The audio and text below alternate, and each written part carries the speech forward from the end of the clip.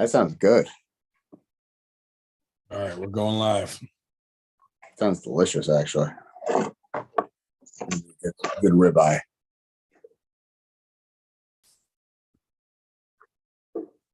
Live? We live? Yep, look like it. 98% FTG Friday Night Live.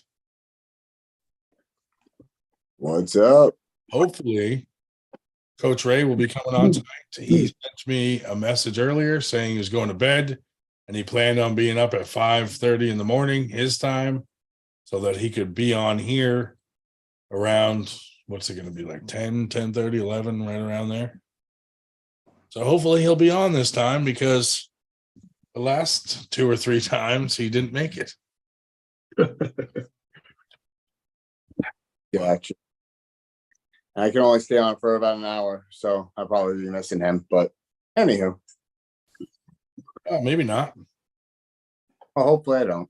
10:30. Yeah, I was going to go to Harrisburg tomorrow, but I have to go up with that team up in Berwick. Starting about 2:30. So Yeah. Are you coming down to Allentown Sunday? I'm going to see what I'm doing. I might try to make an appearance. Your boy's going to be there. Who? Tim Lewis. Nanya? Oh, Jesus Christ. I think Miguel is going to try to come down. I think Roger and Jen are coming down. Yeah, Roger didn't confirm to me. Miguel said he was going to try to make it. Dan Schwartz is going to be there. Yeah, I am. He is. That's news to me. The only one that doesn't know that is him. We'll just put it out there. Are you guys going to be kidnapping me in a potato sack or something? We're just going to put it out there and then be like, God damn it, he didn't show up. Well, the highways across New Jersey do have a westbound lane, just like an eastbound lane. And remember, you can get into New Jersey for free. You just got to pay to get out. Yep, I know. I'm actually going to be hitting up the High Five Club on Sunday. It's only an hour away from me, so I need to grip up with a couple more hands to feel good and ready for next month. Yeah.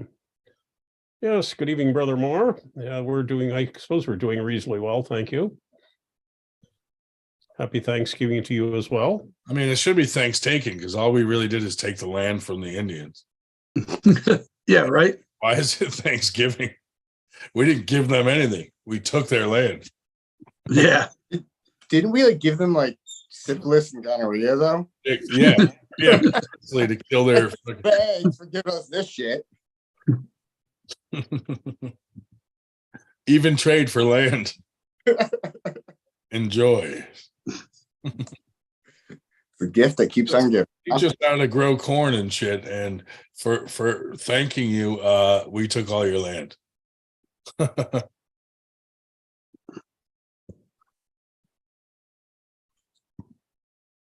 Pretty sure Indigenous Peoples Month or something. They get a month instead of a day or some such crap or whatever.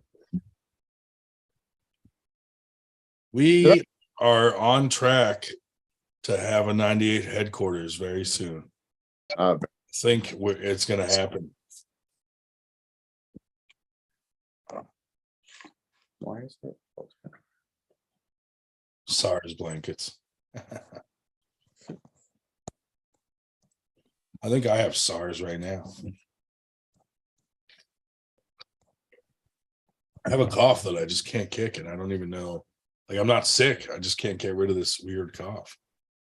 Yeah, I'm on a new type of antibiotic today because after 11 days after getting the last one, I still have the a little bit of congestion. So they gave me a new one today.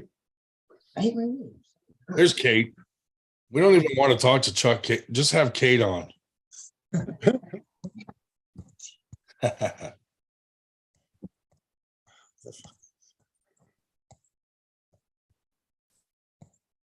What we'd really like to do with the if we do get the headquarters, so to speak, is have something that we can rent out to other groups. That not only we would have a venue for ourselves, but rent it out and have an income stream to support it, which we That's- definitely yeah.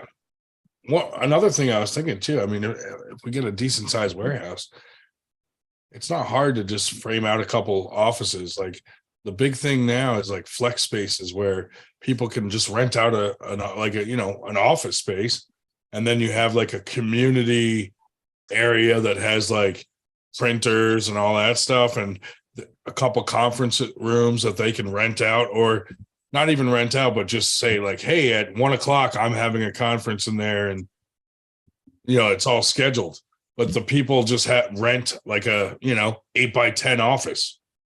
There's a lot of places in Philly doing that. Like, so I mean, if we built like 10 of those in there with its own door to get to from the outside, people could rent those and come and go as they please, and that might cover all our rent right there. Then our own venue, and then renting out the venue space, and then if we get a bar and a kitchen in there, we don't have to worry about getting it catered. We could do it ourselves, and then we could put all that money right back into the sport, like with better events, better trophies, bigger. I think we could do a lot. So that's the plan. That's what we're working towards, anyways. If anybody out there is listening, we shall see. It's all good stuff, though. Hopefully, Coach Ray will join us tonight. We got 9 people watching. 9 people. Holy crap. 9 people. Hello, folks. So I guess here's a good question for you, Ryan. I've been reaching out to anybody who pretty much got up onto a sponsorship level on my shirt. Asked them for interviews, and I figure why not throw an interview, I guess, with you guys. Bring all 3 of you guys on the panel at some point next week, whenever is most convenient. And just shoot the shit a little bit, have a little structured interview, and call it a day. And share it across different platforms as well. All right. I'd also like to get you set up to do an interview with Regen Options on your show for the recovery stuff. That would be awesome. Like, I would love to restart that segment. I've been so focused with just training for Olympia that no rush. Wayward side. Yeah, no rush, dude. So, but I once after Olympia, I do plan on getting back on that. I got New Way coming after that, and then February, I think it's gonna be the month of like a lot of big time podcasts, and I'll do a lot of. I have actually there's one guy I've been trying to schedule with him. You ever hear of wet cupping? Yeah. Where they do like the blood, like they cut your skin and they cup and they bring all the toxin. Yeah. I've So heard this guy wants to do it for me, and he wants to like me to like take advantage of the service and give him my honest feedback, but also promote him. So Are you sure he just doesn't want to cut you? he's I don't think he's of that preference. That's cool though. I mean, I've heard things about it.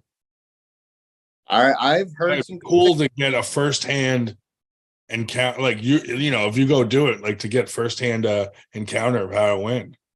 Dude, if I can, I might go live with it.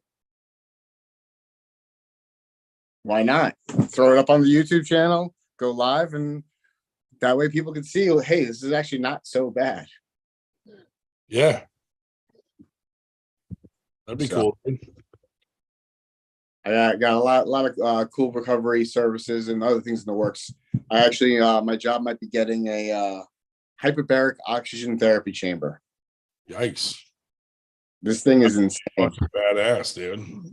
I don't know. Are you familiar with what that is? Yeah, dude, a lot of MMA fighters train, like get in those fucking things and Exactly. And so it's deprive themselves as they train. Well, no, that actually, oh, because they deprive themselves as they train. Gotcha, Yeah. gotcha. I'd use it for just joint recovery and mind body connection. To be honest with you, I've used it a couple of times, and it's something that it's helped me a lot with my recovery. My body feels so much stronger. I actually have like a better, I guess, table IQ because I'm more aware of what's happening with my body. Yeah. Cool, man. So that's another thing that might be coming down on the YouTube channel. Cool. There's other kinds of wet cupping too, but it's like in Asian porn. Yeah, we're not talking about that. We're not I'm saying too that early. Ryan, knock it off. It's too early. it's too early. That is true. You got to rein you in, man. Gotta wait till after Coach Ray comes on. I am going to have to somehow contact your wife and ask her for a little spray bottle, just kind of to spray you when you're misbehaving like a cat. She's sleeping now. I need one of those for my daughter, dude.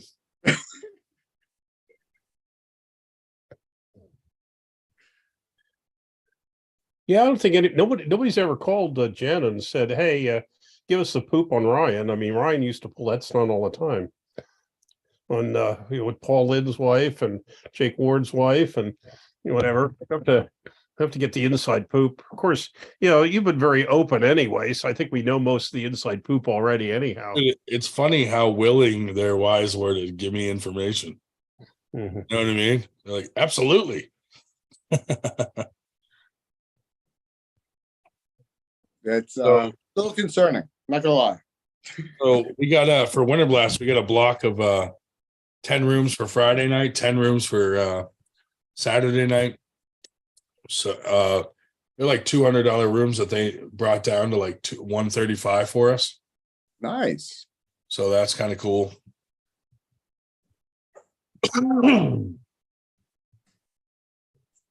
I have a cousin whose daughter is planning an outdoor wedding on top of a mountain in the Catskills in October. Yikes. I don't know. Bad idea. And they have the room blocks all over the place where the rooms are coming. You have to get 2 nights, and the rooms are coming down with the block price to $370 a night. I don't think so. Dan is connecting to audio. I am on audio. No, a different Dan. We have 2 Dans. We have 2 Dans tonight. 2 Dans, I'll make it right.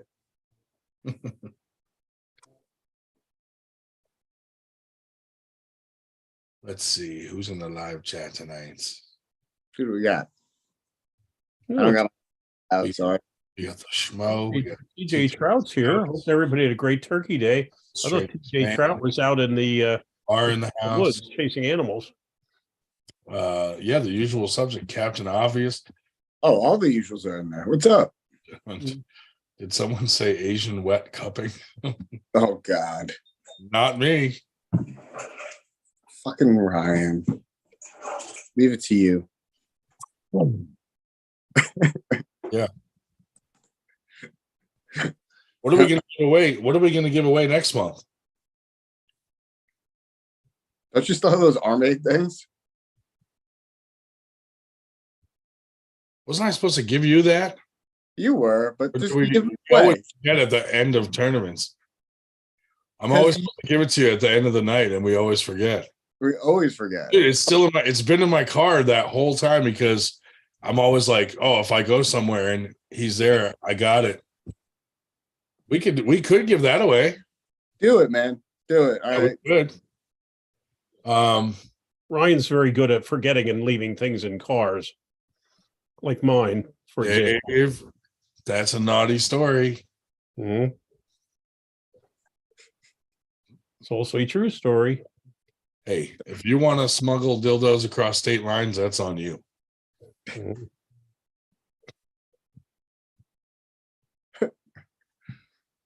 Actually, it's probably worse than the dildos was the Hillary and Trump masks. They were in the same bag. Oh, yeah. Makes that even more. That was actually funny because we had Hillary and Trump arm wrestle each other at practice. Holy moly, it's Dan. Hey, what's up? Hey, you tried to call me earlier, and I was in a car full of people, so I couldn't really answer. To be honest, Ryan, I'm used to you ignoring me and neglecting me, so That's only lately. no biggie. So only lately, because for some reason you always call me while I'm at work. But it's not my usual hours. Like I've been on call, so. I'm just calling it bullshit. Got Ed Cruz coming up tomorrow. Oh, nice. Come up to practice a little bit. Is he going to teach you how to groom his beard? Yeah. And sword fight. And sword fight, yeah. I do need the practice. He's bringing his samurai sword with him. Yeah, we got with me and Chuck and two new guys seem pretty into it. Seem pretty jazzed up to they want to compete probably in the Winter Blast. Nice, dude. I saw the one dude at Fall Brawl, dude, a big ass motherfucker. Oh yeah. Yeah, he's Yeah, I hurt was like, look at these big guys. real bad. We told him. Oh, I bet. Told him not to do it, and he did it, and he hasn't been to practice in 2 weeks. Hey, newbie pains, dude. Everyone has to go through it. Yeah, he was in the gym, just holding his arms, walking around, just saying This how horrible it was. I was like, yeah, man. I was like, tried to tell you. I told you, you did it, and I said, well, it's a learning experience, you know. He still benched 405 for reps. Didn't, you know, Yeah. still hit the gym, but you know, he's hurting for sure.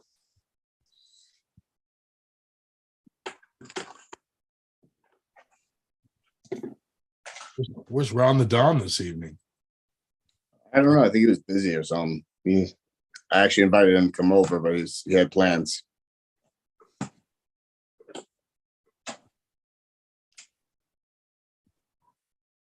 Oh, hopefully, Coach Ray. Dude, I texted Paul after he won his match over there.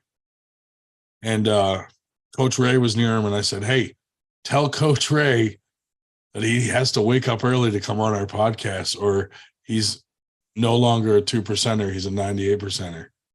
And Paul told him, Paul said he laughed and said, I'll be on next week. And then he messaged me yesterday saying, I'll come on tomorrow. I'll wake up early. So that's pretty funny.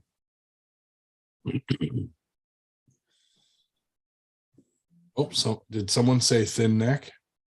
Did one of you guys bring up thin necks? No, Oh, man, not again. not again. Not down that road. Poor Ron the Don with his thin neck. That was, All right, Ron, I am so sorry. you started something. No, it really You wasn't. definitely started something. Shubich. It was Shubich. I just piggybacked off of Shubich, what he was saying, and that is it. I mean, once you pointed it out, it did look like you have a thin neck, dude.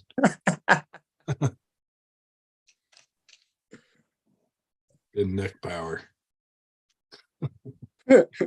Oh, man.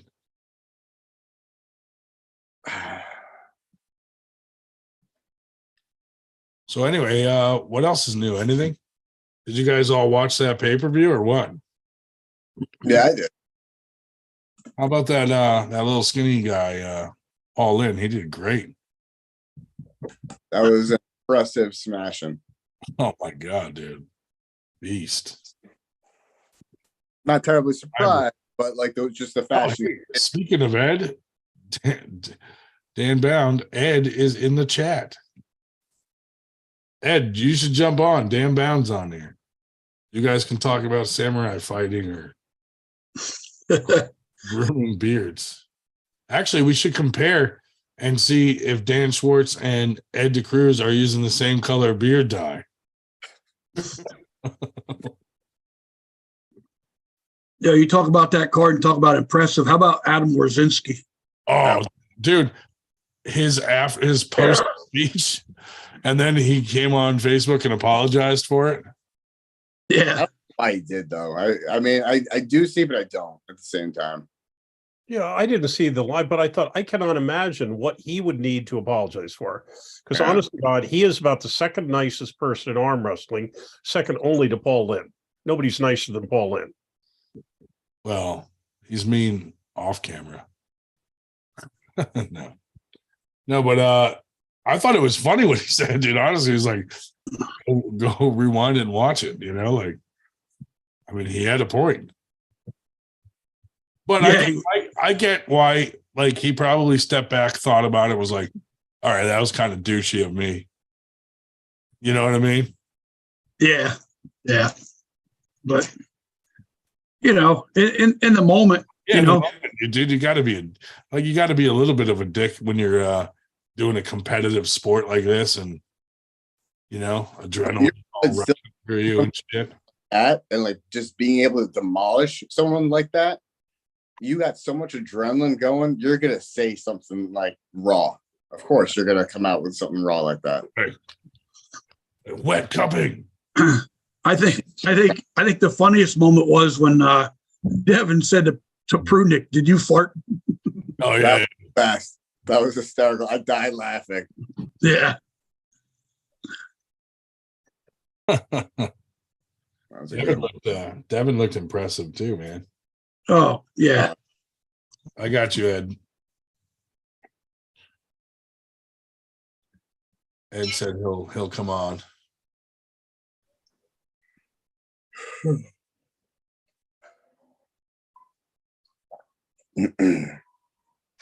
So I'm 2 pounds away from being 165.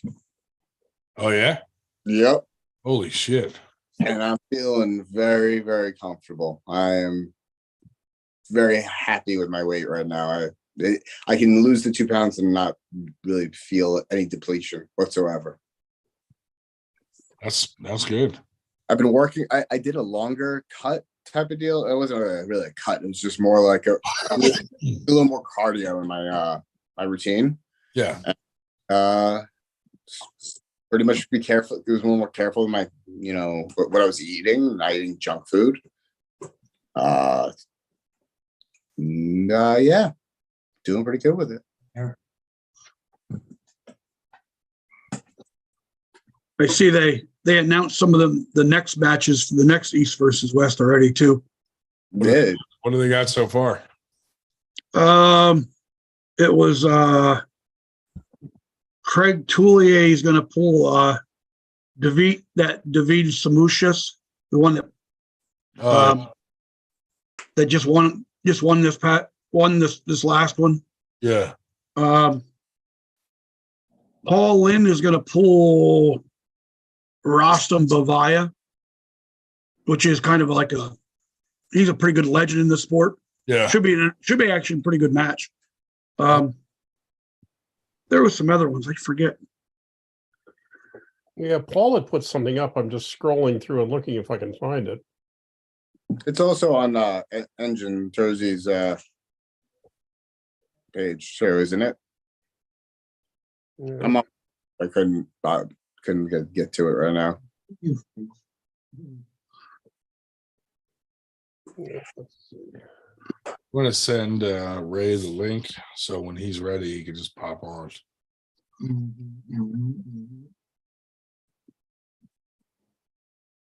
Yeah, they have Unger Bayev pulling the Rackley. Okay. Gabriela Vesconzales is going to be on this one again. Yeah. Both left and right arm. Who's she pulling? Barbora Bajshova. I can't pronounce it. Bajiova. Babushka? No. Babushka, dude? Barbora Bajshova. I would pronounce it. Bajiova. Like say the Coulier versus oh god, I can't pronounce half of these. David Samushia. Yep. Paul versus Rustam Babayev. Okay, Arakli versus Good God, help us. Kira Degali, whatever. ONGARBAYEV. You got me. Yes, it's pronounced Angerbayev. Thank you. I wouldn't have made a guess on that. No. Just stay tuned for more matches. Hey, what's going on, Ed? What's up, guys? How you doing? Eddie. What up? Someone just tried to join and then they went away. Brian Taylor.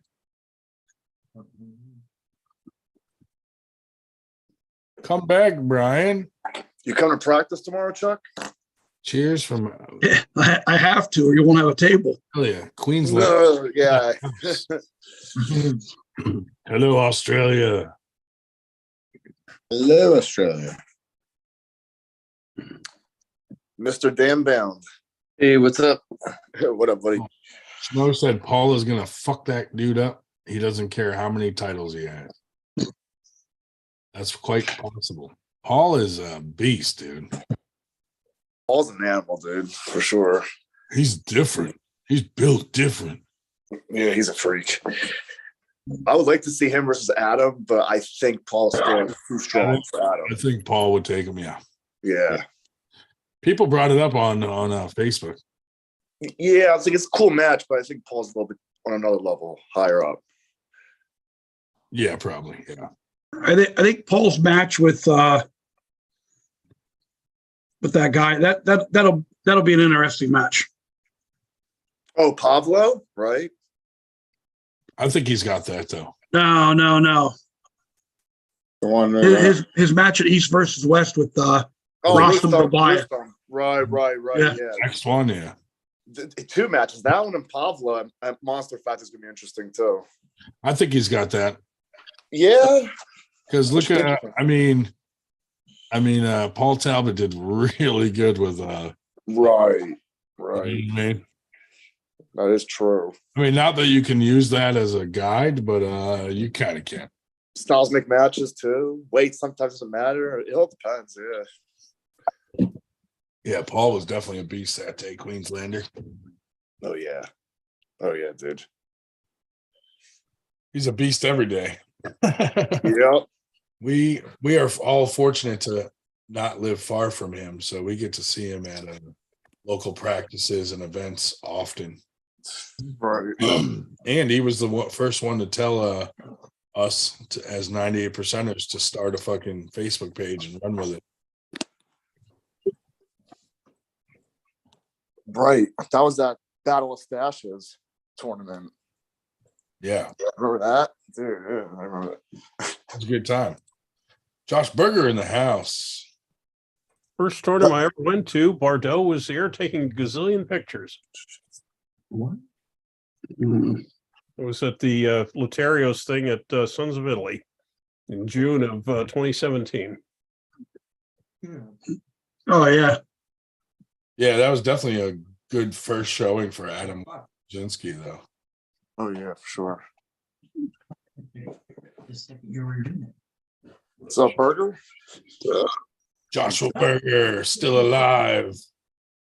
Oh yeah, I miss you, buddy. miss you guys. Hey.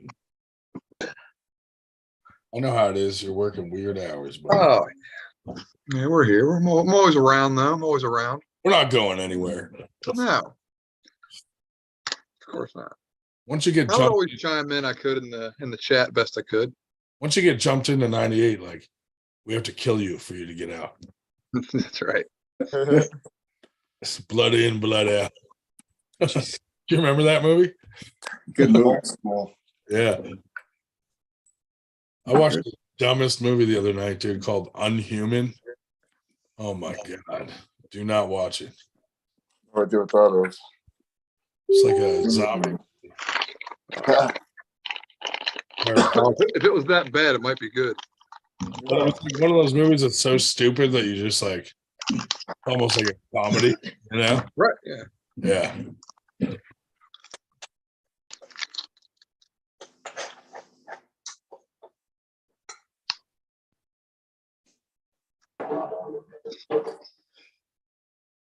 I've got a long drive ahead of me tomorrow.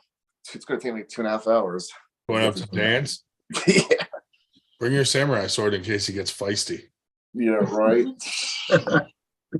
He's got all the guns, not me. So I'll lose if Bring your anything. sword to a gunfight. I'd have to like sneak up on him somehow. Otherwise, I'm fucked. Ninja skills. Get him in the dark somewhere. Ninja Vanish.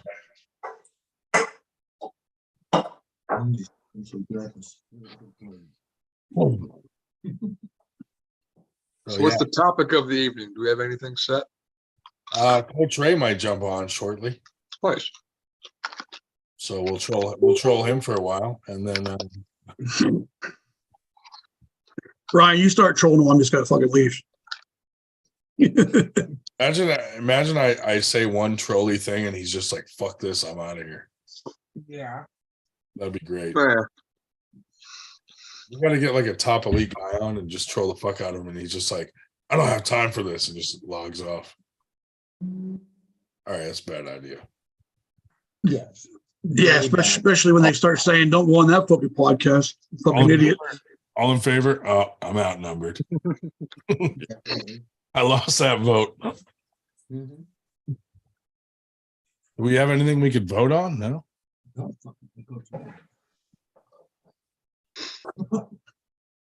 Off the top. All right, I'd like to thank Levon though for saving the heavyweight division and making it interesting. Yeah. Because now all these guys that were borderline, like, should I be supers, are coming down and making it fun to watch again. True. Dude, I got to give it to Engen. He's given us the matches I want to fucking see, dude. Yep, those two combined have made this spark of awesome arm wrestling lately, and it's been really good. Well, that's the thing is we've always wondered, like, East versus West. These are the matches we need to see to be able to gauge. That's how we were able to gauge, like, okay, now we know where Devin is. Now we know where fucking Levon is. Yeah, it's been great. Now Devin just beat Prudnick. That fucking, like, now we're starting to be able to gauge arm wrestlers. Right. You know, before it was like, all right, you're guessing, you know, all the guys with these fucking Facebook opinions, you're guessing because there's nothing to gauge it off. Even though it's not a real gauge, you know, like you can't be like, oh, he beat him, so he'll beat him. It's still somewhat of a gauge as far as like where everybody's at, you know? So the more data we get, the more accurate that gauge becomes. So right. It's really good. A couple more matches and stuff, you know, a couple different people pull and you start to fucking see where they're at. Sure. And it'll be like any other sport where you have guys that are on top for a while of their division and then they lose a few matches and then somebody else is on top and it comes and goes.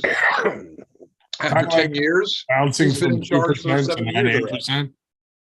Hmm? Like guys coming in and out of 2% and going back into 98%, then back into 2. Yeah. Even Michael Todd, like for North America, he sets up good matches for North America, like to see where you're at and, you know, in that region. So it's pretty Absolutely. good. Yeah. Yeah, those are fun matches. Oh, for sure. It sucks that he got injured because I would have liked just to see him in Brazil for the hell of it. I don't know. He was posting today about going back on his board and shit. So Yeah, right. That dude needs to relax. He's gonna get injured again. I know, but I don't know why. I don't know. He was like asking like who has awesome trophies that I could come to your tournament. Oh yeah. Yeah, I was gonna say how lame Winter Blast trophies are. Don't come. I wrote to him. I was like, fucking Winter He would Blast. like a dragon. I think, yeah, he would like dragons. He'd like a dragon trophy. Yeah. He would definitely think the dragon trophies are sick, dude. We might do them again. I don't know. We'll see. We're looking at some trophies. It would be cool to just do a different color. Oh yeah, sure. Or something different, right. Just a bunch of Hey pink. Ryan, what are your semi-pro class weights? Allow me to go look.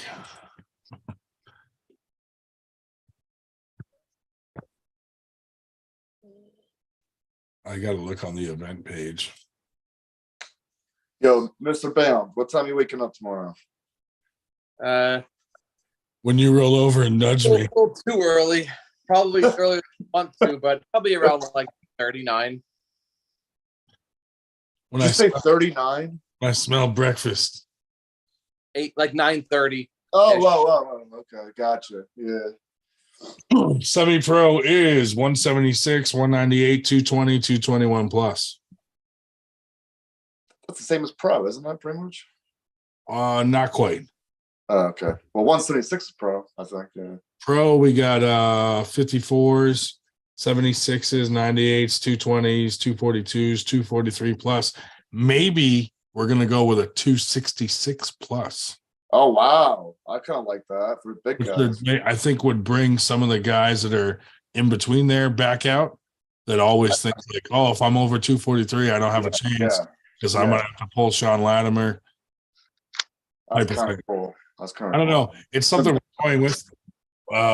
James Reed is going to try it at his tournament, and if it works out, then we may try it at ours. So we'll see. What tournament is he trying that? Oh, the New Way? The New Way one, yeah. Yeah. Yeah, I wanted to do like semi-pro because I'm not an amateur, even though I took a year and a half off. But I'm sure as fuck not pro anymore. Like I was getting there, and then I took a break, so I wouldn't feel confident going pro my first one back. Yeah, but now no one knows you because you've been gone so long. You could do novice. Yeah, it's true. House. Cut. You fucking My name trophy. goes under the name Band Down. They'll be like, "Who's this guy?" I'm weighing about Hands down. Like I know that guy. It's Johnny Blades, they have the original Johnny Blades. the original one. So Johnny stole I your. could 40 if I want. So like that's kind of where I'm at. I'm at 245, so I'm right around that Yeah. decent weight class. But that's what sucks is if it's like 20 plus, 225 plus, I can't make that. No way. Well, you could still pull in there because in the semi-pro, you're not going to have like Sean Latimer and all these monsters. Right. Yeah, I still figured I would do that. Maybe even pull up for a pro class just to get more pulls out of the day, make it worth it. You coming to Winter Blast, Dan? Yeah, I think that's the one I'm planning to. I should be off work. Hopefully nothing changes, but I know the two guys that are joining down here with me and Chuck, we were hoping they wanted to for their first one. That gives them a couple months of training. For sure. Mm. This is gonna be more like a big event too, not just a tournament. Like we got a lot of vendors coming out there, set up cool booths and stuff and doing different things, a lot of different interactions with people. So And that's March, correct? yeah, March 11th. That's good. That'll give them about 6 months of training and me about 6 months of getting back into it. Yeah. Plus the venue, wait till you guys see it. It's fucking enormous. Huge. Good That's stuff. awesome. And there's a 3-pound allowance too, right? I think. Yeah. All right, so that helps. I mean, for you, that's a win, dude, because that's about how much hair you have. So if you're right on the cusp, you could just cut your hair or let it grow No, out. yeah, I'm more meant for 76 than 98. Yeah.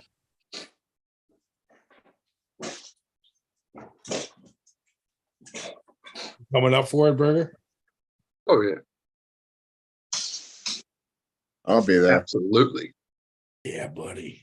Is the Olympia still going down December, Dan? What happened? Is the Olympia still going down?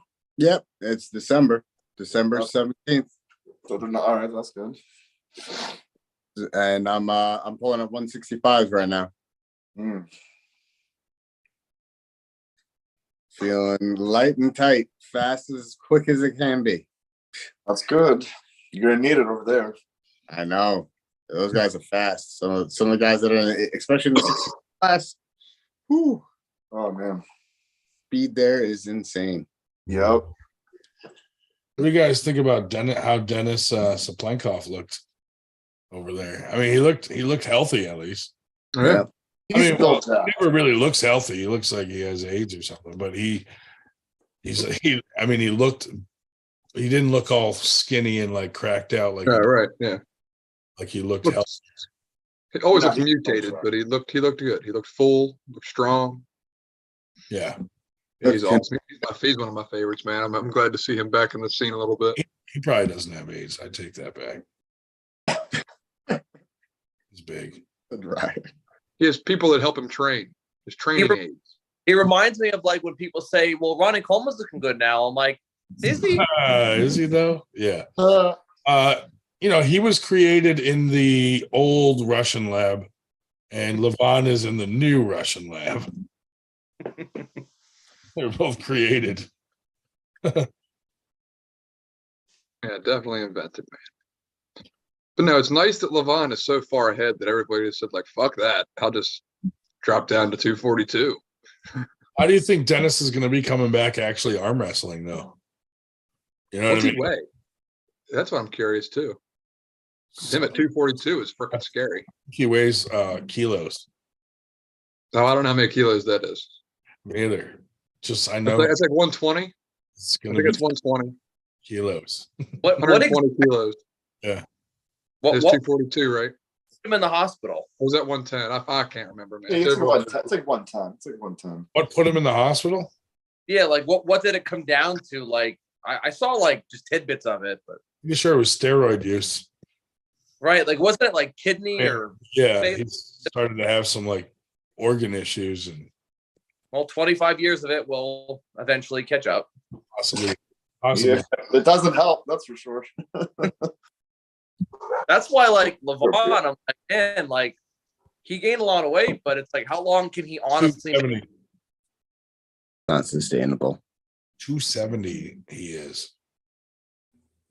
it's you can't walk around like that and not have side effects, whether it be arm wrestling, powerlifting, bodybuilding. Fucking dudes are dropping over in their 20s and 30s now, half his size. I think it would be dumb for them to put him right up against Levon. Like he's back now. Have him pull like some people leading up to that. Yeah, you can't just knock him down immediately. Right. Like what if you throw him in with like Devin and Devin destroys him? Like then I don't really care to see him pull Levon, to be honest. Like Did you see RBJ's last video? Last of the Brohicans? no, is it good? I laughed my ass off. You know how he is, all against Yeah. like the drugs and the stories and shit like that. Yeah. It's just hilarious. I'll have to I made a check- meme about it. Oh yeah, I did. I didn't see the video, but I saw the memes. Yeah, he's hilarious. He's hilarious, that shit. But I think Devin and him would be a good start, or Brzezinski, or Or we'll put him up against Tim Lewis.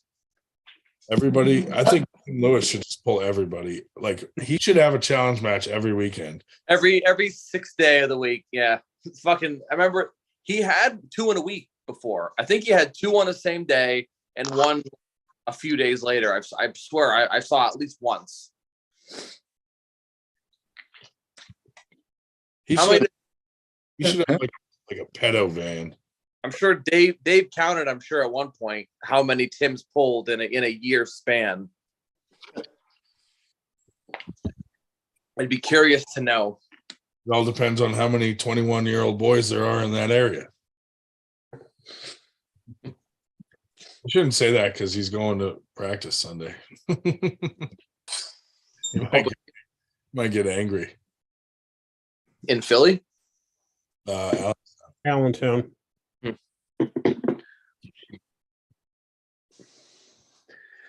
Like to make my way up there eventually. Maybe come up with 1 or 2 of the guys in my area. Well, you're still welcome. There's only one person that isn't. Every once in a while, he says, "Gee, maybe I said, hey, you know who you have to talk to, pal. After all, you didn't make a video telling everybody to drop dead, like somebody did. Is that Nanya? No, the Blades. No, Jay Blake. Blades. Really? Oh wow. I didn't Well, know. he didn't really say drop dead, but he made a video whining about how he basically wasn't welcome there anymore, and he was kind of embittered about being asked to stay away if he was, like, well, they asked me as well. Mike said, hey, you're wandering all over the place for practices. Would you either, stay away from here for a while or stop wandering around? I said, hey, Mike, I have no problem with that whatsoever. I don't want to make anybody nervous. And I basically stayed away. Well, Blades did not take it particularly well. But then the ironic thing was after that was in December. Then in February, I got another text from Mike saying, hell, you may as well come back. We've all had it. And I hadn't gotten it yet. So to my knowledge, I never did. TJ's in the house. Carolyn Looms is in the house. What's up, Carolyn? What's up, TJ? TJ Foley. So Queenslander said RVJ versus Zarab. Carolyn Looms is asking about Winter Blast. TJ said, how we all doing tonight, 98 fam? I think Zurab would win, and he's much more prepared right now than RBJ. RVJ versus Ryan Bowen. RBJ would, I think, kill Ryan Bowen.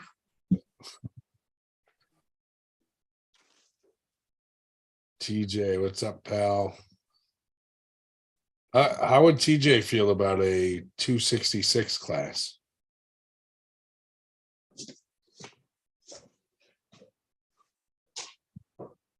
Yeah, I saw Carolyn's post earlier today how there were more clerks than there were customers in Walmart. So apparently they weren't all, the Black Friday people weren't all packing into the Walmart and Holton.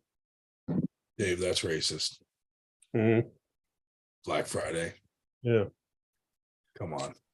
Be a little more woke. I doubt that it's all that black in Holton, Maine, to be perfectly honest with you, but that's just a guess.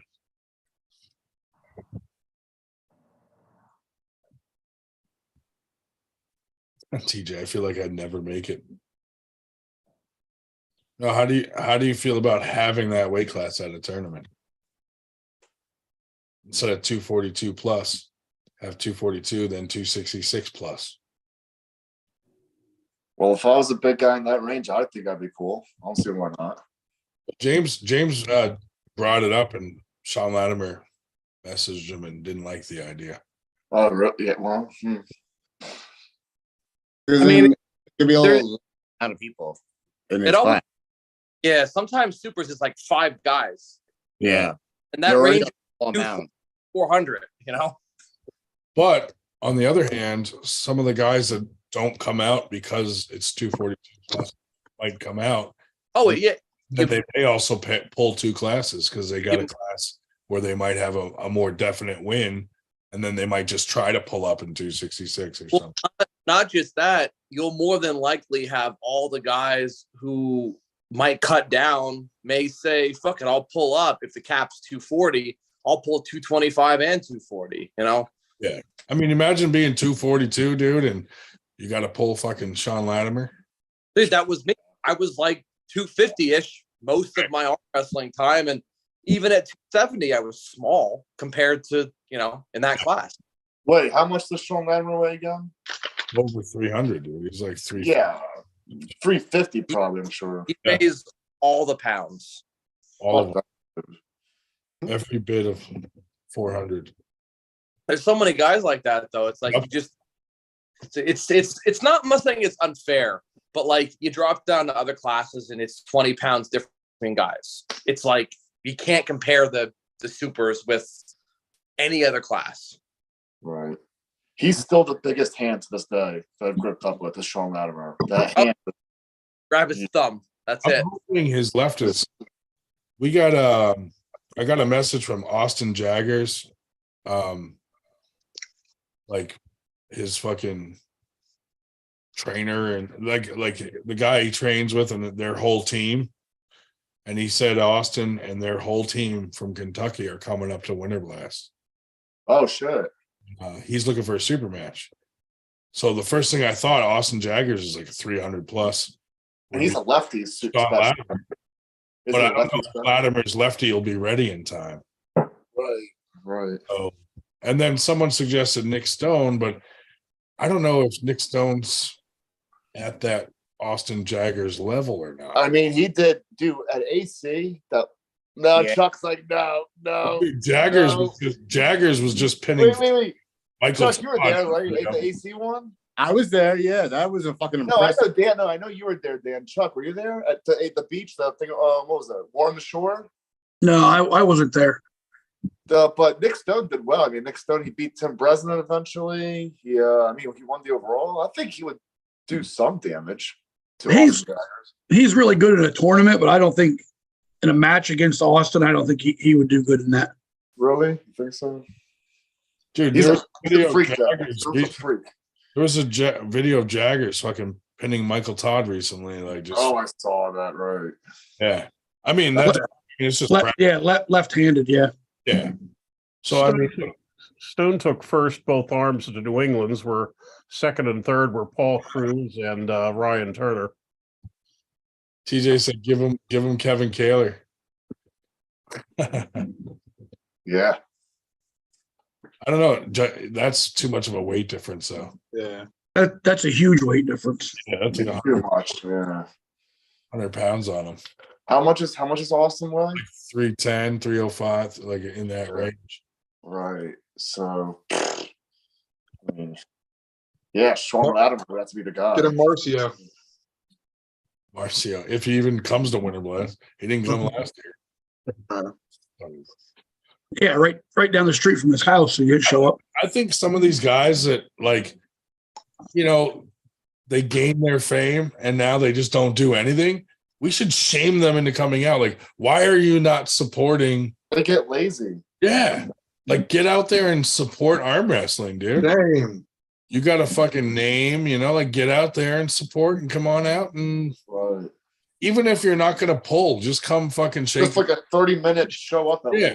Should I make a shame meme for every inactive arm wrestler out there? Get them Yes. to come. Yes.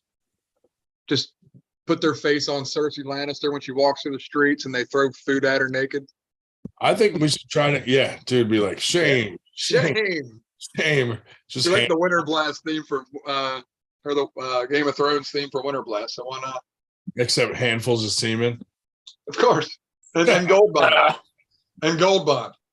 So we don't say the G word until after Coach Ray leaves. Oh, no God. I got in trouble. Early on. For what? Wait a minute. Chuck and Dave told me I can't talk about GB until later in the night. Understood. I'll save it. What time is it acceptable? 11:30? When are we allowed to start talking and having fun? The second Coach Ray leaves. Okay. Understood. Sorry, guys. Didn't mean to bring it up.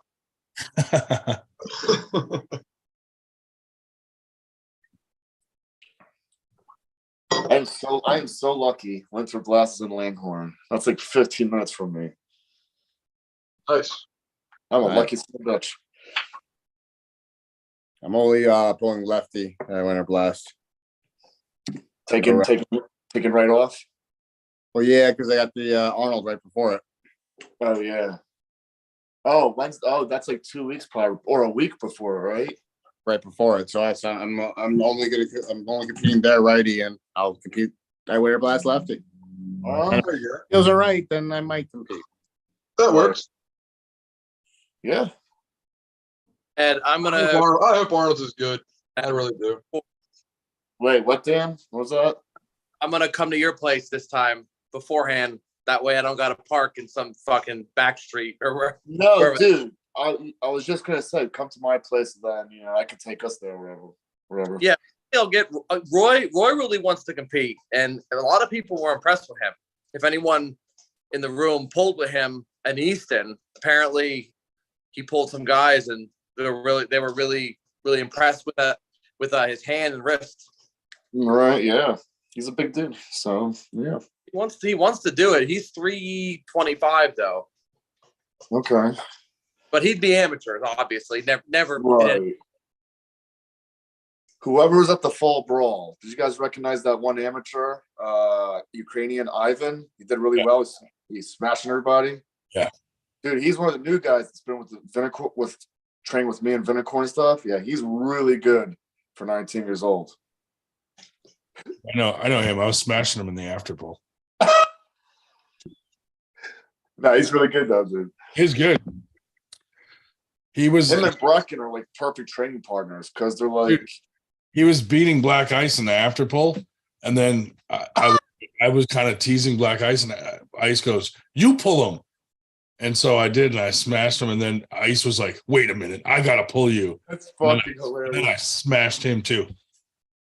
Not really, but I wouldn't say smashed, but I just held him there so they knew, like, Yeah, like I'm a wall, motherfucker. not moving off center. The only thing Ryan was smashing at that event was pizza. Those pizzas are good though, Chuck, weren't they? They were. Burgers, the ones we got that night. Yeah, that was a good pizza. Fucking delicious. Brian, remember that time you bought pizza at the first 98 and Brecken and his fucking friend came in and just grabbed slices? Yeah, dude. Me and Dan were like, let's order pizza, dude. We'll fucking eat together. We'll just order a large pizza. And fucking, we walked away for 1 second to go talk to Paul Passmore. And we're talking to him for a while. And all of a sudden, Brecken's over there eating our fucking pizza. And I'm like, what the fuck just happened? I walked right. I was like, "Did you buy that? Because you sure as fuck wasn't free." Ryan bought it, and as soon as I said you, he was like, "Oh well." I'm like, "Fucking spit it out." No, I didn't say that. Like, dude, it's like you walk into a place and just eat food the second you get in there. Yeah. You don't fucking know if it's free or not.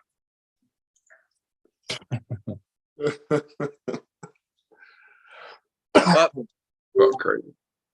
typical behavior when you're young and just fucking 19 years old. He's so fucking young still. Well, 19 years old in the munchies for all the other stuff he's consuming. Oh, for sure.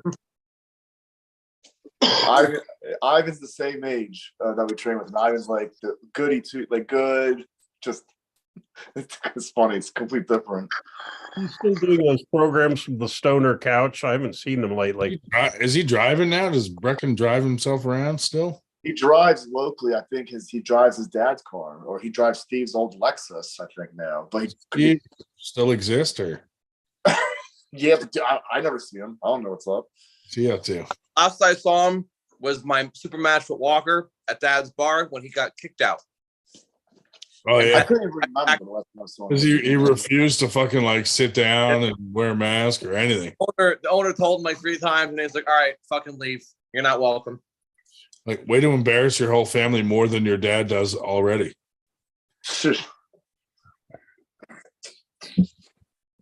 Ryan, how many tournament like polls do you have?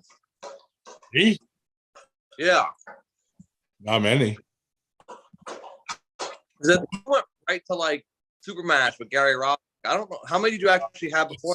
At Keystones. Just at Keystones, basically. So you're on like the Paul Italia. And TJ Foley's tournament. Oh yeah. Yeah.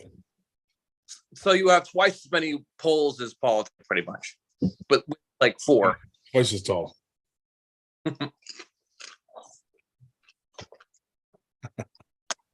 Fuck that guy. Yeah, I do Winter Blast. Paul Italia doesn't even exist anymore. Yeah. he's Oh my gone. god, I haven't seen him in a while. Yeah, you're right. That went pretty quick.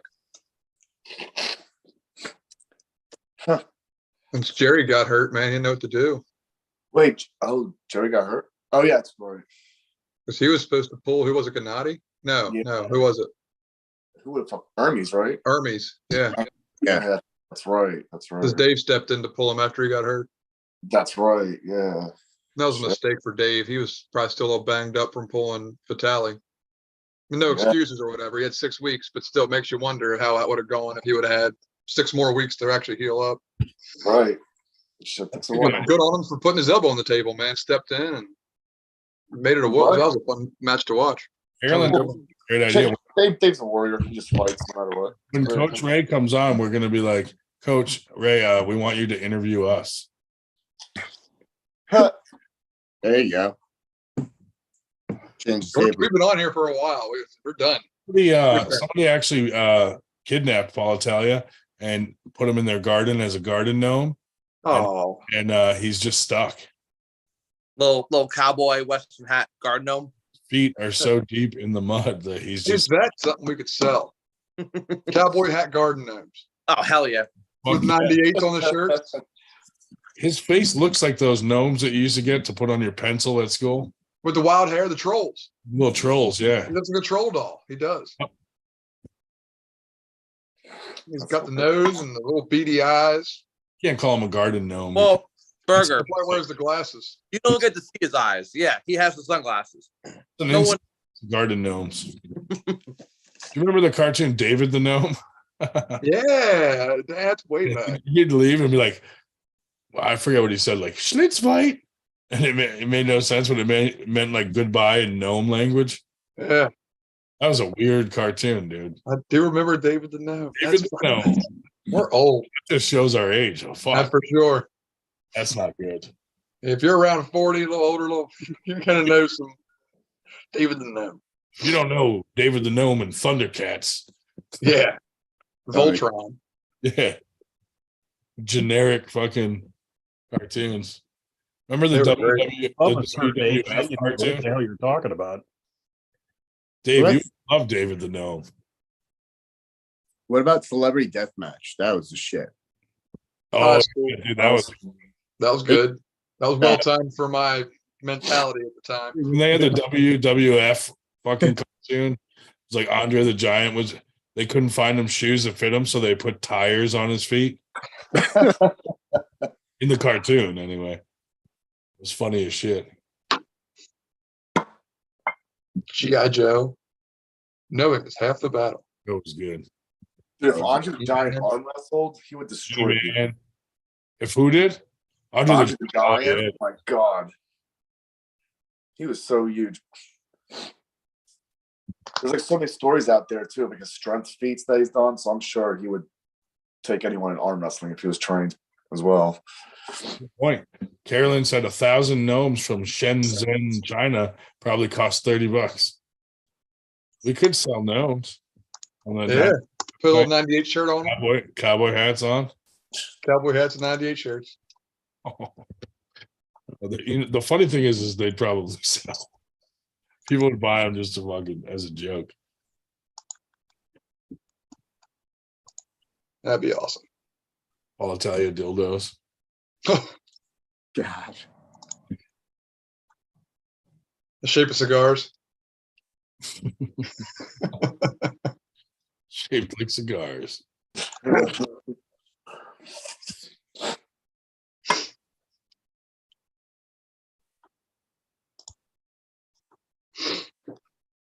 But yeah, some of those big guys that were wrestlers, man. There were a few wrestlers. There was a wrestler who was actually an arm wrestler. What was his name? Shit. Yeah, I know who it was. I know Scott you're talking Norton. about. What's Scott that? Norton. Scott Norton. Yeah, that was him. Yeah. Big Papa Pump. It's gotta be Scott Norton. Yeah, I think it's Scott Norton. He was a Yeah, fucking freak. He was probably at least a top 10, if not top 5 guy in the Yeah. country. Yeah, he was a beast. He was a strong dude. He did a lot of stuff. Powerlifting, all this shit. Yeah. The beer man's Yeah. in the chat. He confirmed it's Scott Norton. There you go. What's up, Evan?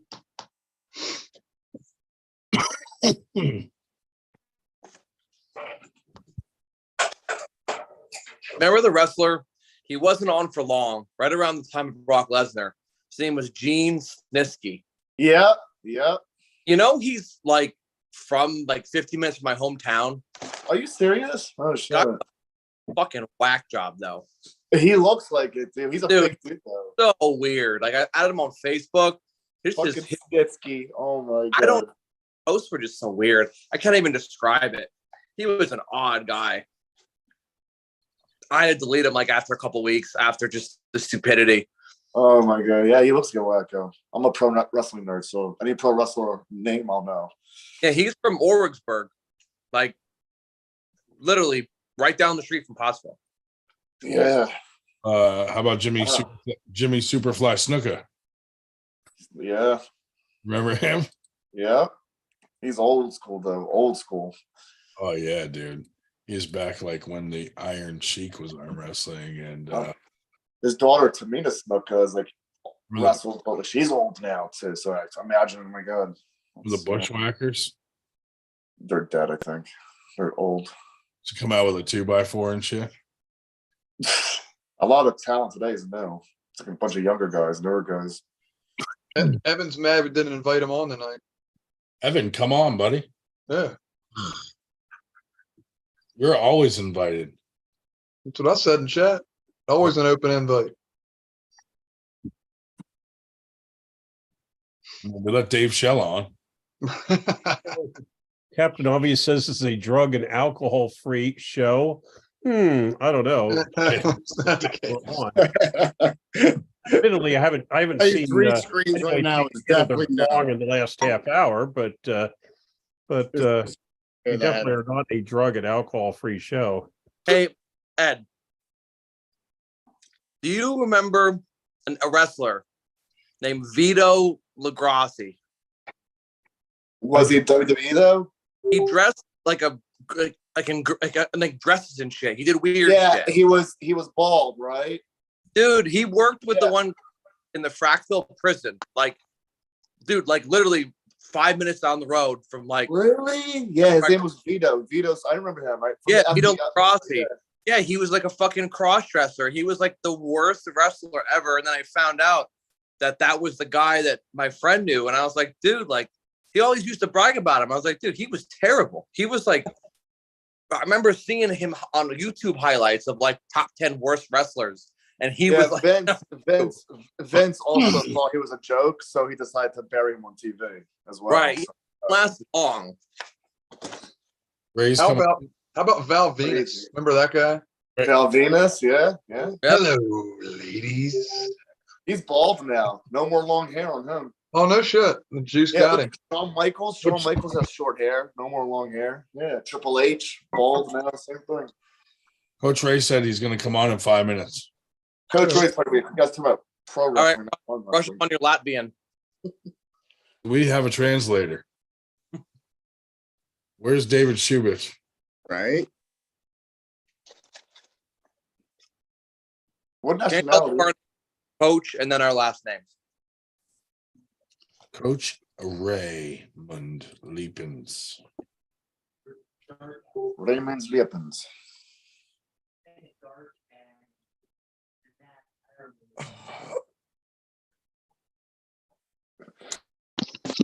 There, I sent you the link, Evan. Oh boy. That's gonna get interesting.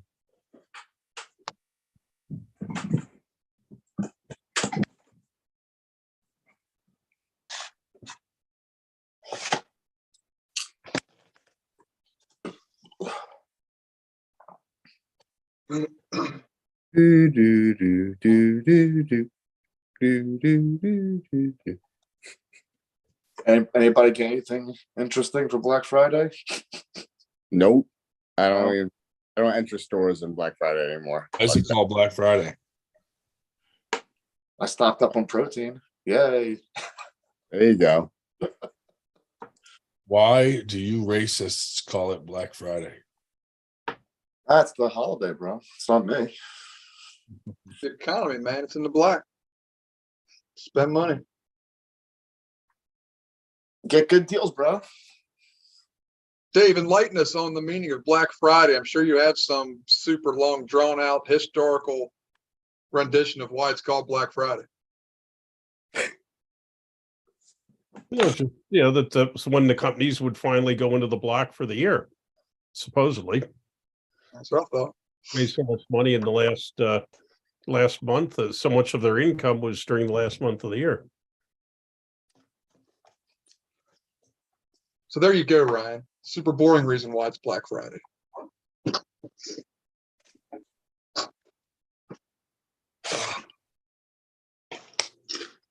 Yeah.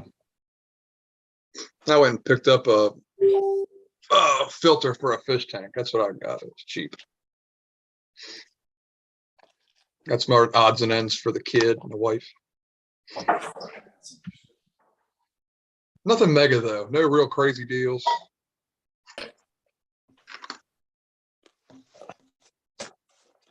I got my kid a new mattress. That's what I did actually. But I did that on Thursday night. I was sitting in bed. I was like, "Oh, Black you- Friday mattress. what? A mattress on Black Friday. Yeah, There you go. Good deal. yep. It's like $150 for a $400 mattress. Not bad. So Kid for a while, so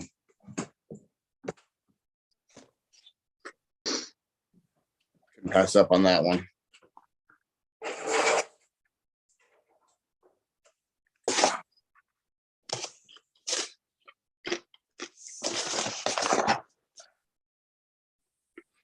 Yeah.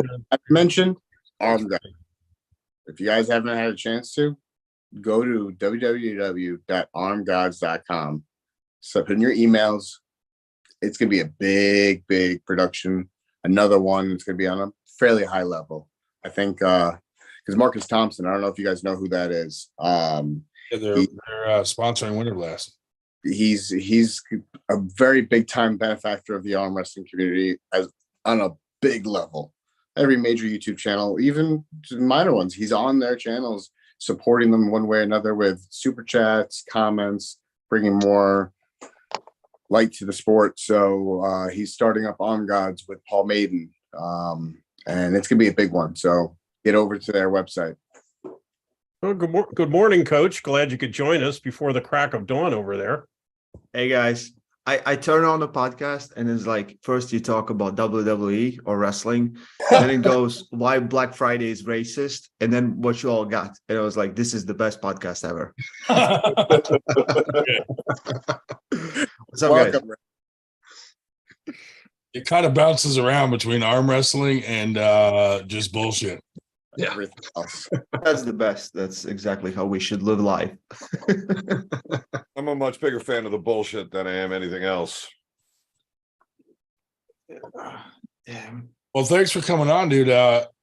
It's funny because I was texting Paul in after his win, and you were there, and I said, Paul, you tell Ray that he needs to wake up early and come on our podcast, or he's no longer a 2%er. He's going to be a 98%er. I'm sorry, guys. Yeah, I woke up early. It's He's here. 5:45 Don't a.m. wake up anymore. oh wow. That's crazy. We would have stayed up late for you. You could have slept in another hour.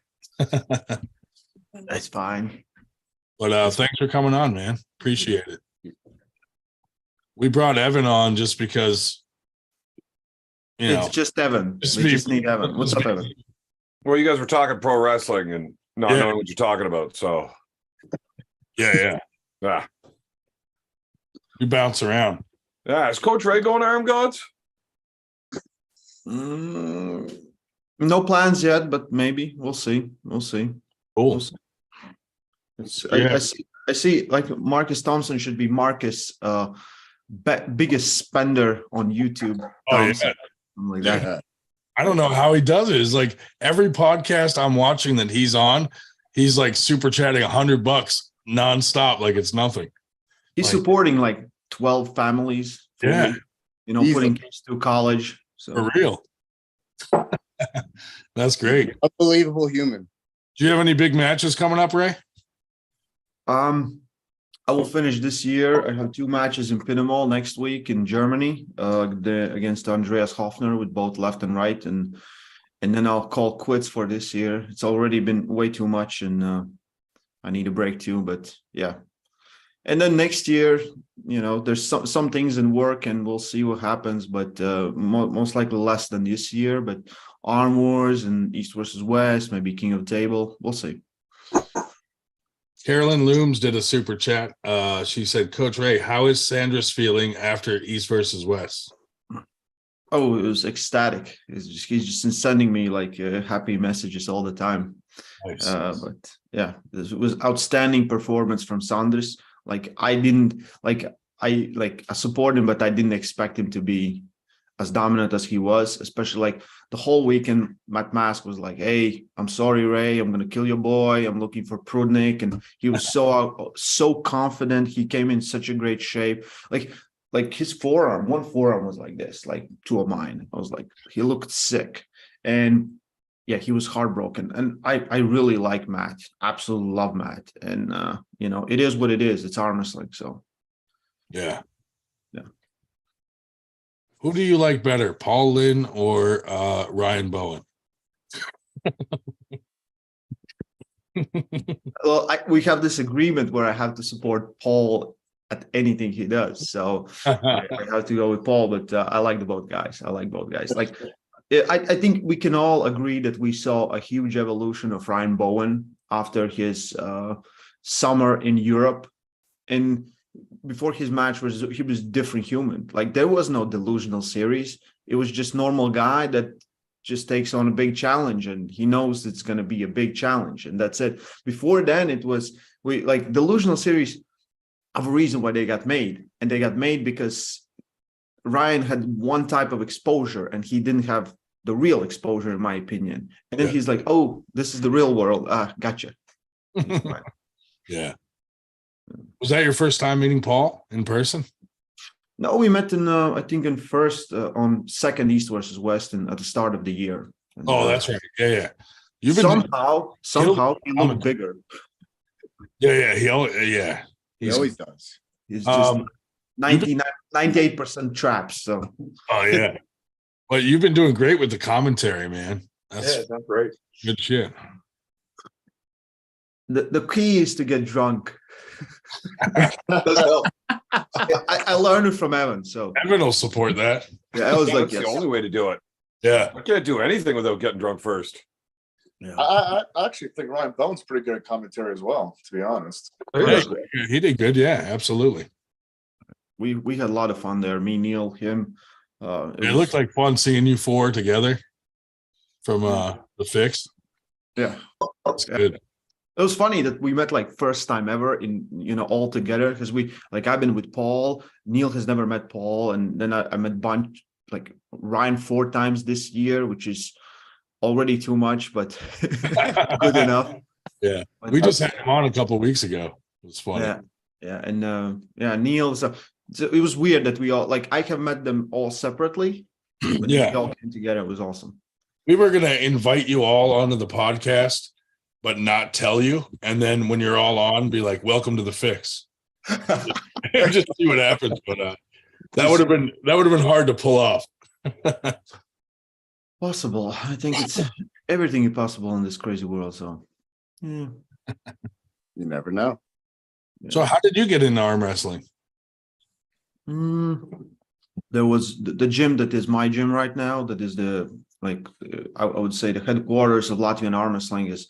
That was the first gym I got into, and it had an arm wrestling table, and it had a bunch of national champions there. And it's just like, that's pretty much how it started. Just go on table, you start arm wrestling, and we're still doing a lot of different stuff. And then so it's like, "Hey, you want to go to competition?" Yeah, I might try it. And my left was good, and somehow it sticked, and somehow I stayed, and here we are, close to 16 years later. Wow, that's awesome. That's exactly how long I've been alive. So I would say more like 14 or 15. Yeah. I was in womb for first too. Exactly. If anybody else has questions, feel free to ask. I don't want to hog it. We've been talking about arm wrestling far too long. Do they have Black Friday in Latvia like they do here? Is that a normal thing to do? Guys celebrate Thanksgiving? I was having fun yesterday because it's like we have Halloween.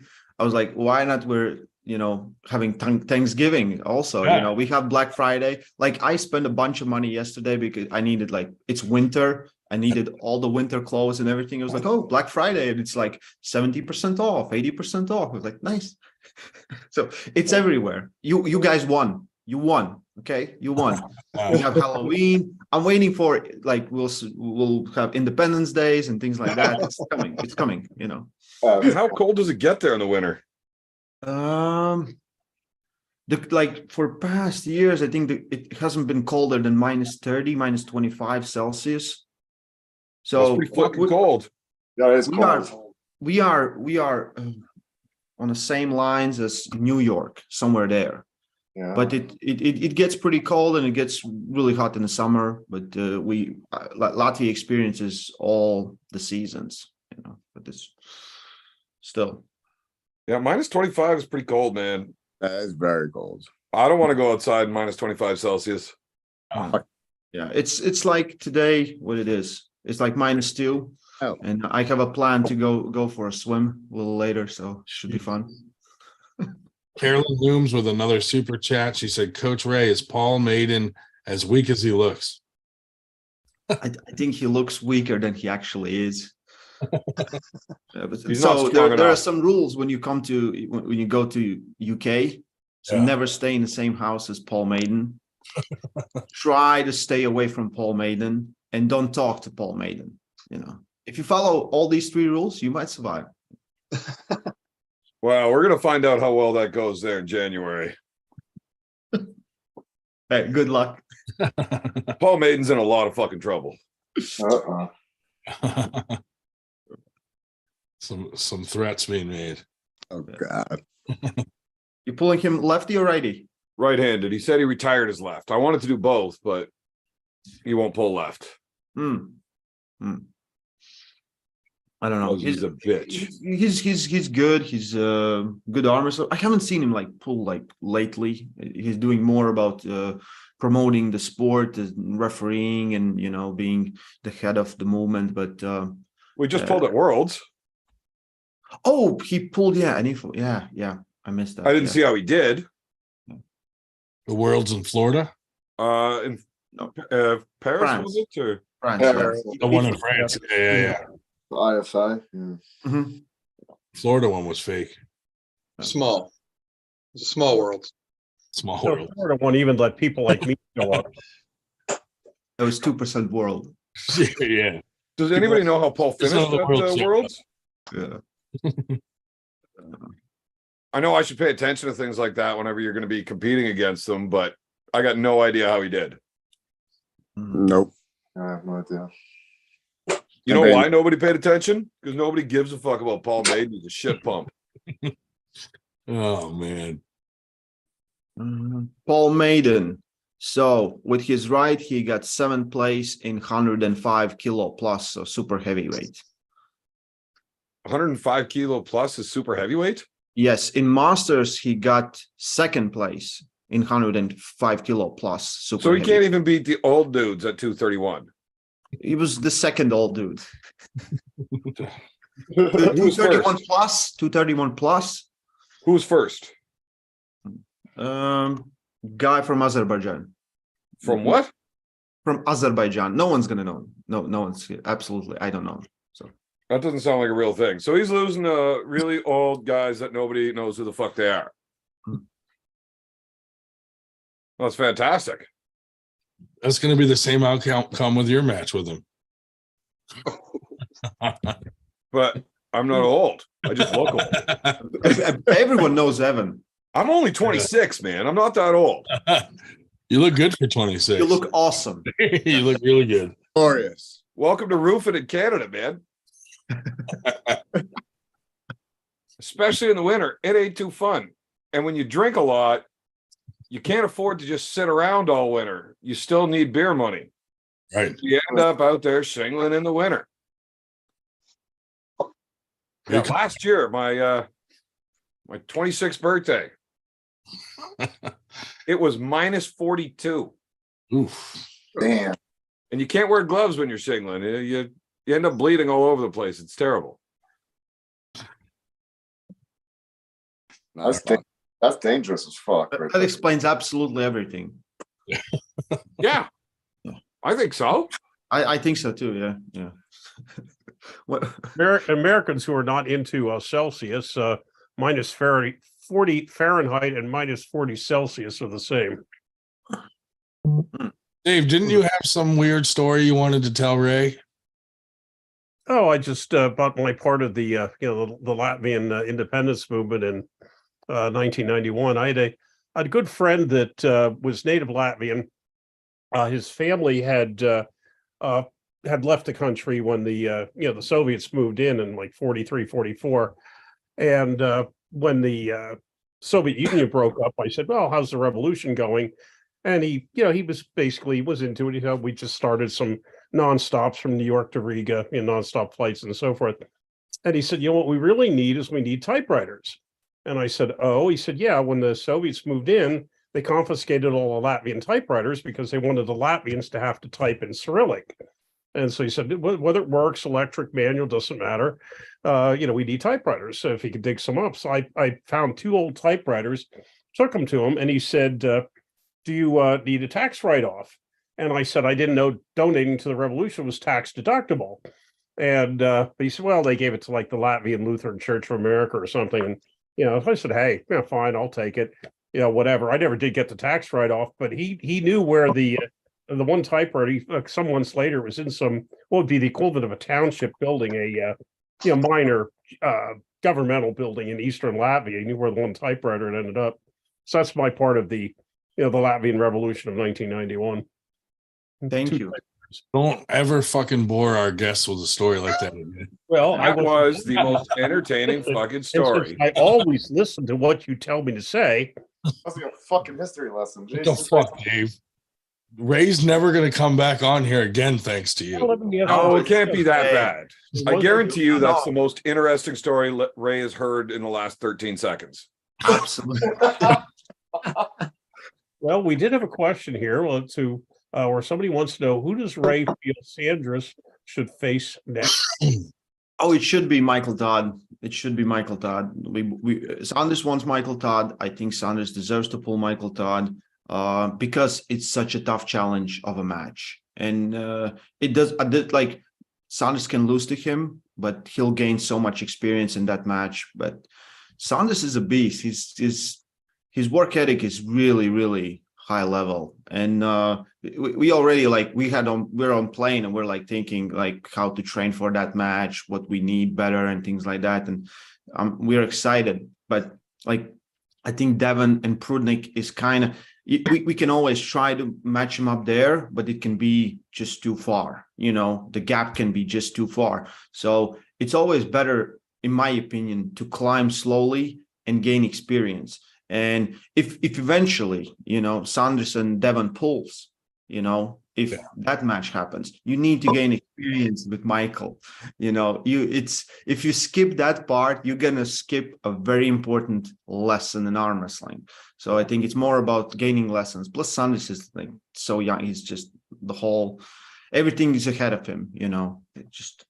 If Sanders is going to want to take a run at Devon, you're going to want to do that Michael Todd match first. Yeah. That's how you gain experience.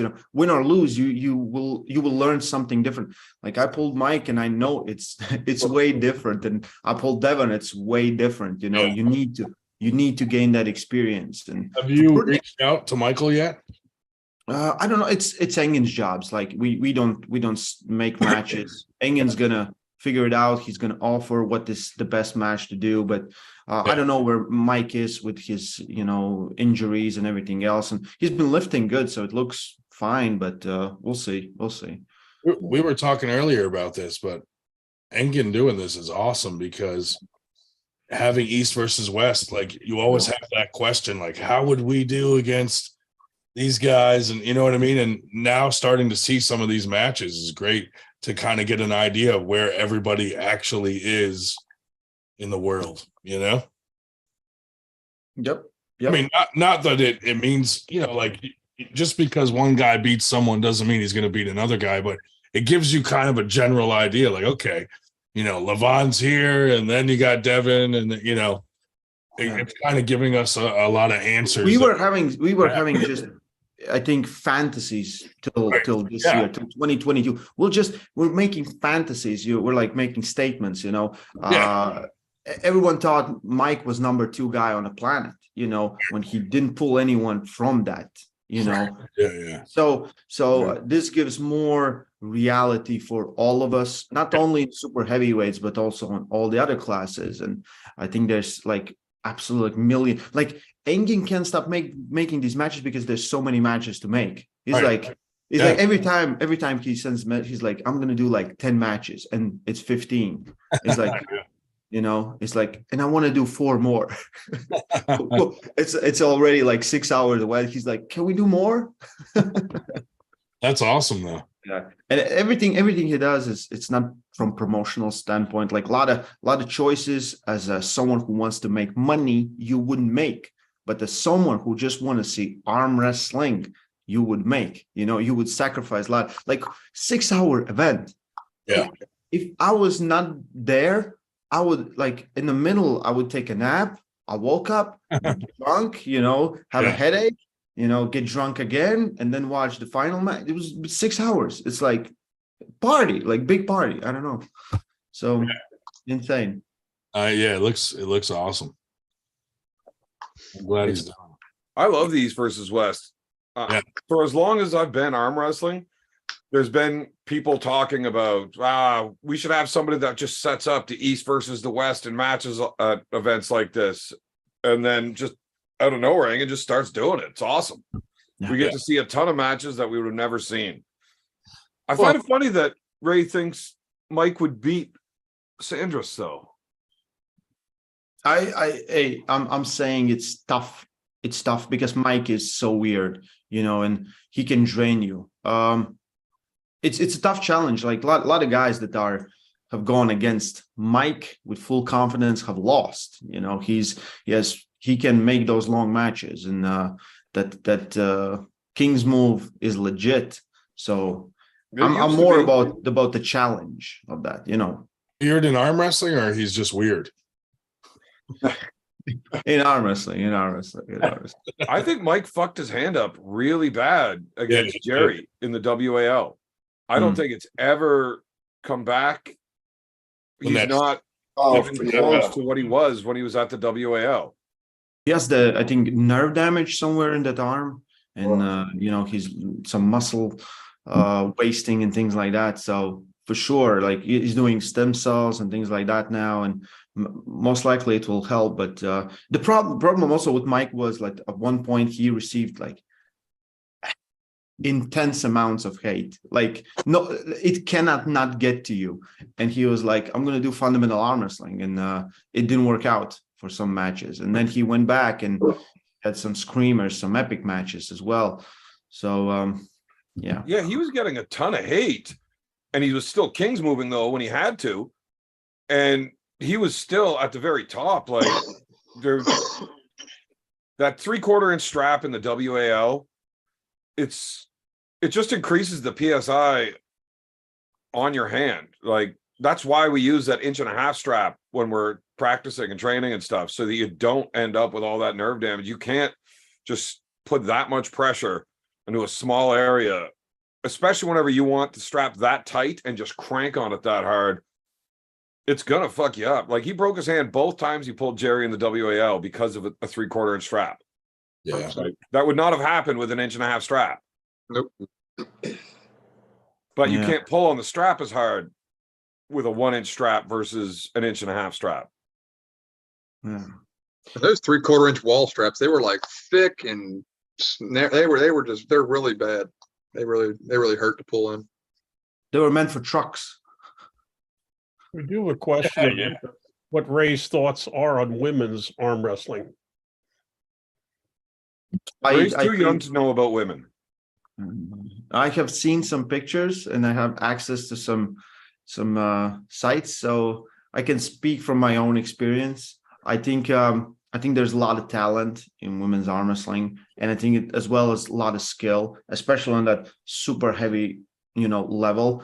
But most of the time, like, the champions are way, like, usually in worlds, you look at worlds, the girls at the top are like either first or second place, or just first, will be like miles ahead of everyone else. Yeah. And so if you stack up girls from the mid classes, there's not technique, there's not, you know, it's not going to be as satisfying of a match to watch. But I think there is still so much matches to be made. Like, I'm really interested, like we will have Gabi versus Barbora in January. Gabby's freaking powerhouse, and then there's Barbora. I'm interested in those matches, and there's That's a so big many girl. matches to be made. It's gonna be intense, but How tall is she? oh wait, this much taller than me. You know, That's not saying much though, is it? she's legit. She's Oh, legit. Yeah. So a whole Paul Italia taller than you. Ray, have you met Paul Italia? Yeah, I met Paul. Are you taller than Paul Italia?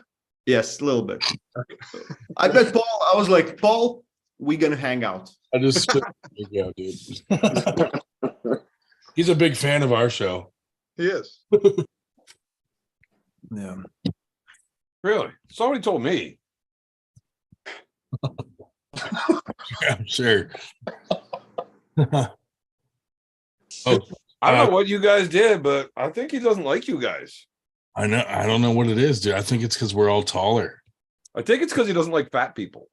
It could be it too. He just hates fat people. Yeah. He I has tried- made some comments about not liking I tried to show him how to use resistance bands. Sent him a video. He didn't like it. Just trying to be helpful. I think him and Lachlan just hang out and talk about hating fat people all day. Yeah, probably. Carolyn Loom said, Coach Ray, what were your favorite matches of last week's East versus West? Well, the classic, and it was the most entertaining, was Wagner versus Zerano. Oh, The- yeah. the- that was The fun. moments in that match was some of the best moments I have ever seen. It was like we were having, like, I think that the fun went through the roof in that match. Yeah. And the best part was like Wagner eating edibles from Artem, Jody giving it to him. It was like ridiculous. You never take anything from Artem. He If looked Artem like says he like, was "Hey, gonna- want some of this?" You just run. So Yeah. He looked like he was going to have a heart attack, Wagner. My God. yeah, between every round, every slip, everything, he's like.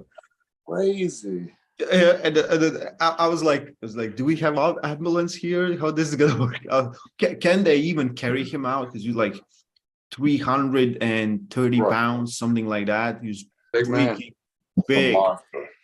Yeah, and there's a lot of good matches. Of course, Devon and Prudnik, but that match for me ended after first round. I was like, there's no point watching. I wasn't commenting. I was like, there's no point watching. That one's gonna destroy him afterwards, But yeah, Wagner and Zerano, I think that you can't top that. You can't top that. That was a fun match. The Yeah. best part of the Devin Prudnik match is when Devin asked Prudnik if he farted. If he farted, yeah. Yes. Yeah. Did you fart, Prudnik? You I fucking got- stink. Yeah. Right on the right live on the pay-per-view. Yeah, he looked angry about it, like he was offended. Yeah. How I dare- love when he walked over and just sat on his chair, drank his water. That was great. Yeah. Did you get to pull Artem at all? No, I didn't do after pulling. Like I was done afterwards. Like I was done. I was like, I didn't want anything to do. It was like on the stage, I think 200 people trying to get to those tables. And I was like, let's get some food. Let's get some whiskey. I have a friend named Jim and Jack, and we need to find them and just get the hell out. Yeah. There you go. Long day right there, man. Holy shit.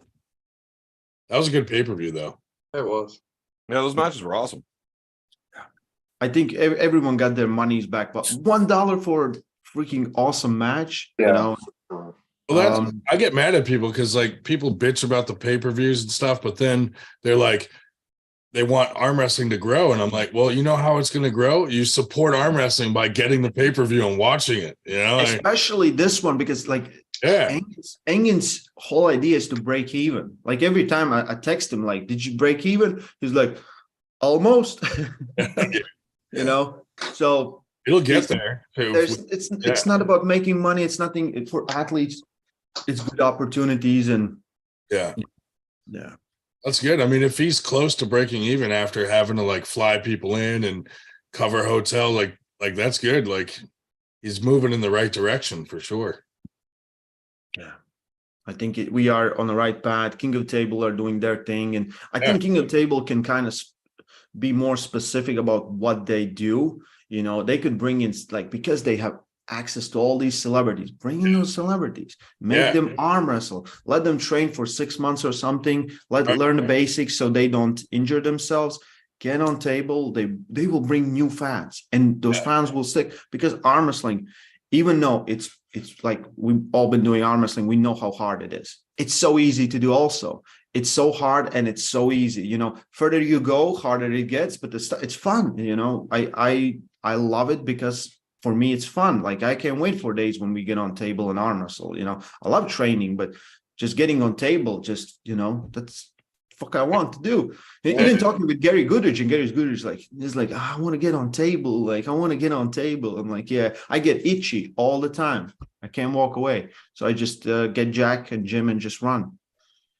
That's why I think it's good for the sport with guys like Larry Wheels and Eddie Hall. Like that just brings a whole other sport, you know, into our sport basically. And now look how many people follow Larry.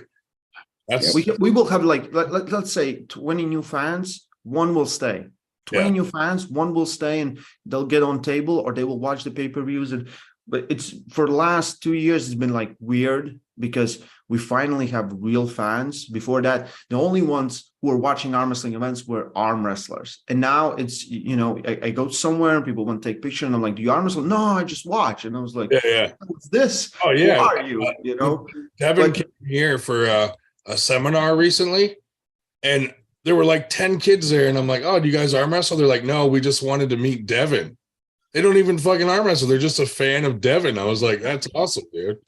Oh, Devin is the biggest superstar we have ever seen by a mile. People will recognize him anywhere on the planet, you know. Hey, he looked when he shaved and got his haircut done. I was like, I don't believe it. He looks like Kurdecha at first glance. I was like, hey, skinnier Kurdecha. I was like, hey, yeah. You're right though. Like anytime you tell someone you arm wrestle, they're like, oh, do you know that Devin guy? Yeah. You know, like that's like a common question. I'm always like, yes, he's on my speed dial. Yeah. Like, here's some pictures of him choking me. Don't ever do that. Like for real, man, seriously. What's that? It's not that much fun when he chokes you for real. Yeah, but you're one of the few people that will know that. We just triggered Evan. Yeah. Wow. Look, I asked him to choke me. He just choked you. Yeah. Well, the problem is I'm an asshole. No. And he doesn't like that so much. Right. Yeah. He's come pretty close to killing me a few times. Yeah. Once was even in my house, which I just thought was rude. Yeah. Like, fuck, you're at my house, man. Like, killing you, that's not cool. Jody, What are you over here, man? What the fuck? Jody can be violent too. Like during the summer, me and Artem were off on the side, like making jokes and laughing. And she was like, would you two shut up? Like she kept yelling at us to be quiet. I'll tell you, Devin has tried to kill me a few times. I'm not afraid of Devin. It's whatever. You know, if I wake up dead tomorrow, no big deal. Jody terrifies me, though. Absolutely fucking terrifies me. The first arm wrestling event I was ever at, I went with Alan Ford to go watch him defend his titles. Yeah. At the Arm Melter. And the first match of the day was Jody versus Laura Cook. Oof. And I could not believe how fucking intense that was. Like these chicks are like screaming at each other's faces and yeah. A lot of the girl matches are way more intense than the guy matches. Yeah, and like I'd already known Jody for a while there, but she was always so nice. And then I see that, and it was just terrifying. Yeah. And then I just didn't want to talk to her. Like every time she tried to talk to her, I just like scurried away really quickly. It's weird. Terrifying. It's weird to masturbate while you're terrified. Not really. You get used to it. You become a pro after a few years. Yeah. That's the thing about being a coward. You're scared all the time. You can't just not jerk off. Fuck. What? Oh man. I'm glad I woke up for this. Yeah, right. Well, you I was just made just, this super fucking I was awkward by coming here, honey. I was just thinking, like, I'm gonna have to write Ray an apology after No. this podcast. I'm all for bullshit. And one of the funnest podcasts we ever did was with Evan. So Which one? I think when my and Ryan's match was announced, we did one with Infix.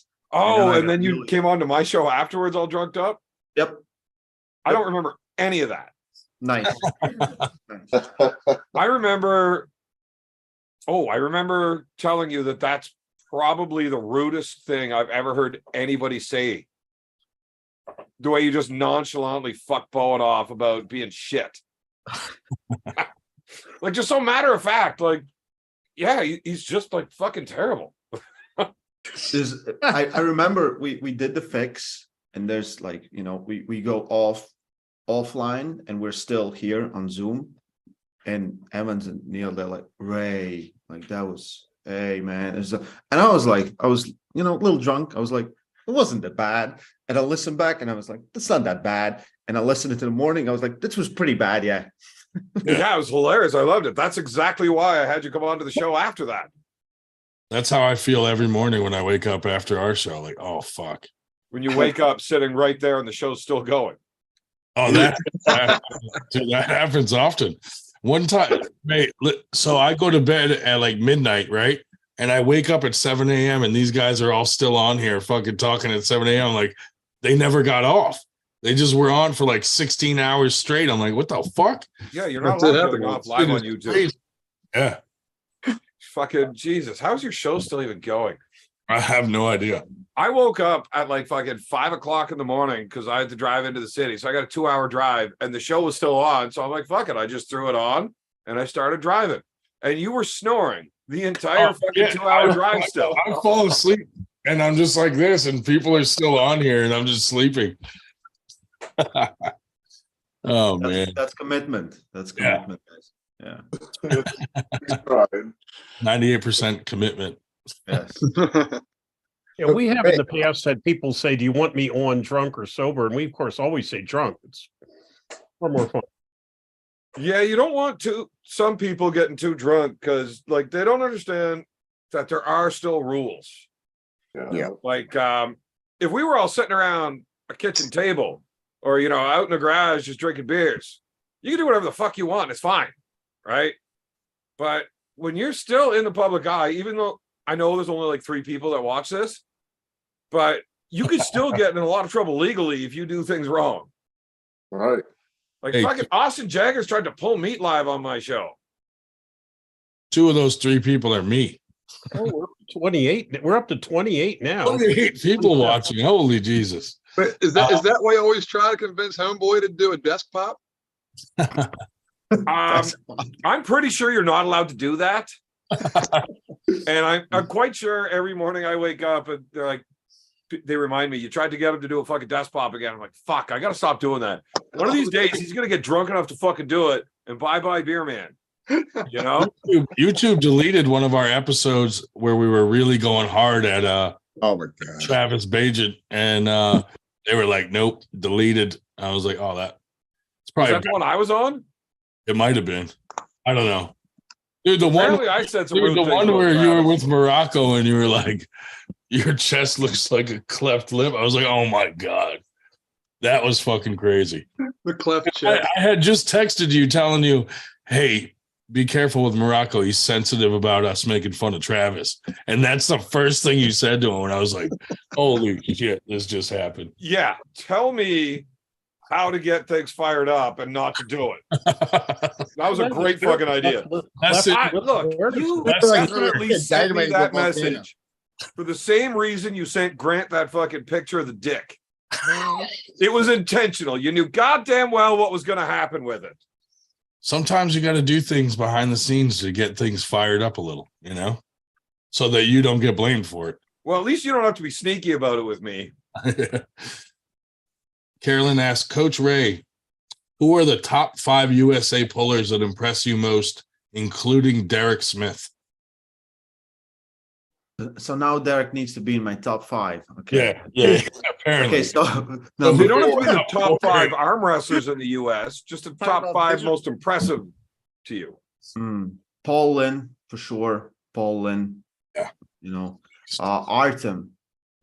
You know, Oh, fuck when I that guy. pulled him, I was like, hey, like I expected him to be way weaker, and he really improved really? there. And He's tough. he was. He has been leveling up. Yeah. Yeah. He's Yeah, been on he's- trend for 3 years straight, so he's definitely stronger now than he used to be. Oh yeah. Oh shit. sore.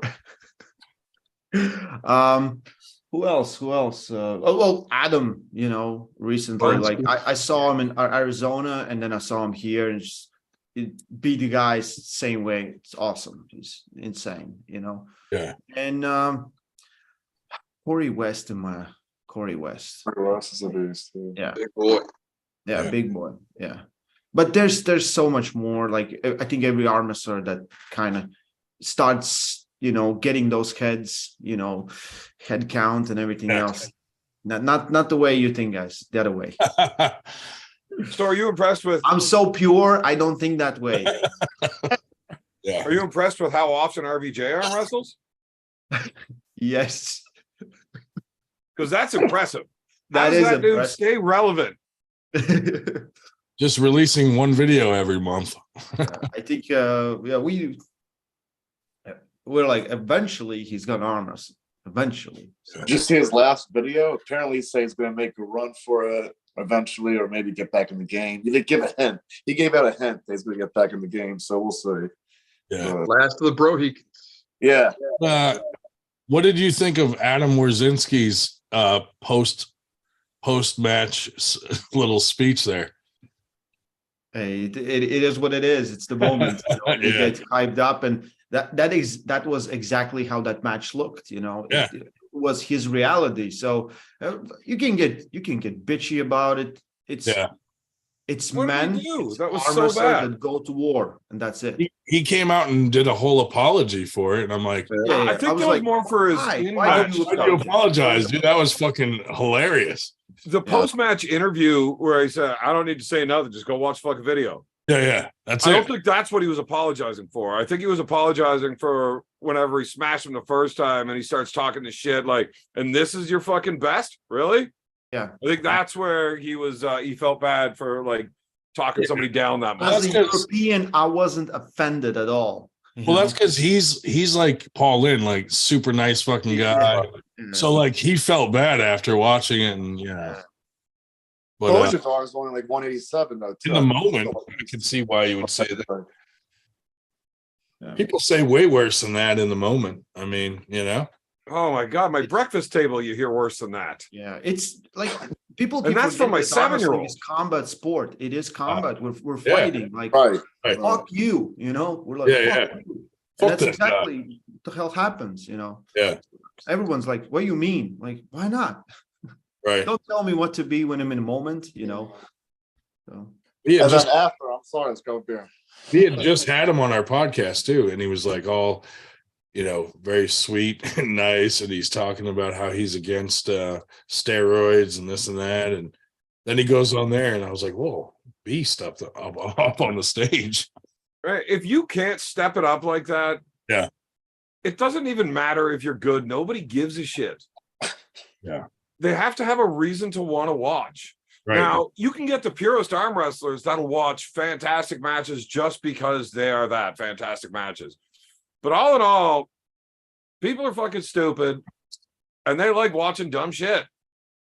That is true. It's true. Look how many followers you have on your show. Yeah, like I'm just an idiot, you know? That's it. I just do dumb shit all the fucking time and people find it funny. And even more people find it not funny and not I'm an idiot. But they still watch to see how They much still of an idiot watch, I am. Fuck them. Yep. I like being an idiot. Being an idiot is fun. And you can bring an awful lot of fun to an event, right? Yeah, I am nowhere near as high a caliber of arm wrestler as where my placement on the card is a lot of times. I always end up being the main event with much higher tier matches happening before me, Yeah. right? Because people want to see my match and they don't even care that well, these guys are like going for a really high spot there, but we want to see Evan at the end. Yeah, because it's the fun factor. Right. Yeah. Because arm wrestling's fucking boring. Yeah. You got 36 minutes worth of setup to see a half a second match. Yeah.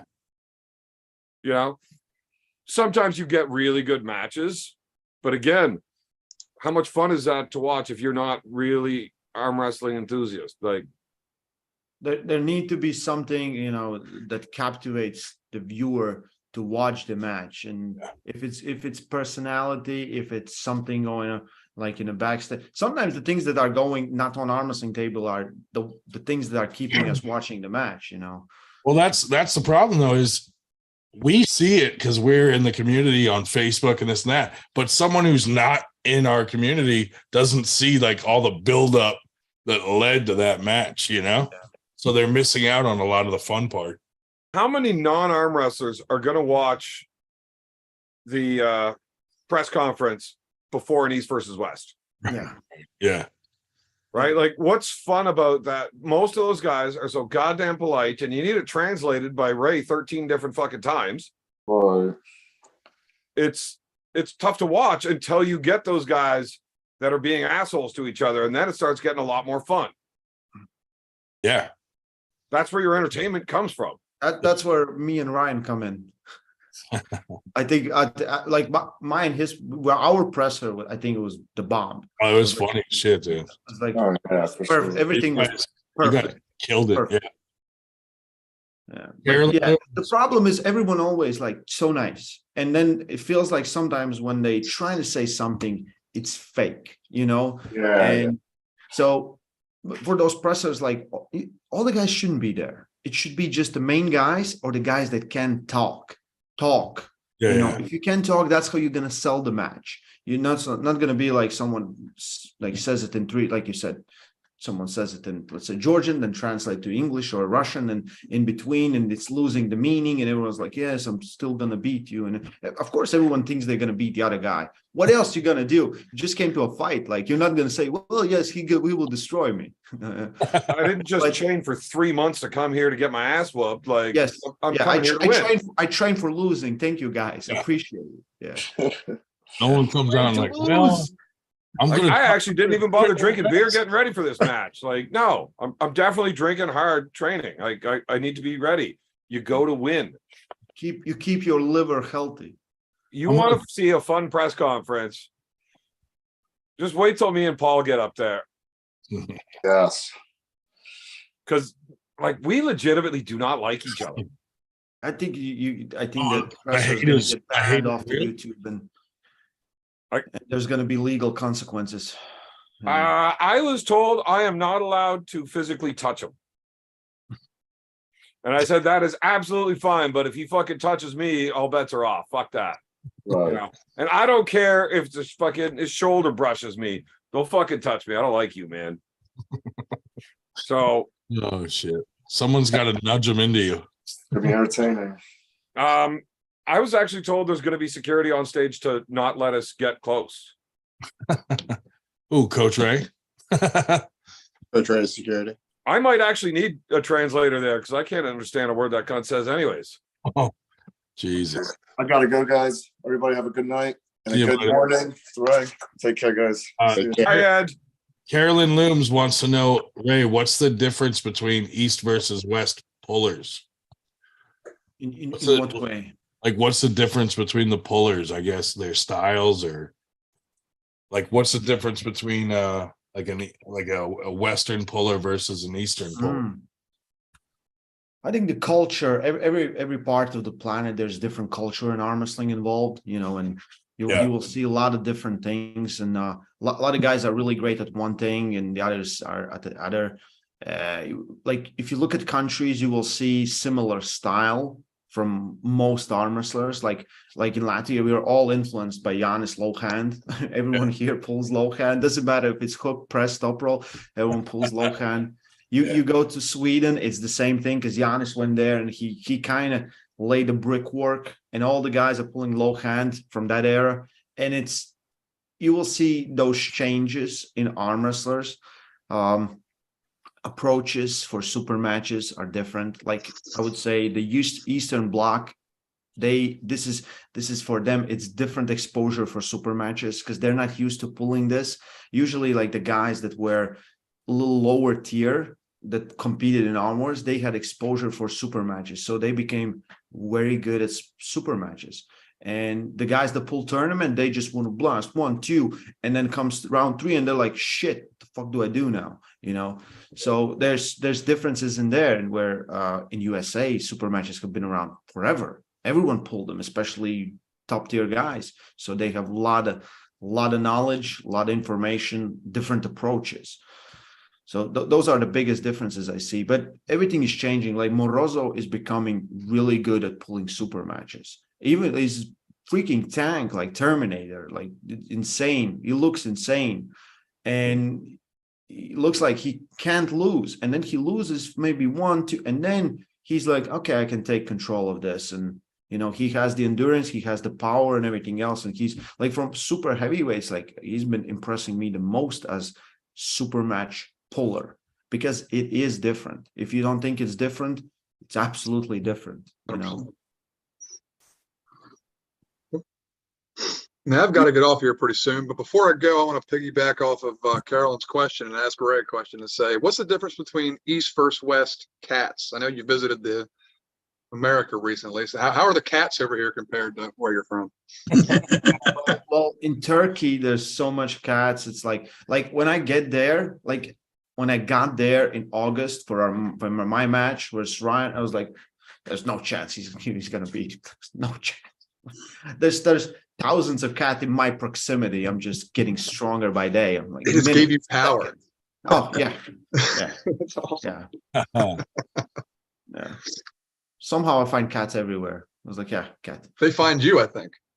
I feel so too. Yeah, it's funny. It's funny. Stupid. It's stupid. I hate Neil for this. I hate Neil for a lot of things. Like everyone, like my Instagram. Like I look at arm wrestling videos mostly on Instagram because all I follow is arm wrestlers. But my whole feed is cats. Not because I'm looking for those videos. It's because arm wrestlers are sending me videos of cats. Like every day I will receive like 5 new messages with some funny cat videos. Of course I watch it. Of course I like it. Of course I might comment it. Yeah. Oh, now you're in the algorithm. So They got me. Ray looks young, but he loves his pussy. Oh man, that's funny though. So Ray, that you had mentioned about Arm Wars before, and I wanted to go back to that. How did those guys do? How did you feel when you gripped up with John Terrian, and did you grip up with Dustin Hyatt? Oh, I definitely want to hear about John Terrian. Yeah, I pulled John, and we pulled in a battleground final. He beat Frode. I beat Tom, and then we pulled John's his arm, everything. He's strong. He's ridiculously strong, But super matches in my playground right now. I feel like that. I'm like dialing in as much as I can there. And there's a point in a match where for me it just feels silly, where I just don't get tired, and the other guy is dying, and it's just weird. But I pulled with Dustin Hyatt in Iron House 2. In after pulling, we got on table, but that was when we're all smashed up, and he's young, strong. He will get really good very soon. Like he's up for it. And I can't say anything about his matches, but they are coming out, and he doesn't disappoint. Right. If John would have been smarter about how he's pulling this event, and instead of trying to take Frodo's hand and try to 6-0 him, if he would have just won the first 4 and left it at that, like just let Frodo have the last 2 real easy, saved himself knowing that he's got another match, would he have done better with you or what? I don't know. Like maybe he would stop me in. Maybe I would stop him in round 3. I'm like it's weird. It's weird with me. Like everyone who's been to Iron House, they will tell you how weird I am.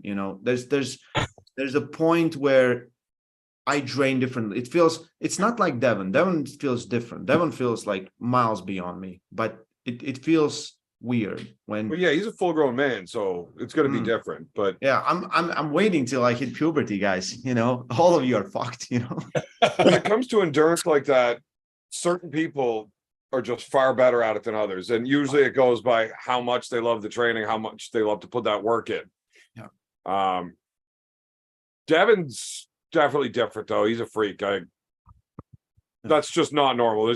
You cannot train. Nobody can train hard enough to get to that. Like that's just something that he's got.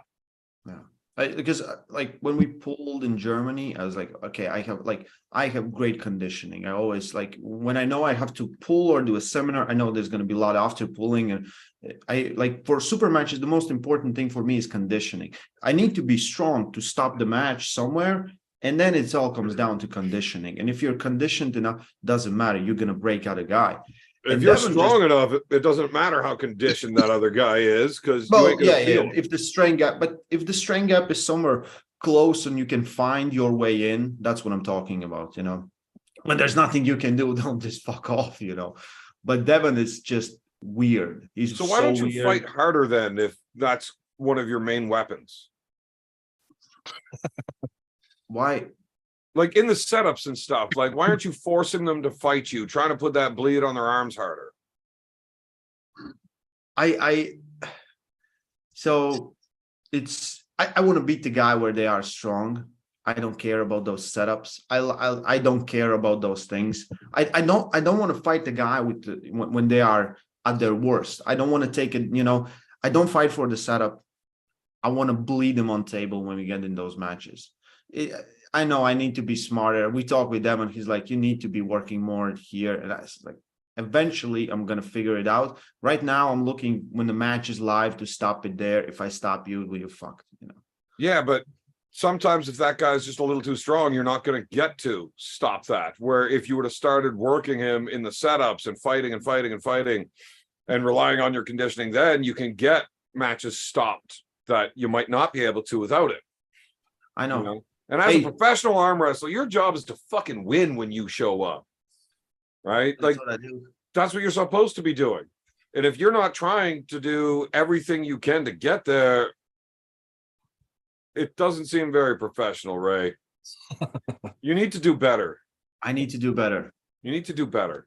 Yeah, well, I'm having my own victories. It doesn't matter what happened. Like I don't want to beat like next year I'll have a match with Frode. We'll have that rematch.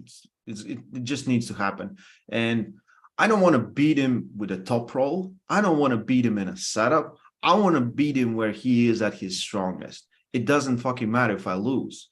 I want to go there and I will try to beat him at his best position. I don't care about anything else. That's exactly what I want to do, even if I lose, because I'm not looking. I'm looking. It's my victory. It's my victory. Any way we look at it, it's my victory. Yeah, but there's no victory if you lose. Like then there's no victory. Then I suck where I wanted to be strong. That's it. Yeah, and then I will top roll at the end. I understand wanting to beat him in that hook.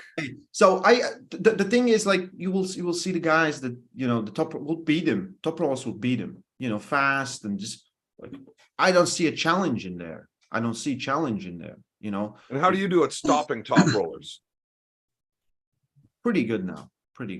I should be better at getting the strap, but what do you weigh now? 82. You got bigger. You put on a bunch of weight, right? No, I lost 10 kilos in like a month. 10 kilos. Yeah, I fasting, a lot of cardio. I stopped being fat. Look at this beautiful face. You're fucking 5'2". Yes. So what do you weigh now? Like 82 kilos. 17 kilos? Yes. Jesus. Because you used to pull at like what, 165 all the time? 75 kilos? I like, yeah. But when I got fat, I started pulling 85 and 90, 85. With Ryan, our match was set up for 90 because his and Engens was set up for 90 kilos. So I got super fat for that. But were you stronger? 7 chins. were you stronger at 90 than you are down at 75? I feel like I'm aiming for super matches right now, and it's different ball game. So, Well, at Come on. 90 kilos versus 75 kilos, which one are you closer to the very top guys? I think 80 at 80 kilos, I'm closer to the very top guys. Yeah. I always done my best at 85, so we'll see. We'll see. I have a year to experiment, or half a year, and we'll see. Coach Ray, we have someone that wants to say hi to you. So You guys gonna get banned. You guys gonna get banned. Hey, Paul, what's up, Paul? he's always at my house. He's here all the time. Sleeps over. Off. It's been real. Coach Ray, nice seeing you. Evan. Hi, Dan. Dan, Yeah, buddy. this can't be the worst late night phone call you've ever got, Ray. No, Like that one from me and my brother was far more fun than this.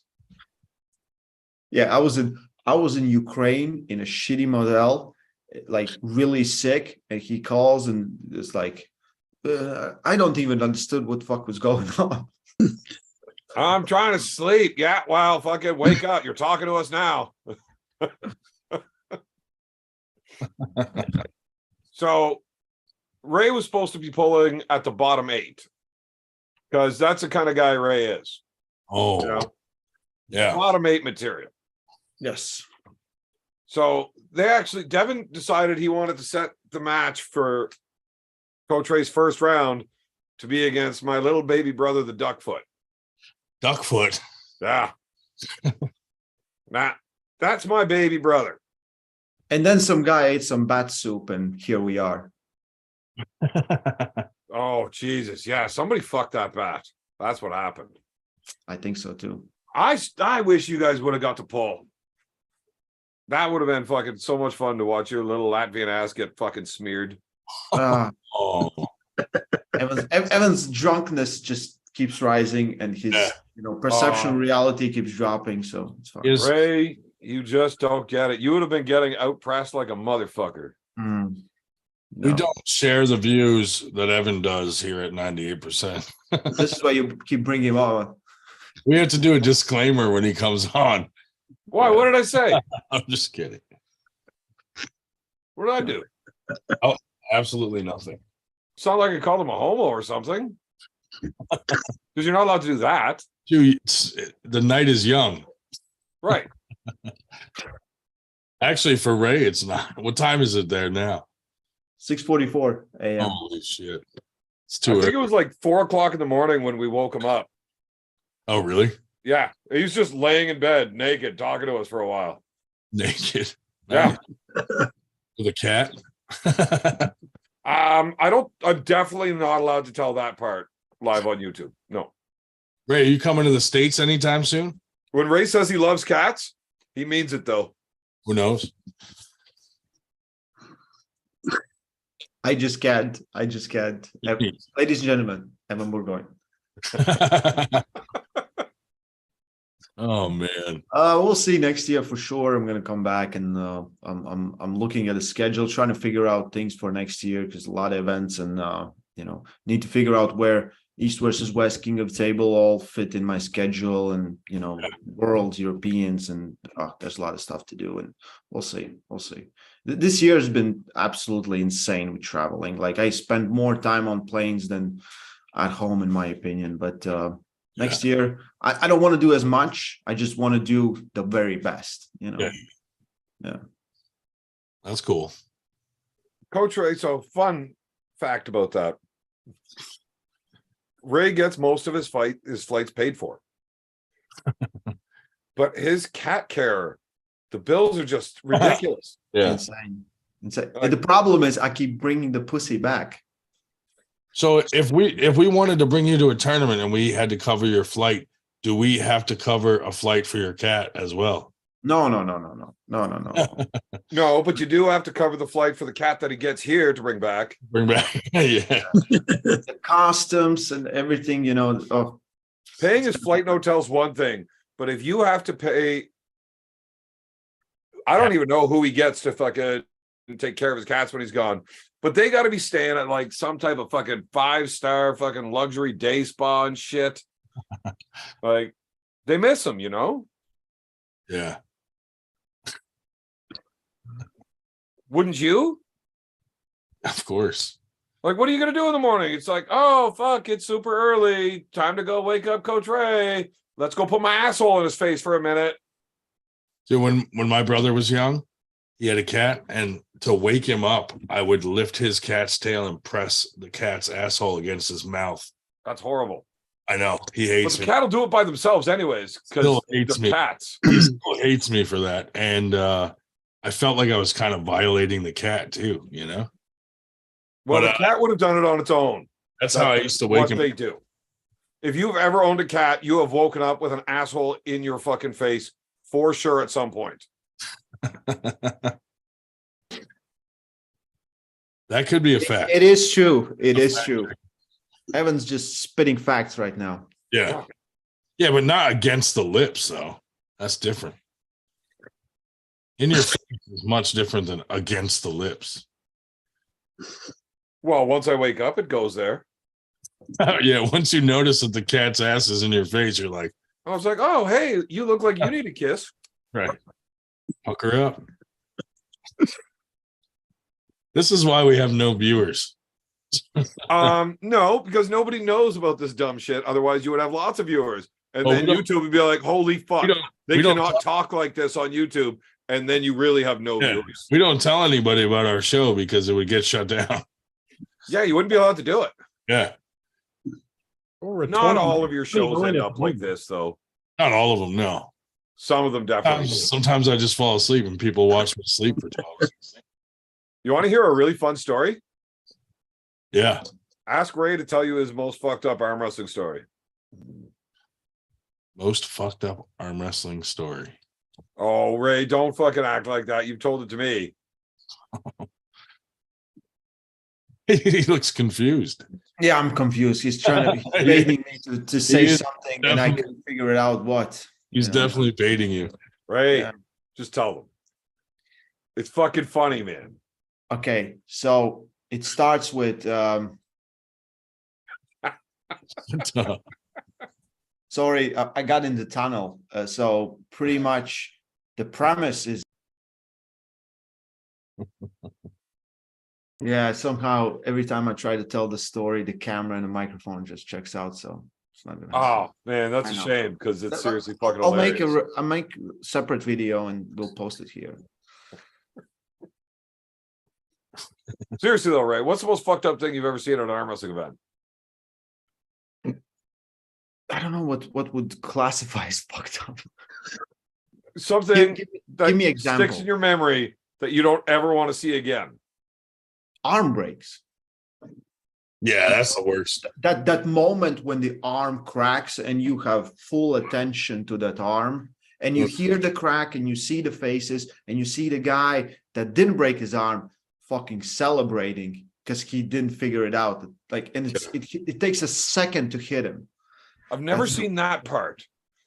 The other guy, his face is always way worse than the guy that breaks his arm. Yeah, but like second later, he's like, and then, you know, but Yeah. I've seen a bunch of arm breaks and they're fucking gross. They are And great. I don't mind watching them as long as I don't have to fucking hear them. yeah, the sound, the problem is Sounds like a tree branch breaking. afterwards, you get the guy, no one wants to pull for like 10, 15 minutes. No one wants Yeah. to pull because they're in their head. They're like, I'm next. I'm next. Right. I'm gonna get Yeah. you know, yeah. Very I think the arm first breaks tournament are. Ever took my team to.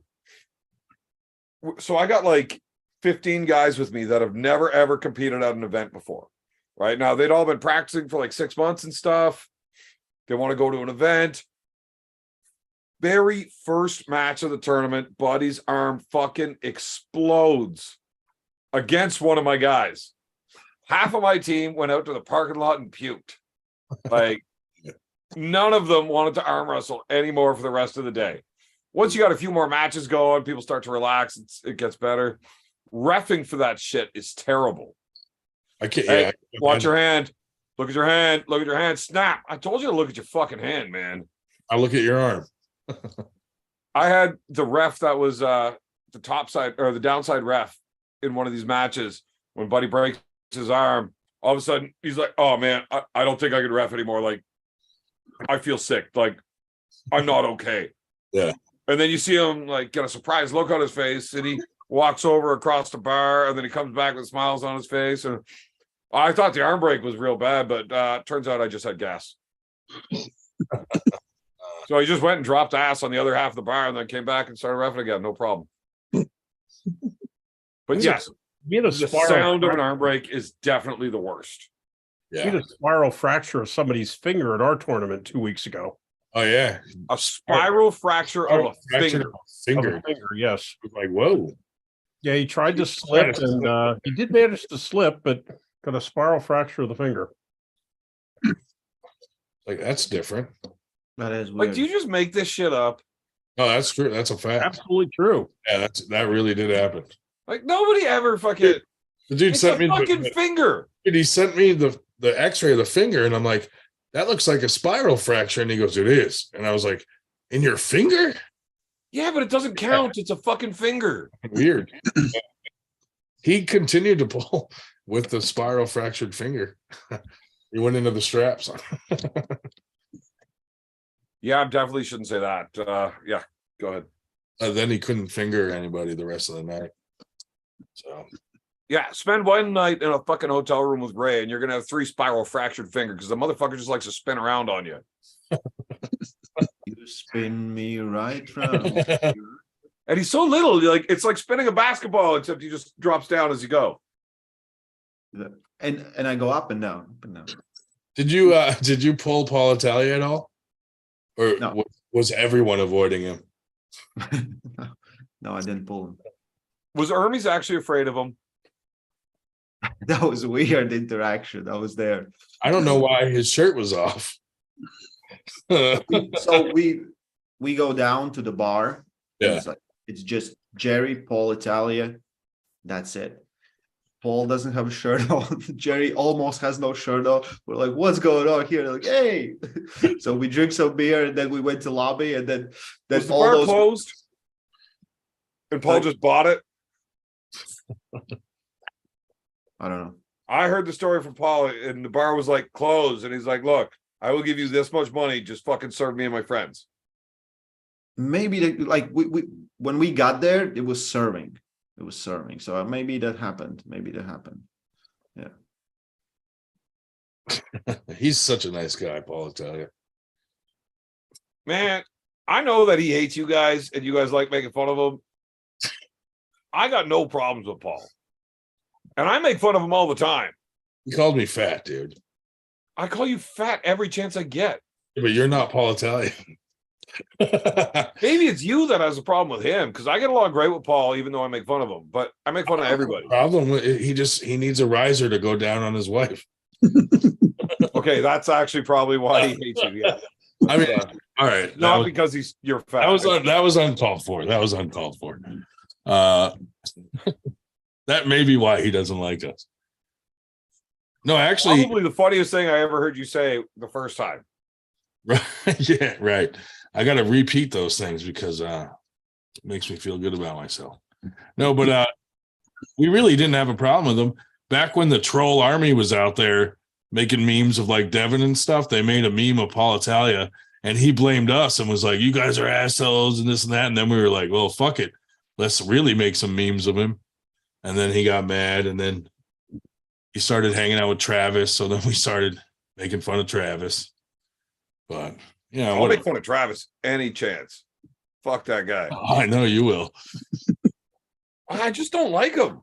I don't like these condescending pricks. You know? Yeah. And when we started the hashtag cleft lip, and he was pretty mad about that. well, it's just every time I see Travis, he's awful lippy with people. You know?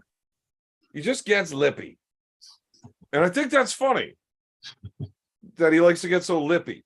Dude, he told Zach Lee he was going to punch his wife and kids in the face. Like, Yeah, and then called him a faggot. Called him a faggot now.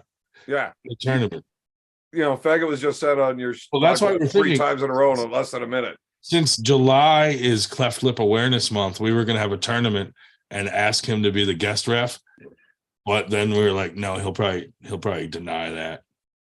Well, you don't tell him about the awareness month thing. Right, just say, can you guest ref?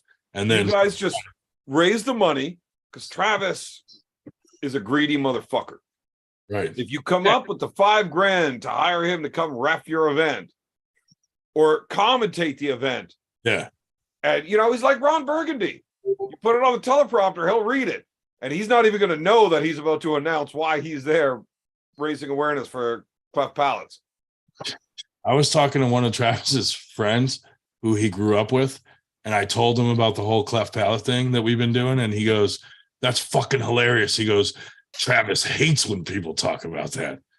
His friend thought it was hilarious because he's like, he needs to get over that. So I was like, oh, well, whatever. We stopped talking about it because it got old. Doesn't sound like we stopped talking about it. we did for a while. Coach Ray brings out the worst in us. Coach, why would you bring up Travis's lips?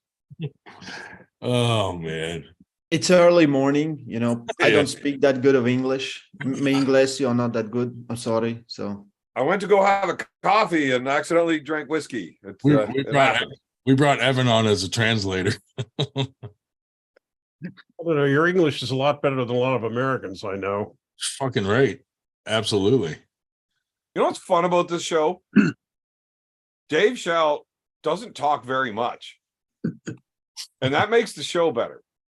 But I hear a butt coming here. But Chuck Bardo doesn't talk at all, which also makes the show better. yeah. Chuck, you're allowed to talk though. Seriously. Oh yeah, I know I am. I just sitting here to listen. This is great. Evan, didn't you kick Dave Shell off your show? He did. You're gonna have to ask somebody that has a memory. Yeah. he did indeed. What did you do, Dave? Jesus. Probably nothing. But you can't feel special. I kick off like almost Everybody. at some Everybody. point. Dave, It's like Dave, my favorite thing to do. Instead of saying goodbye to a guest, I just kicked him off because, goodbyes are just awkward. Hey, yeah, so thanks for coming on, but I don't want you here anymore. Then Because I did to a other people request about to- other stuff. request You're to being bring. fucking weird or too quiet. Hey, there was a request to bring we'll me talk back. soon, buddy. Nah, fuck it. I just kick him out and then laugh about it. Yeah, there was a request to bring me back, but he couldn't because he would have had to start over. Once Dave, you- how old are you now, Dave? I'm sorry, How old are you now? 71. 71. Dave is 71 and he's had an arm break and he's still pulling. Do you know, Coach 71. Dave here? He added 98% to his will so that when he I didn't tell him how much because I don't want to get assassinated. fucking better be 98% of it. But so we've been you guys thinking are insane. we were thinking about just pushing him down a flight of stairs so we can find out. You should say it live on camera, on YouTube. Right. Nobody's watching anyway. So if we push him down a flight of stairs, then we'll know what that number is sooner. Well, he's 71. He's We're either had time to 31 build up people. asset or debt. That's Could true. go There's not good a or whole lot bad. of time. If I left 98% of my will to the 98% crew, you guys would be pissed at how much you owe. Yeah. That would be funny if Dave just left us a bunch of bills. I will leave the 98% my empties collection. I do not return my empty cans or bottles to the beer store ever. Do you have like a big pile of empties in your backyard I just keep buying more houses. and just fill them up with? I was going to say, if Evan's leaving us that, we could get rich. Yeah, Well, that's my retirement plan, really. My 501 keg plan. someday you're gonna go recycle them all and be a millionaire. Look, stock markets go up and down, they crash. You can never really trust the dollar, blah, blah, blah. There is no way that empty will ever be worth less than 10 cents. No fucking way. David Marr said he's gonna leave us. Dave's gonna leave us a pallet of Gold Bond powder. Yeah. Oh, That's God. all. You weren't You going know- to tell me any gold bond stories until after Ray left. Well, how about I'm pretty sure you told me everything behind the gold bond story. Yeah. that's all right. We don't need to hear it again. Remember. Yeah. Did I somebody think- You masturbate with menthol gold You don't bond? want to hear it again anyhow. Evan, you have a memory like an elephant. Oh, Is that what happened? he doesn't remember anything, but he remembers the story about someone masturbating with Gold Bond. Well, I've got this thing called drunken recall. And Yeah. when you get drunked Somebody up, who has claims to have no memory, you're doing pretty good. okay, so that is what it is. Did I tell you guys my story about when we paid my buddy $20 to go jerk off with fucking Vicks Vapo Rub? Ooh. No, as a matter of fact, you did not. Oh, I should not tell that. No, Yeah. you did not. You go right ahead. I thought you said, did you? No, you Okay, did I'm going not. to tell you the story then. So we paid my buddy $20 to go masturbate with Vicks Vapo Rub. Did that clear your sinuses? Oh, goddamn. Very nice. Nicely done. No, well, we paid him the money. We thought he was going to get in there and do it. So he went into the bathroom. Like, look, if you gave me $20 to go jerk off with like hot sauce or something fucking crazy like that, I'm going to go into the bathroom and I'm going to yell a bit. And then I'm going to come out and I'm going to take my $20. Yeah. This motherfucker was in there for 20 minutes screaming. Actually did it. He Gee, wouldn't. Yeah, he finished. he finished. Yeah, well, you didn't think that he gets $20 unless you like finish the job. Oh my God. Ray is loving this story. He just sat back and unbuckled. He's looking for his cat. Where's He's got Todd Hutchins under his desk, Todd Hutchins? Oh God. like a blowgate. Oh man. Ray, I What apologize. have I gotten myself into? Ray. I apologize, Ray. Oh shit. Well, I'm I can learning so- leave. I'm learning so much. I'm learning so much. It's been amazing education for me. Yeah. Yeah. This is his first and last time on our podcast. Right. Brad's gonna send me a message, and I was like, block, report, delete. Fucking ghost me. You guys underestimate the amount of depravity in Coach Ray's little mind. He is a fucked up little dude. Dude, Yeah, last the- year, as Coach Ray, blink twice if Ryan is holding you hostage. fucking last year when Artem came up to Winter Blast, I went and picked him up at the airport and I'm driving around with him, and all of a sudden he gets a fucking alert on his phone and he goes, "Hey, can you go to your house?" I'm like, okay. So I'm like, I thought he had to use the bathroom or something. So I bring him to my house and he gets out and he goes and gets a package off my porch. He mailed weed to my fucking house from Florida so that he didn't have to fly with it. And he fucking just got an alert that it got delivered at my house and just went to go get it. I'm like, you could have just told me. What the fuck? You can't fly with weed in the States? Oh No. no, it's No. it's a listed substance, federal. Really? Even though a lot of states have So he legalized shipped it. recreational, it's a listed substance for the federal. Yeah, absolutely. Look, not. I can fly anywhere in Canada with an ounce of weed on me, no problem. Yeah, Yeah, They inside. never figured out how to regulate edibles and shit like that. So I could have as much like shatter, oil, whatever, but you can only have an ounce of flour. well, and I think this is a little bit more than an ounce for one thing. You can fit a whole ounce inside of you. Not in me, on me. Oh, my bad. Trust me, if I got to put it in me and it's got to go into the old prison wallet, that's only when I'm serving weekends. Prison wallet. And weed ain't Prison worth wallet. shit compared to tobacco. Pound of weed in the prison wallet. Oh man, I can fit an awful lot of Kinder eggs in me. Kinder eggs. And Yeah, I'll tell you, Honorable- tobacco's worth way more than fucking weed when you're in the fucking clink. Oh yeah, for sure. Yeah. Like by the gram, tobacco is worth more than crack. So you'd be stupid to put weed in your butt. Fuck. Only on flights. Dude, for $20 and a little bit of discomfort, you make $1,000 a weekend. I got a buddy that used to go down to the fucking police station and throw bricks through cop car windows just so he could go to jail when he was broke. He would pack his asshole full of tobacco products, Oh, throw man. bricks through cops' windows, and go make some money. Like, Yeah. I'm not losing my house. I got to pay my mortgage, man. COVID fucks me. That's just like a vandalism charge. You're out by the end of the weekend Wow. with 1,000. That's the point. Yeah. That's You nice. only got to get in there long enough to take a dump. That's a good idea. Yeah.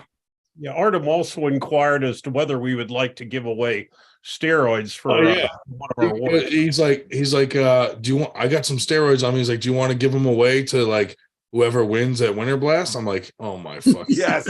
Yes. Like maybe this year. That's crazy. amazing. Oh my God, Artem. Like here's your award and here's a bottle of test. And that motherfucker better have Primobolan if he's giving it away as a prize. Right?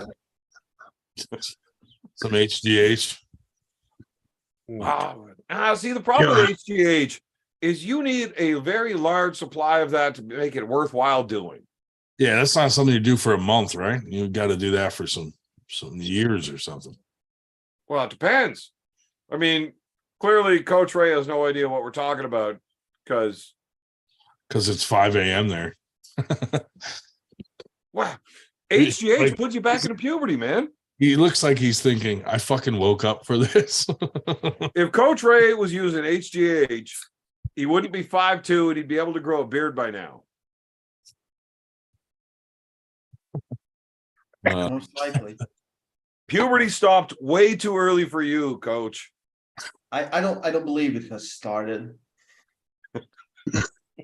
It was not our intention to have you on and have someone insult you the whole time, but it just turned out that way. I was on first. Fuck you. Hey, you bring in Evan. That's the whole Yeah. experience. You know, it would be weird if it didn't happen. You know. Yeah. Well, here's the thing. Here's Coach the Ray thing. loves me, so fuck you. Exactly. When we had Bowen on, we had Jake Ward come on for a few minutes in the beginning to make him feel at home with Wait, mate. the Australian accent. Yeah. I like Jake. Somehow we talked about burning koala bears and forest. Of course you did. Like while they're alive? In Australia, they had that huge fire, and all the koala bears were like people were running out of the woods with them on fire and shit, and they were melting, and just a bunch of poor little koala bears getting burned. That's really fucked up. Sad. Did anybody like try to eat them? You don't have the news in fucking Canada? I don't watch the news. That's probably why, because there's burning koala. Well, the news just isn't worth watching for like 30 fucking years now. Every night I watch the news in Philadelphia, there's 12 fucking people dead from shootings. I actually don't know anybody that watches the news. I mean, I'm sure Dave does, or at least reads the paper every morning or something. But why would anybody actually pay attention to the fucking news? Like, it's not news. It's not telling you local events, and like it's all bullshit. Yeah. Yeah. It's just propaganda and media at this point, and there's just, hey, look how terrible this is. That's all they do. Do you guys Ron get Burgundy was still the anchor man, I would watch. what's the real truth, Ray, behind the Ukraine and Russia? You are definitely not allowed to do that. Do you have a different view? Ryan, I will never be allowed on here to make fun of people ever again. Ray, just assume he did not ask. He might have a different view from his part of the world than we do. You have a better chance of keeping your channel alive if Ray literally fist fucked one of his cats right now. I mean, that's an option, but you know. Well, tune in next Friday where I'm going to soak my hand in kerosene, light it, and then fist fuck a goat. We're going to have a good time. Even YouTube doesn't watch our channel. They're not going to shut us down for that. We were up to 31 a while ago. What are we at now? 28. Yeah, sorry, I started talking. My bad. Yeah. Half of those are my fucking troll accounts. Ray, do not feel obligated to stay on here. You can leave at any time. No, I'm gonna leave. I have to take a little nap. I have to train in like 2.5 hours. Thanks for coming on, though. We appreciate you getting up early. Ray, don't be a dick. Yeah, I'll be a dick. It's Fuck first, you, Evan. Love you. first appearance ever on the 98 show. Hey, I'll come back if you guys ask. You know, All it's right. just- Hold on, we had a super chat for you, Ray. next time, I'll get Ray. How many days do I spend in? How many hours a day do I spend in the gym, bro? How many hours a day do you spend inside of your gym, bro? It's all about timing. Yes. I would say not enough. Someone has to start using apostrophes and Yeah. Oh man, punctuation, it's important. So Can change lives. well, she did pay for the question. So how much time do you spend in the gym, bro? 3-4 hours every day. bro. A day? Yeah. Holy fuck! I haven't spent 4 hours at a gym in my life, Yeah, but I own a gym, so dude. They need Okay, to put guys. bars in gyms and not just like the ones that you put weights on. okay. This was fun. Thanks, Coach Ray. Yeah. Bye, Ray. Love you. Love you. Bye, guys. See you soon. Hey, buddy. Oh, that poor man. If you owned a gym instead of doing roofing, you probably wouldn't have to worry about it being 30 below. Man, every time you talk, I don't want to be here. Well, it's good that you're not the one that gets the chance to throw me off of this program. That's Dude, all right. you know, Ray's going back to his You're right. bed now. He's going back to his bed right now, going, "Why the fuck did I wake up for this?" Poor guy. What a good sport, though. That was fun. We were mostly behaved. Yeah. No, we weren't. Well, mostly. Well, his entrance kind of was like, "Hey, I heard you guys talking about this, this, and this," and but I think in the future when we're gonna have a big name on, we should do it on a different night and just have a couple of us so we can actually like get a story out of the people, you know? Or just do what Evan would do and just kick everybody to fuck off and have the interview. Carolyn said we didn't ask if they have Gold Bond in Latvia. Chuck told me we could not bring up Gold Bond until after Coach Ray left. But then you did anyway. Yeah, it kind of had. Well, Evan brought it up actually. But anyway, no, that was fun. But you know, hopefully Coach Ray wasn't too offended. No, and seriously, his English is far better than a lot of Americans I know. Oh yeah, he speaks good English, man. You know, no problem understanding him. You know, Miguel Fernandez used to say the same thing, that he apologized for his English. I said, God, your English is better than, you know, a lot of I Americans. understand Miguel perfectly. Yeah. You know? But Carolyn, thank you for all the super chats and everyone else that super chatted. Your questions helped us keep the ball rolling. I understand Miguel Fernandez better than I do John Anthony Fernandez. Yeah. When he's on here having a rage. Yeah. We haven't seen one of him in a while. You got to get him back on here. No. Jesus Christ, dude. Him and Dabo at the same time. Oh, man. Him and David Shubich again. I don't even know why he attacked Shubich. Like, Shubich doesn't really bother anyone. He fucking attacked him. Did you see the post I made about the New Way Nationals? Yeah. And Josh Buster said he didn't understand what the wording. And I said, I'm sorry, I don't speak Amish. Amish, yeah. Dude, careful with that word. I got banned Oh, for yeah. being Amish. I Yeah. don't know why Facebook thinks that's a bad fucking word, dude. Evan, I called someone Amish and I got banned from Facebook for 30 days. And the dude is pretty fucking close to being Amish. Yeah, I don't see how that's a bit of an issue. Hey, show me your titties before you That's go. what I What's mean. going on with you? Thank you. God, I love you. Oh, they still have. Hold on, guys. Okay, we're back. What's up?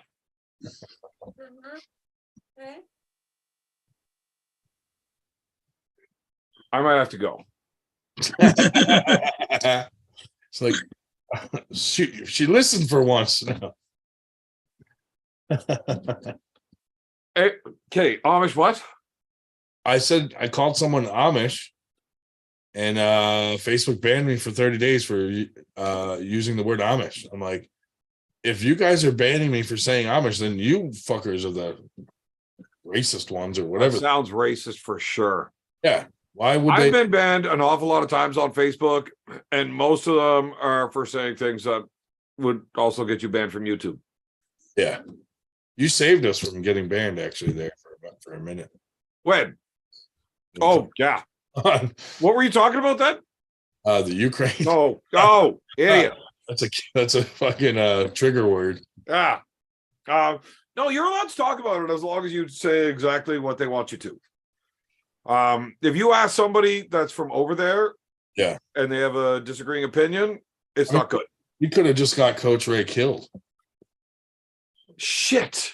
If he had I didn't think this through. He had said something that they don't agree with, like they would have come looking for him. He's much more popular than I am. They know him there. Yeah. Poor guy. They'll never find him though. He doesn't even realize how close he is to death tonight. I mean, you stand around and look for him, but you're never going to see him because he's going to be like way down there in front of some dude. In front of Paul Italia. Okay. No. Paul's been quiet. No. Paul's been quiet. We can't pick on him because he's been kind of quiet. No. God damn it. I'm having a hard time with, I know I shouldn't. I know I shouldn't. Why? You can ruin our channel. We don't care. We'll just start a new one. It's fine. No big deal. Move our eight people to another channel. Yeah, man. It's like, doesn't take long. Like, it's just, we've all got multiple emails. That's how we get troll accounts. It's fine. Yeah. You know what, though? Ever since we got monetized with the super chats, like the loyal, like usual suspect people, they fucking super chat like a motherfucker. Well, that's nice of them. You must get that. No. Oh, well, sorry. Yeah. No, I just don't. Marcus, he drops shit on everyone's channel. Well, Marcus, he's a motherfucker. Like, that guy's crazy. I really enjoyed not knowing what Marcus done for a living. Yeah. I like to leave it to the imagination because I'm thinking like it's something. Until I found out what he does for a living. Oh, no. Is it boring? Like, oh, he's a fucking high-level accountant. Like something like that. It's probably better off if I don't answer. I don't think Marcus would want me to answer either. And as much as I don't give two fucks about what anybody thinks, I kind of care what Marcus thinks. It's like a sex trade operation, but just cats. Coach Ray's like the biggest customer. I need to hear more about this theory. No. Oh, God. That was enough right there.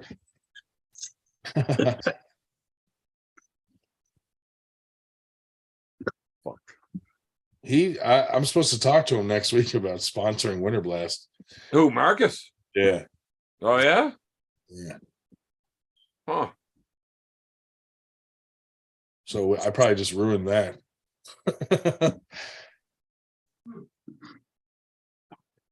We got You make things difficult for me. You got quite a bit of food. Evan really wants to tell us. He really does want to tell us. Oh, what he's trying to hold back is that he wants to come to Winter Blast. Well, I definitely do. If I'm able to make it, I definitely want to go to Winter Blast. That would be cool, dude. That just sounds like a fantastic time. It was last year. Just fucking travel's expensive, man. It is. It is. It sucks. Like, if I could afford to just fuck off and go anywhere, anytime, just because I like it, Oh yeah. I'd still probably stay at home a lot. Right. I Yeah. don't like people. Right. And like hanging out at your house and listening to Dave sometimes talk and Chuck never talk doesn't sound fun. Well, we will treat you far better than those assholes in Texas. God damn. See, it's actually worse when he does talk. Fuck. What if Chuck tried talking? I agree with Evan. See, I like Chuck. Chuck doesn't like too many people. I don't like people either. I don't even like Ryan. I have never once told Ryan I like him.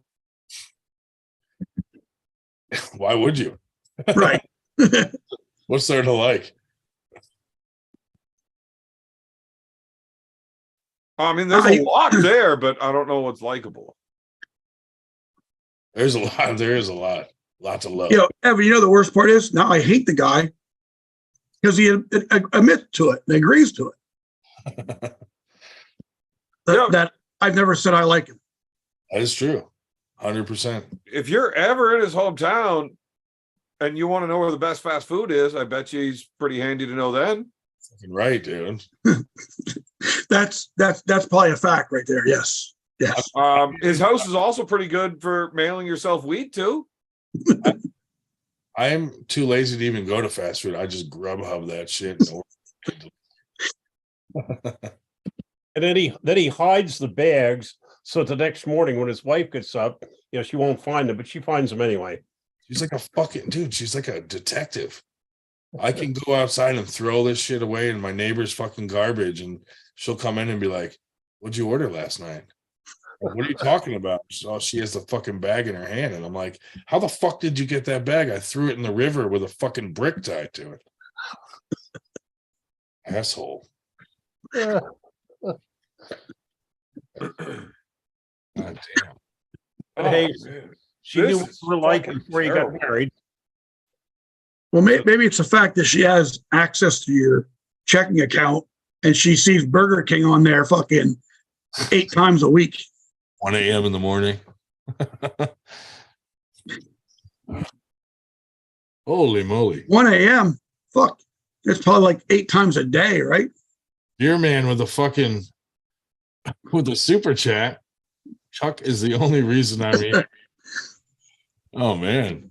Well, Evan's the only reason I stuck around tonight. Thank you for the super chat, buddy. Fuck you, Ryan. That's $20 of fucking beer you're not going to be able to drink. Shit.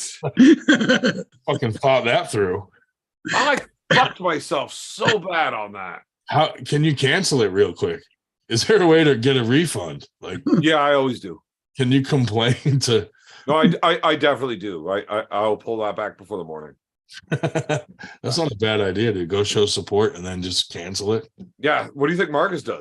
Be like, oh man, my daughter hit that, not me.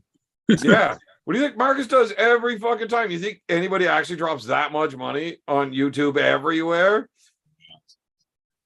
Dude, Marcus's fucking YouTube account has been hacked every fucking day for the last like 6 months. Wait, it's fucking getting close to a year, I guess, that he's been doing that. yeah. The first time when we got monetized, the first time we went on, he did $98, 98 or whatever his money is. Euros. Yeah. I was like, that was fitting. At least he went with the theme, Oh, it's pretty good. $20 Canadian is all of $14.94 American these days. Thank you, Dave. Uh, Dave, why would you cheapen his donation like that? Well, because Dave's a cunt. Yeah, that's true. But here's the thing about that. When it says $20 Canadian, that's because I sent my money in Canadian dollars. It actually registers. It cost me a lot more than $20 to send a $20 super chat. Right. Yeah. So slancha. Hey, when they tack the fees on, absolutely. Yeah. It's probably stuck at the border right now. Yeah, it's probably not getting through anytime soon, especially once they see my name on it. They're going to test it for COVID twice. Fuck. Yeah, they're going to see if it's vaccinated or not. Don't even get me started. They've already tagged that. They've already tagged that super chat. Are we allowed to talk about vaccination on here? No. Yes, as long as it's pro. How about abortion? Yes, as long as you don't.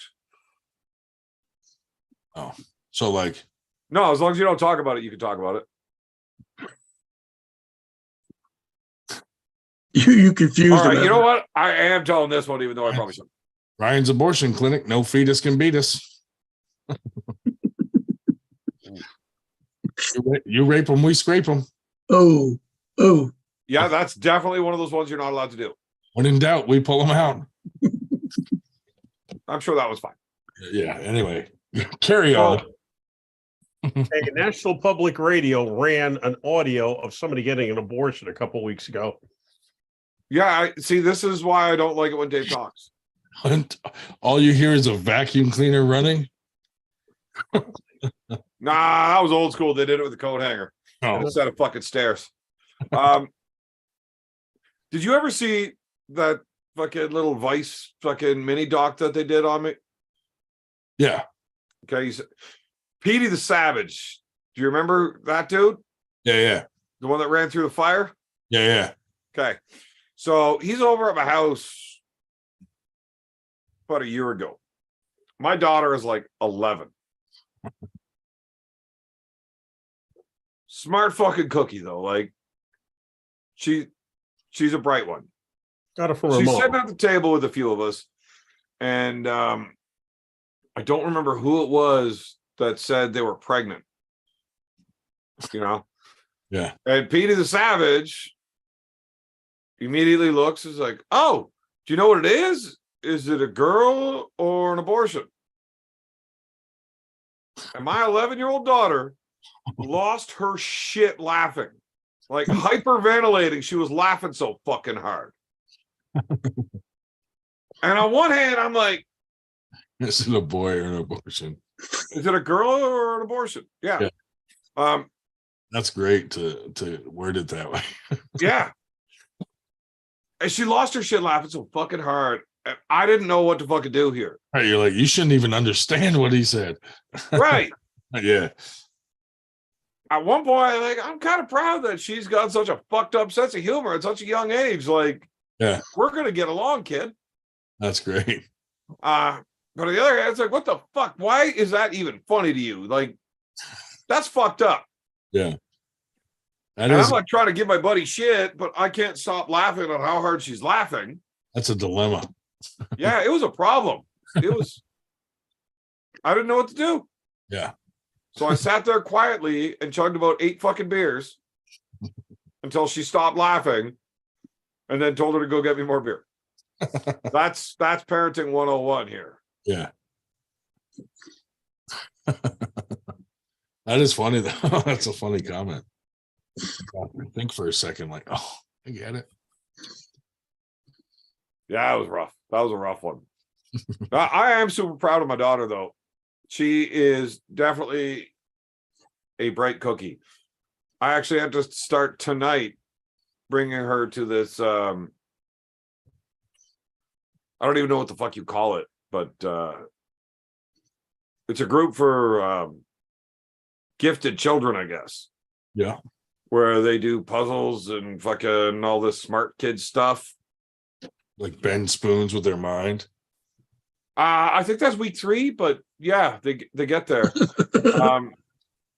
So That's cool first though. introductory night, Yeah. I take her, I drop her off, and all these weird dudes in suits with earpieces on, don't let the parents come in. So like, fuck, this is a little weird. But okay, Yeah. you should probably go in there and just trust this, honey. It's fine. Okay. But after she finished, like when she got out, I went and picked her up. Turns out all they did was like IQ testing shit, puzzles, and she was slightly upset to tell me that she's still going to school with dumb kids, even in the Friday night thing. That's awesome though. I thought when I went to go do this, like I was gonna get like other people like me. Yeah. Just some Oh, honey. average idiots. No, this kid is smart though. It's When good. she was like fucking 2, I had to stop letting her watch Dora because she wouldn't speak English anymore. She just ran around speaking Spanish all day. Yeah. Like, yeah, but I can't fucking speak Spanish, so you're gonna have to talk to me in English. And she Right. refused. So I did not let her watch Dora anymore. Like, fuck, I gotta go learn Spanish now. No, I don't. No. I absolutely do not need to learn how to fucking speak Spanish. Did to She hire needs to unlearn Spanish so that we can communicate. That's how that's going to work. I'm sure that's bad parenting and being fucking multilingual is good. But if I can't speak to you, fuck anybody else that speaks Spanish. I need to be able to speak to my kid. 9 years later, now she speaks like 6 more languages. The most impressive one is the Japanese, That's hard. which she taught herself Yeah. through watching anime. That's crazy. Yeah. Yu-Gi-Oh, for fuck's sake. It's good because they have like the fucking subtitles and shit. So you could kind of make out what they say. Never use subtitles. Yeah. No, seriously. Yeah, that's So awesome. she was watching this Yu-Gi-Oh or fucking Naruto. Yeah. One of this bullshits. I can't watch anime. Like it doesn't make sense for me. But she was watching this one show and she's like, Dad, you should watch this show with me. I'm like, well, I really don't want to, but your kid asks you to do something, you just fucking do it. So she had it in English.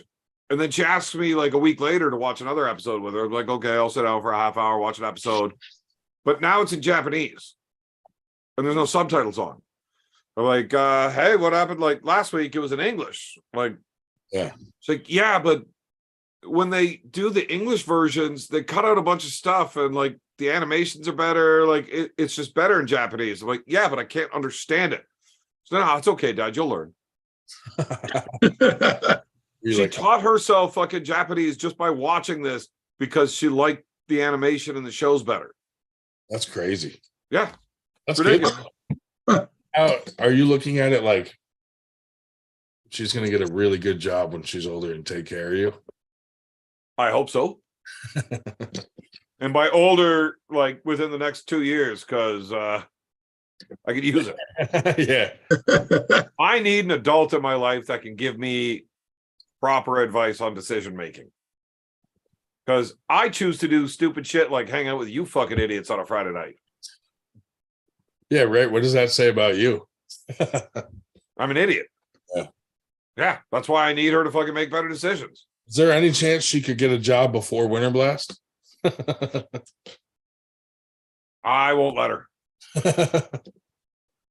She actually does work. She works with the beer wife, fucking. So the wife's makeup artist, like Okay. a really fucking good one. Yeah. Like for like normal people or like special effects type shit or Well, I mean, we live in a small shithole town, so Yeah. mostly like weddings and boudoir photo shoots and shit like that. Yeah. But she did end up doing some fancy wedding, and turns out the bride that hired her to do all the makeup was marrying one of the Ottawa senators. So all of these pictures now get published and shit, and they have to credit the makeup artist. Yeah. So is it Vogue magazine or one of them big fucking, not the girly magazines I like, but one of the other ones down in LA, like they tried to hire her to come do like the entire fucking March edition. They're like paying $10,000 a week. You got to come down for a month to do all this fucking makeup and shit for all these fucking supermodels. But she couldn't get her work visa in time. Yeah, So like she's really good. that's cool. But yeah, my daughter works with her whenever she does bigger stuff. Yeah. Cleaning all the brushes and getting everything ready, putting the foundation on the beginning. Do you think she could do anything with Dave Shell? Probably not. Yeah. Yeah. She could definitely make him fuckable. Hmm. Oh, I gotta let my dog out. She's bitching. Oh, God damn it. Ryan Brandon again.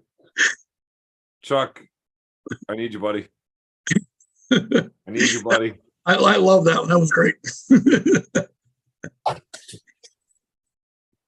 Evan, I'd have left at midnight if you weren't in here. Fuck. Man. I don't blame you. But I should have left before midnight, too. This is bad for my rep sitting with you guys. Oh yeah, you're gonna lose followers on your show from being on our show.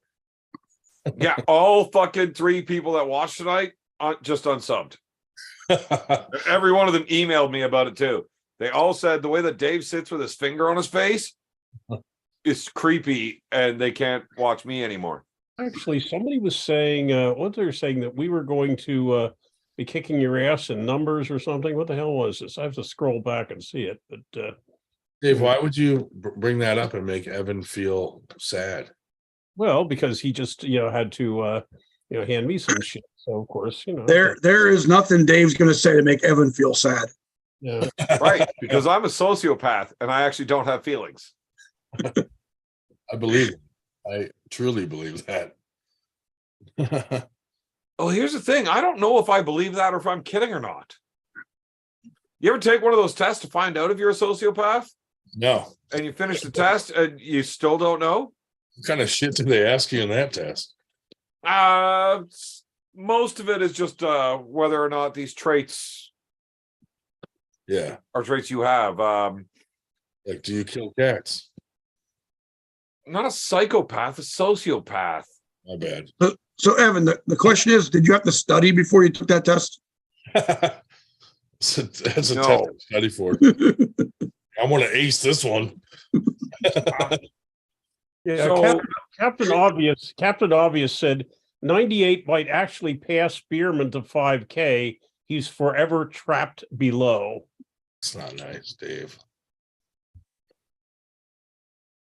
Well, they don't call him Captain Obvious for no reason at all. Do you make money off ads on your YouTube channel? Yes. I don't think we do.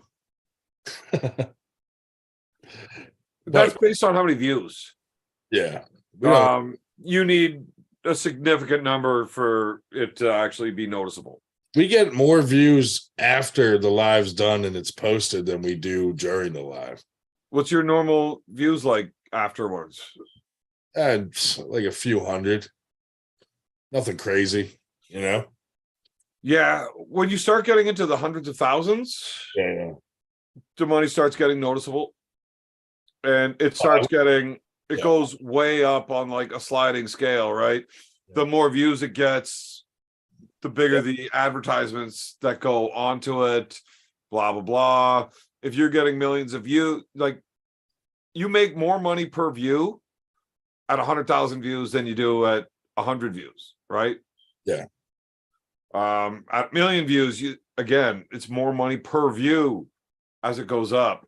Right. And then like as you hit certain numbers, you can put other ads just get inserted halfway through and shit like that. And it depends like how long they watch the video and all that shit. Yeah, there's all sorts of shit. And then whether or not they clicked on the ads or watched the whole ad, if they buy something after clicking on the ad, and like whatever. Yeah, the real star in his family is his brother with his TikTok. It's Oh, my crazy. brother. He's a fucking idiot. My brother did a bunch of TikToks and they all went viral. So TikTok reached out to him and said, you're at the point where we want to monetize you. Yeah. And he goes, oh, now it's work. And he fucking stopped doing TikTok. Like, I got a buddy that does TikTok. Oh, He's got dude. like 200,000 followers, nice. and he probably makes $100 a month. Yeah, you got to have like millions, right? To fuck- Yeah, it's yeah. apparently Facebook pays the most out of everything. Really? Yeah, it's also the hardest one to get done. Yeah, but they cap you at 5K followers, No, or at least regular people. yeah, you can't have more than 5,000 friends. Yeah, But yeah, if you have one of those like celebrity accounts, whatever, that Okay, can yeah. actually be monetized, it's shitload. Yeah. yeah, Facebook pays more than YouTube or anything else, I think. Wow. Hmm. I would not have guessed that because they're assholes. Yeah, well, they're assholes with money. That is true. So They're Jewish. Zuckerberg. That's probably Jewish. Yeah. Sounds right. Yeah, there's no way for me to say that next one. Like, see, this is the problem. I need to be on a platform where I could literally say whatever the fuck I want and it'd be okay. Twitter. You have the Truth app. Well, the thing is, if I'm allowed to actually say whatever the fuck I want, Yeah, I'm Twitter. gonna have an awful lot of people hate me. Yeah.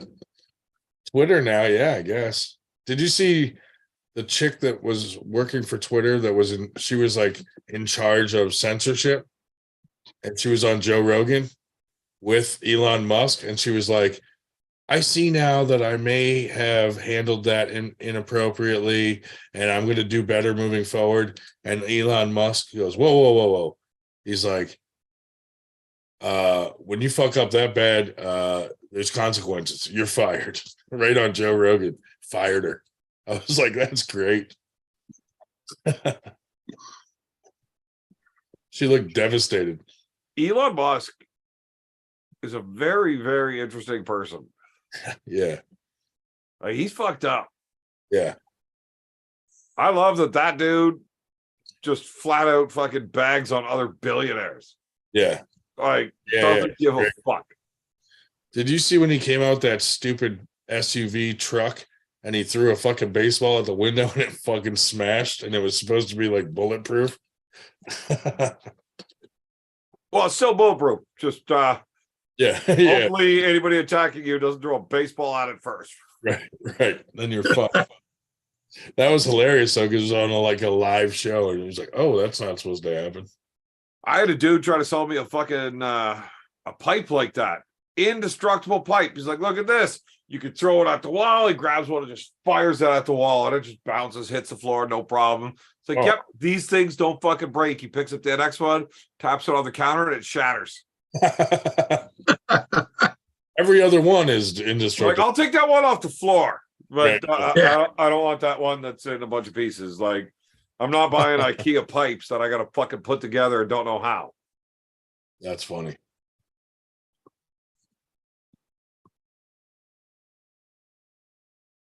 Do you guys celebrate Thanksgiving in Canada? Yeah, like a fucking month ago.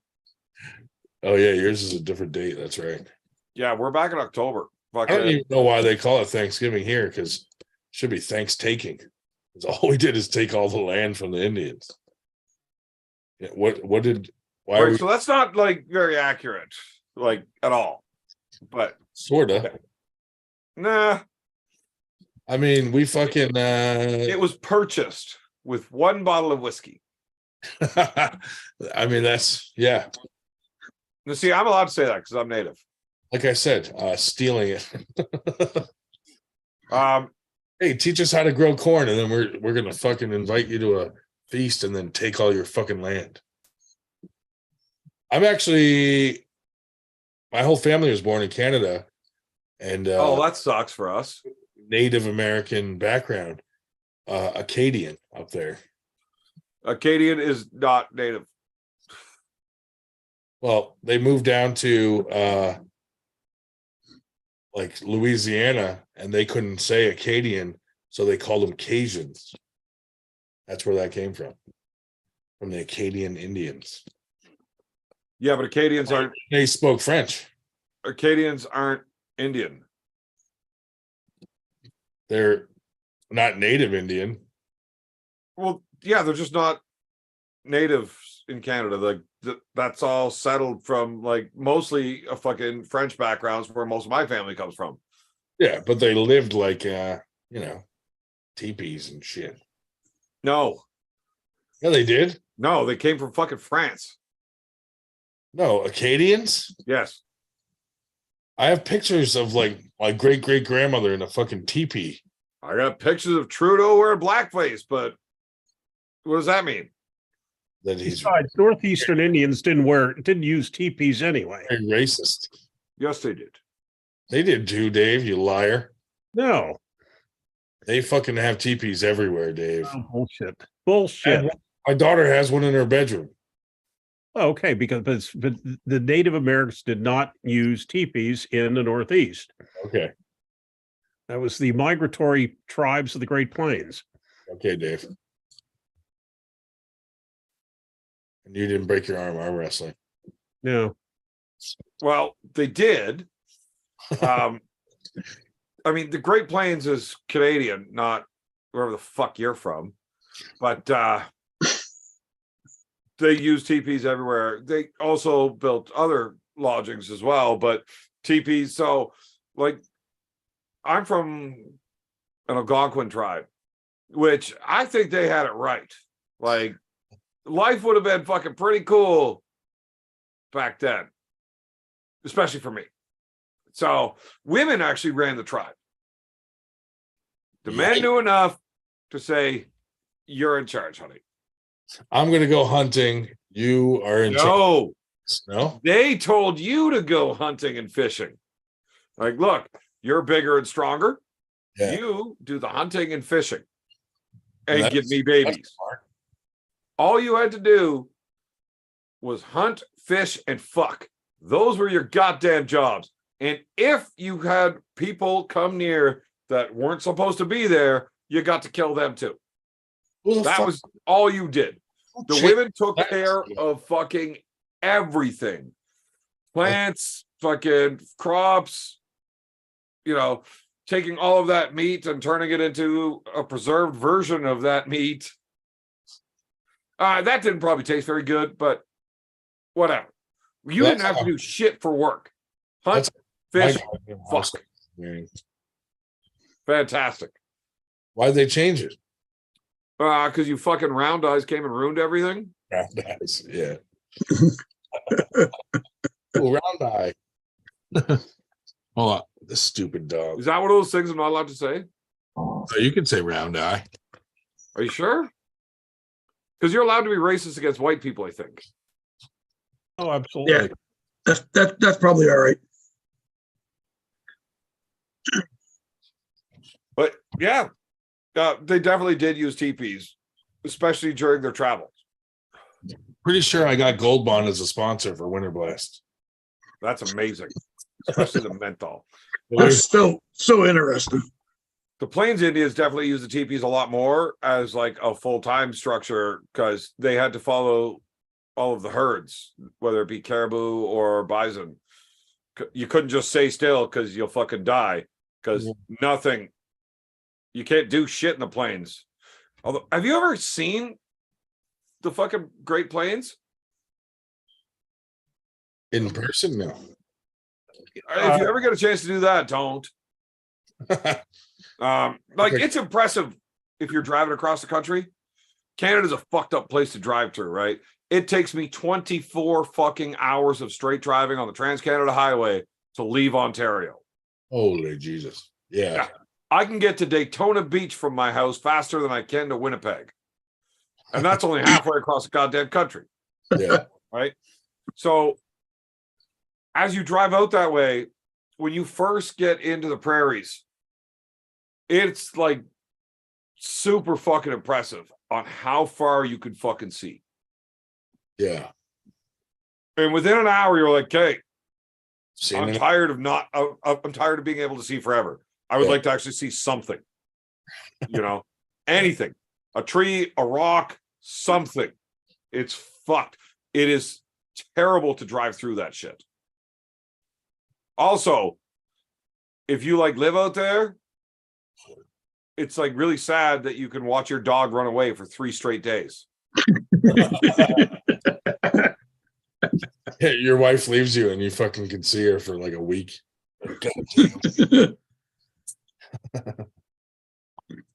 Well, clearly she didn't take your truck.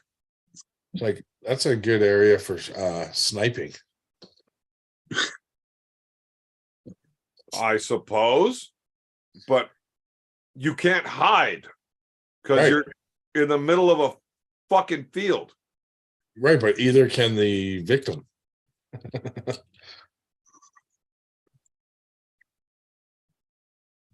You could drive someone out there and be like, run, and then just wait 3 hours and then shoot them. Sit there, drink a case of beer, get that off, take a shot. Then jerk off. Not while shooting. No, after. Yeah. Okay. Well, if it's 3 hours, though, Beerman would need more than a case. That's probably true. Wow.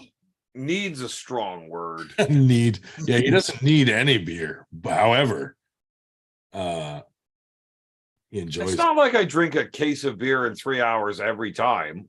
2.5. It happens often, but not every time. How much beer would you say like a Friday night like this that you drink? I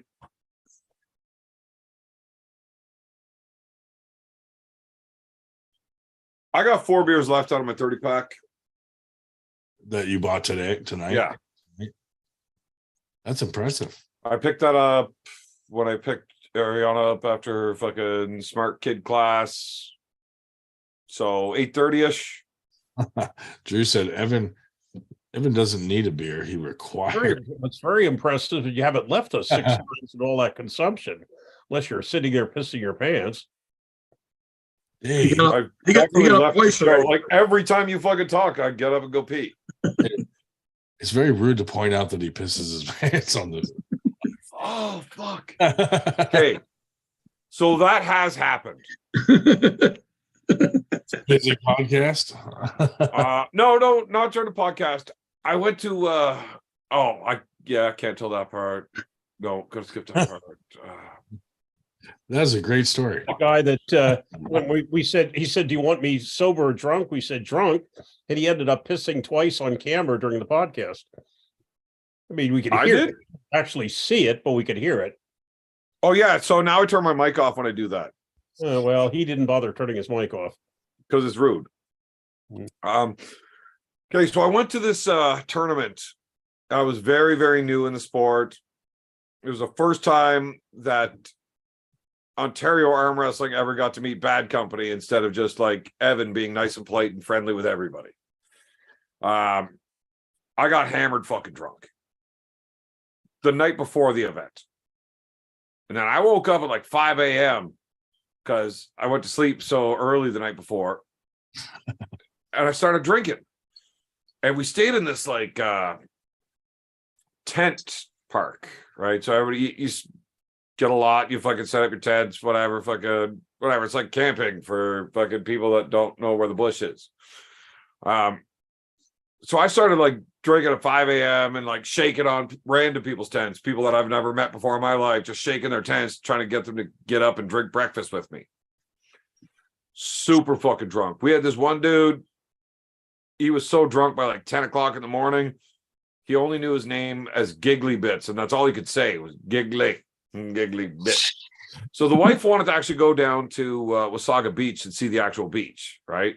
It's like the world's largest freshwater beach. So we went down there and there's a bar on it. Yeah, can't tell that part. Anyways, this Giggly Bits dude hopped into the vehicle with us in the first vehicle, and then like, 3 more vehicles full of people came down afterwards. This dude got arrested before he made it across the parking lot to the beach for being drunk in public at like 10:30, 11 o'clock in the morning. We didn't get to the event until 2 or 3. We arm wrestled by 6 or 7. We're back down at the beach at the bar. We got super fucking hammered. We go back to the fucking campsite. And I'm going to say like 11 o'clock, we're all sitting around a bonfire, and some dude just walks out of his fucking tent says, fuck, I got my buddy to fucking pick me up a case of beer. And he grabbed me fucking Coors Light. I can't drink this. Anybody want this? Yeah, I'll take that. So he just walks over and sets a 24 of Tall Boys Coors Light right beside me. Nice. Fucking right. Now, I've been drinking pretty fucking heavily for like, what? I don't know, like 16 hours or some shit. And I just cracked into this fucking case of beers. And I just started drinking. And for some reason, Coors Light tasted really good that night. So like 2 hours later, my little brother Duckfoot looks over at me and he's just laughing his head off. Like, what the fuck is so funny? Evan, how many of those fucking beers did you drink already? I don't know. And I look down at the case. And I'm like, well, there's 2 left. Fuck. You're telling me you just drank 22 Tall Boys in the last 2 hours and didn't get up to pee once? No. Like, Holy fuck. Like, I am literally pissing right now. What the fuck? I didn't even know that I just sat there pissing myself. I was that fucking drunk. it's awesome. Yeah. It was a rough one. He decides that he should probably bring me to the bathroom at this point. I'm like, what's the fucking difference? But he tries to bring me to the bathroom and security guards come over and there's this big bald bearded prick that can't walk. Right. So they decided it was a good idea to come tell me to go to bed. Look who it is. Giggly Bits is on. Oh, no, just Dave Schubert. What's up, Evan? Hi. How long, It's how muted. long have you been pulling, Evan? Well, I mean, I tried to turn the camera off, but I didn't. 30 see- seconds. You notice that? How long have you been an arm wrestler? Yeah, that was pretty specific. 10 years and 1 week. Thank you. 36 hours, 7 seconds. No, it's 1 a.m. It would be 10 years, 8 days, 7 hours. Wow. I remember my first event. You're experienced. Yeah. Jody terrified me. That got burnt in. Arm Melter 12. It was a good time. But why don't we just call it a decade? Yeah. Yeah. Certainly close enough. Dave, did he answer your question? Yeah, he did indeed. sufficiently? Was there something with that, or Do you have a follow-up, Dave? No. just does it? Just wanted to get to know him. Sure glad you interrupted the best part of the story for that then. Oh, shit. He was just getting to the punchline, and you're like, how long have you been arm wrestling? Yeah. Mm, That Shoot, was good for you, bud. I'm doing good. Doing I had good. to Just cut at out home. so much good stuff of that because laws. But this was like the one really funny part that I was allowed to tell. And it got all fucked up. Fucking ruined it. Shubich, are you out there slaying vagina? Oh yeah, you know me. Yeah. Just Yeah. left and right. Hey, That's why I'm gonna get on real late. someone Are you else- guys gonna have Coach Ray on for sure? He already was on, This yeah. time around. He already was. Evan insulted him, and then he left. Perfect. He did my I job for verbally me. molested him and he had to leave. Evan literally insulted him the entire time he was on. Hell yeah. I think the only person I Wow. haven't insulted yet was Chuck. That's true. But that's because Chuck's cool. Thanks, Evan. I mean, his internet isn't, but he is. My internet's fucked up tonight. And I'm all right with that. Yeah. Aren't we all? It cuts out most of the bullshit. Man, is there any way that we can figure out how to make my internet cut out whenever Dave talks? Probably because Ryan specializes. in It's it. not working. I just Ryan's very good at that. Evan, it's easier if you just mute him. yeah. Can I do that? You didn't know that?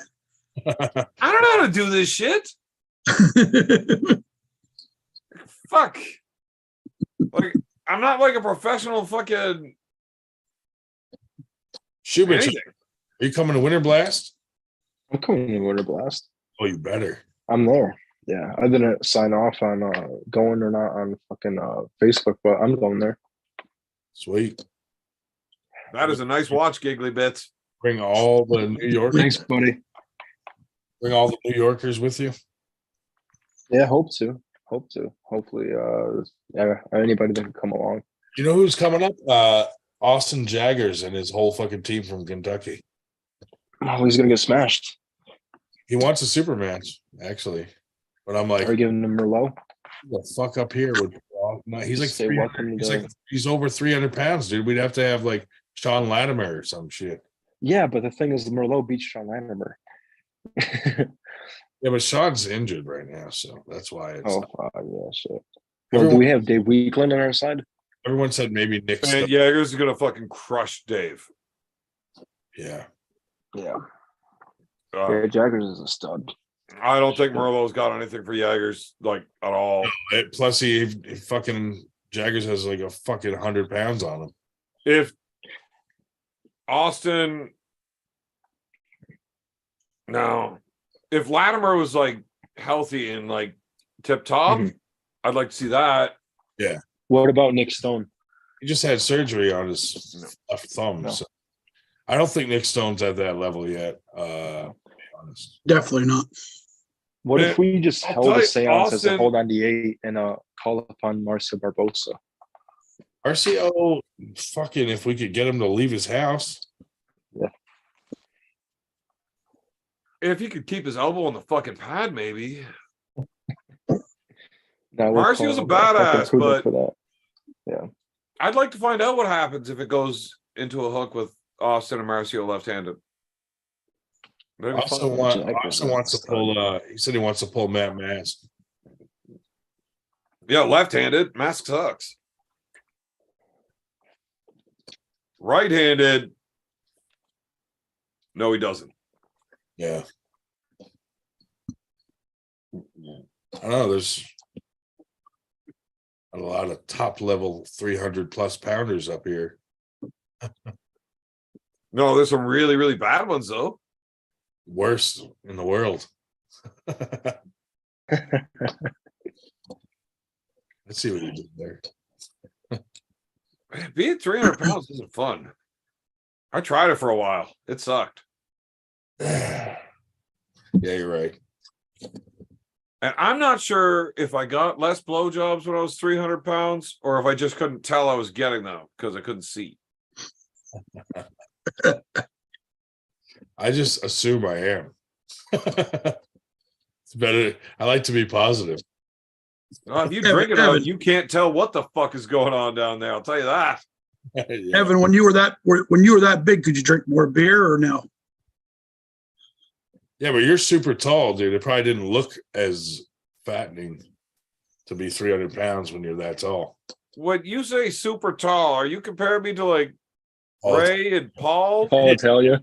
yeah, you got like a foot on them. and a half? Foot and a half.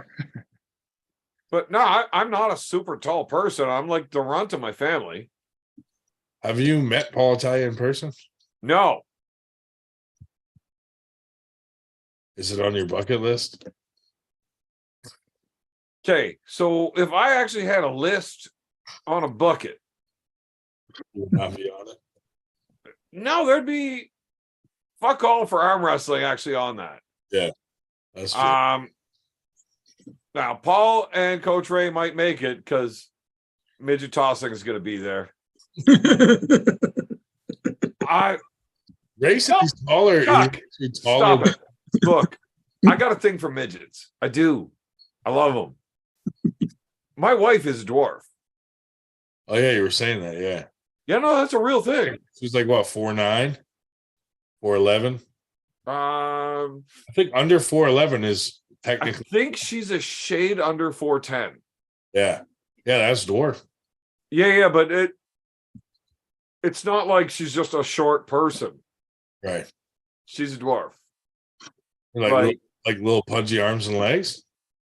Mostly in the legs that you notice, but yeah. So She got a little dwarf butt. Not like a short, proportionate person. No. She got that little midget butt. Yeah, Yeah. that's fun. Yeah, spinner.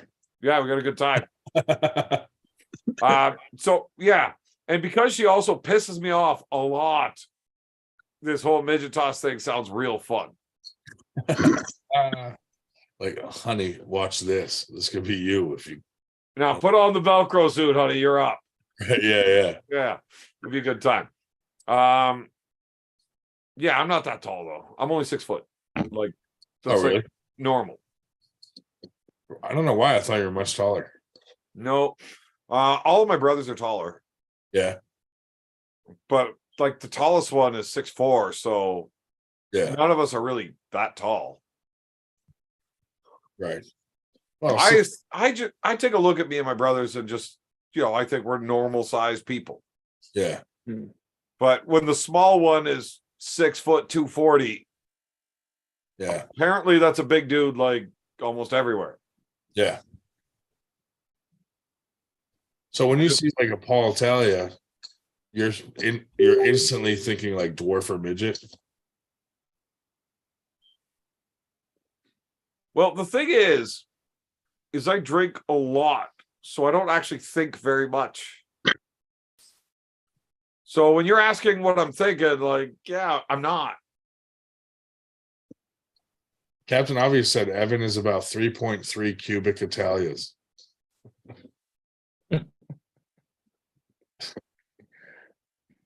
You're 6 feet and 5 foot is upper body. So I have incredibly short fucking legs. Really? Yeah. Like, how tall are you? Noticeably, like 5'9". It's not that fucking. That's really not that short.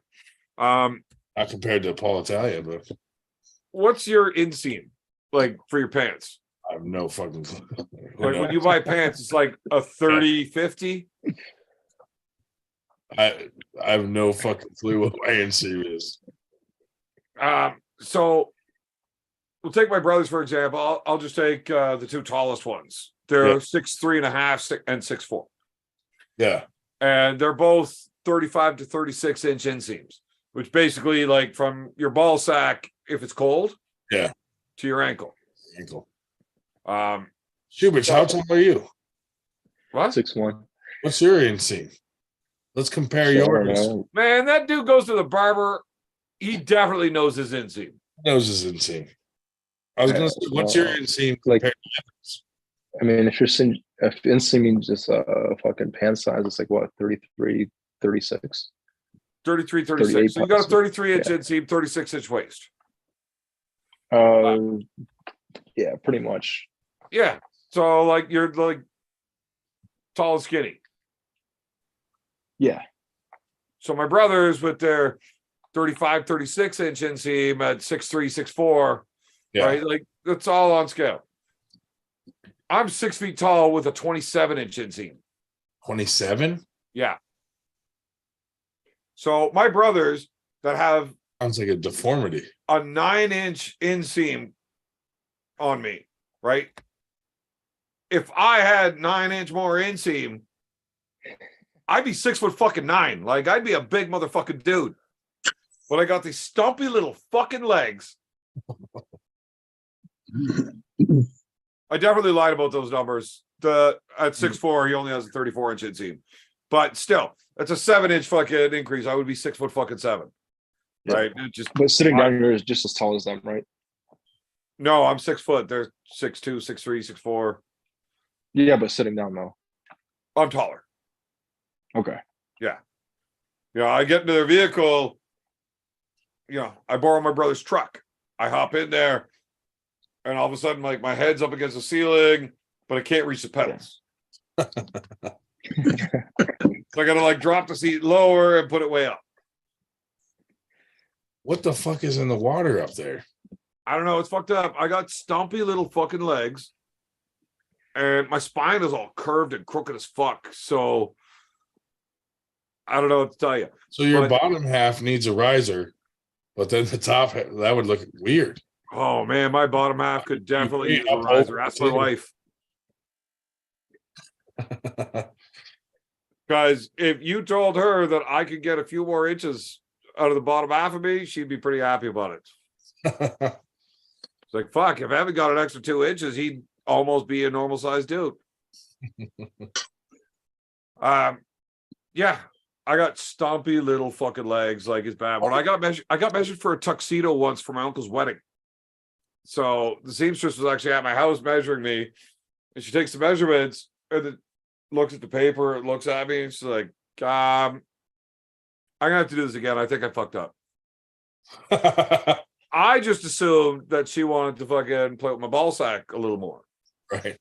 And then she measures my inseam and my waist and writes it out. Like, no, I did it right. And then she just starts laughing. What the fuck are you laughing at here, lady? Like, Right. That's rude. I'm standing right fucking here. What are you trying to make my wife feel bad because I got a small pecker? Like, she's like, no, it just when I look at these numbers and I picture the suit I'm making, it doesn't look like it's for you. It's for like a gorilla. It's like, no, it's like I'm making the tuxedo for Danny DeVito when he was playing the Penguin. Yeah. Because my legs are just so fucking short, but I was pretty fat at the time, so I had like a 44-inch waist with a 27-inch inseam, and it's just like a really fucking awkward number. Yeah. What's short? Is it the whole leg? Like, do you have like long calves but a short thigh, or do you have like a long thigh and a short calf? Nothing. It's The whole leg short.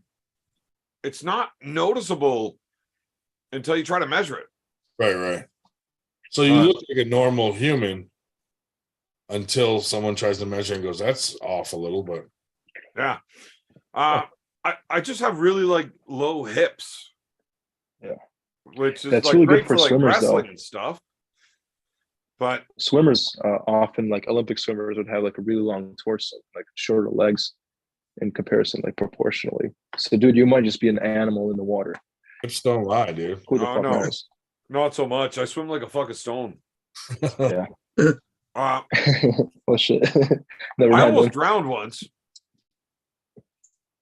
We decided that me, the wife, a couple of buddies, we were going to put this big fucking rubber dinghy into the water at the marina and then just float down the river till we hit the fucking beer store on the other side of the river. Didn't know it was going to take us fucking 5 hours to float that far. Wait, you have webbed feet? Oh. Anyway, keep going. Damn near. My feet are actually shaped like flippers. So we get floating down this river, and like, you got to pee. What do? We don't pee in the fucking rubber dinghy. Right. You hop out, hold on, piss in the water, climb back in. No big deal. I let go of the dinghy, and all of a sudden I realize I'm so drunk I can't fucking swim. And I started sinking. Oh God. And like, this is fucked up because like I was a really good swimmer when I was young. I just, spent 10 years drinking and never went in the water. And all of a sudden I can't swim and now I'm sinking. And I find myself at the bottom of the Ottawa River. And I am like literally standing on the floor of the river looking up being like, this is fucked up. This is how I go. This is how I go, yeah. This is like the worst fucking story ever. And then I stood up and realized I was only like in water this high. But I was positive I was gonna fucking die. I'm not kidding. I was like flailing my fucking arms around. I knew I was dead. No. Thank God you have a long torso. I was damn near on the beach. Yeah. Oh, that's funny. Well, they didn't think so. They thought I was an idiot. Did you make it to the beer store? I'm not kidding. I almost fucking drowned sitting under the water because I didn't even think about standing up. Yeah, why would you with short legs? You're like, fuck it, I'm a goner. Well, apparently you guys just don't know how to get drunk properly. Dude, with the webbed feet, you'd think you'd be like a master swimmer. Do they aid in swimming? So my feet are super fucked like that too with the whole stumpy thing. So I wear a size 11 and a half when you Yeah. measure them, right? But they measure the width of your feet too. And a triple E, which is the largest normal shoe size, isn't even close. It's not going to happen. So I can't go buy myself a fucking pair of shoes at the goddamn store. Not going to happen. Your feet are wider than they are long. Pretty close. It's like 11 feet, 11 inches wide and 11 inches long. More like 8 and 11, but yeah. So if you go to buy a pair of shoes and I try to wear them, within a week, all of the fucking stitching is going to blow out the sides. Yeah. And my feet just hang out the side of the shoes. So what do you fucking wear? Birkenstocks. So my older brother, he's got big feet too. So he's like a 12 and a half with a super wide. So basically, when I need new shoes, I call up my brother and be like, hey, it's time for you to get new shoes. And then I go to the store and I buy him a pair of shoes and I take his old ones from him because he's already stretched them out. So when I put my feet into them, it doesn't just blow the stitching out. Like it's too much stress if I get new shoes. So I just buy my older brother's used shoes off of them so I can actually wear them. That's interesting. Oh man, it sucked because he's like a weird dude. And I've gotten some crazy fucking fungus out of his shoes. I once got chlamydia from buying his shoes off of him. Chlamydia. Do not explain to my wife that that's not possible. Dude, That was a good excuse, right? my brother, that reminded me of a story. My brother got chlamydia, or he thought he got chlamydia, and he had a girlfriend. So he went to the clinic and got 2 doses of whatever some drink that gets rid of it, and he fucking put it in his girlfriend's drink. He drugged her drink with chlamydia medication so that if she got it, that would cure them both at the same time. I was like, that's a great idea, actually. It's a mess. Yeah, I'm definitely not telling that one. In the idiotic story of the night, Adam Wilmot Oh, I gotta pee. by Facebook for posting a picture of a burnt pie. And what did you just mumble? Posted a picture of a pie, a fruit pie, which he had burnt in the oven, and the caption was, my attempt at burning down the house. And Facebook told him it was not in keeping with their community standards. Just all you got to do is fucking fight that, and they'll come back and go, "Oh, we made a mistake." Yeah, assholes. Fuck Facebook. Schubert, you got any matches coming up? No, dude, nothing going on until fucking Winter Blast. I might take a look at the New Way thing that's going on in January. Yeah, but with the coaching season the way it is, like I'm coaching to like 7:30 at night, and that's on top of work. So, I mean, I'm training either way, like my bodybuilding type shit and arm wrestling stuff. But yeah, probably not gonna have anything real going on until Winter Blast. Gotcha. Yeah. You guys already discussed the little after pull with Evan and John? No. No, John posted some shit on the internet. Oh, he did? What did he post? Yeah. Well, with him and Evan pulling. What did he post about it? Them pulling. Oh, that's it? Yeah. Evan, you're muted. Evan's muted. He muted himself to go piss. Are you fucking kidding me? Who muted No. him? I muted myself to get up and go piss, and I was like, fuck this. I'm going to piss in this jug right beside the fucking microphone. And I went to unmute it, but apparently I didn't mute it. So I thought I John really pissed in the posted jug that she shit. could hear, and then I was talking, and I was muted. Fuck me. Any chance you could pee again? Wondering where? Yeah, like 2 more beers. So John posted pulling you, Evan, Yeah. online. Do you have anything to I say? wasn't sure if you were saying Evan or Devin. Did Evan. John I mean, and no. Devin from like at East versus West?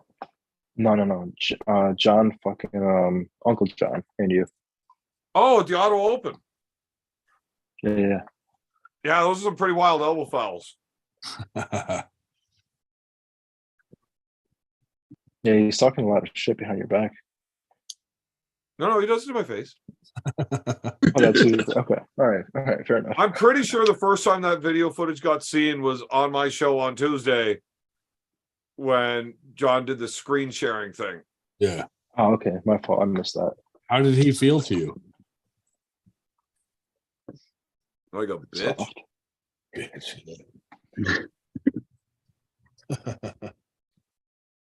He's fucking terrible.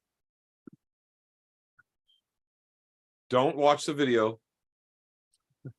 It's not real. It's Beat not. him every time I met him. So he's not that good. What?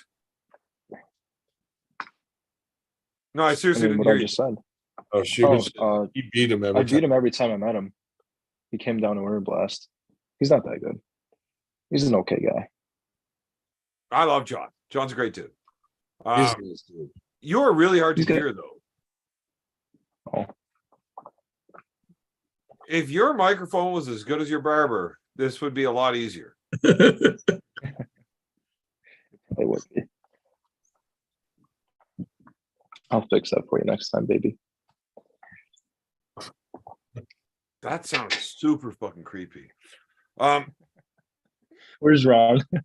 So you were asking if we covered John talking shit about me. No, him pulling you. This shit talking is an added bonus. No, we did not cover that yet. Have you watched the video? Yeah. You think- And What about it? I mean, he looked like he was your daddy the whole time through. Besides the first pin. Oh, whoa! Whoa. Another one insulting our guests. nice. Well, the host has disabled participant screen sharing, so not much I can do about that. I'll make him co-host. You don't have to. Yeah, You just go down to the options and allow everybody to screen share. Oh, It's an option. Under this share screen thing, you just click on the thing at the top there, at the yeah, bottom. let's get the play-by-play. All participants can share simultaneously. Yeah, Yeah, so that everybody can do it. I just learned something. There. So I do that, and then do this, and then do this. You guys should be able to see this, yes? It's gonna be Oh porn. yeah. All right. So Uncle John really want to show everybody that he's the man and I suck. Yeah. Fuck that guy. I just spent 12 fucking hours standing on my feet reffing. Do you see where my thumb is and how bad this motherfucker's cheating? Yeah. No. Take a look, like even here in this, like the first grip that he grabs. Like, look at this. Oh my God. He double caps like a motherfucker. Right. Like it's just fucking horrible. Look how high his hand is and where mine is. Like,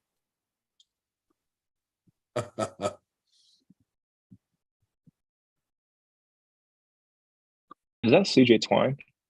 that is On the Tiny talking. That's the table monkey guy. No, the guy to the right, the black dude. Is that CJ Twine? Oh, that's I can't see anything on the right. Okay, so all the Zoom faces are in my way. Yeah, John looks Yeah, super fucking strong there. No, seriously, I don't know what he's fucking talking shit about. what's in his backpack? It doesn't matter what's in the fucking bag. Yeah, he looks like a bully. Yeah, well, I mean, he's fucking strong. He actually did beat me officially right-handed. Once again, look where his hand is, and look where Yeah. mine is. Like, He is deceivingly strong though. For like a little guy, he has big hands and shit. but right-handed, he beat me on elbow fouls. Right. See, now look what happens if I try to take a grip, though. Like, fucking, all of a sudden, John's not so badass after all. I'm not going to show any of this middle stuff because nobody needs to see that. No. Hell See, yeah. those elbow fouls, Yep. though, like John's just a bad dude.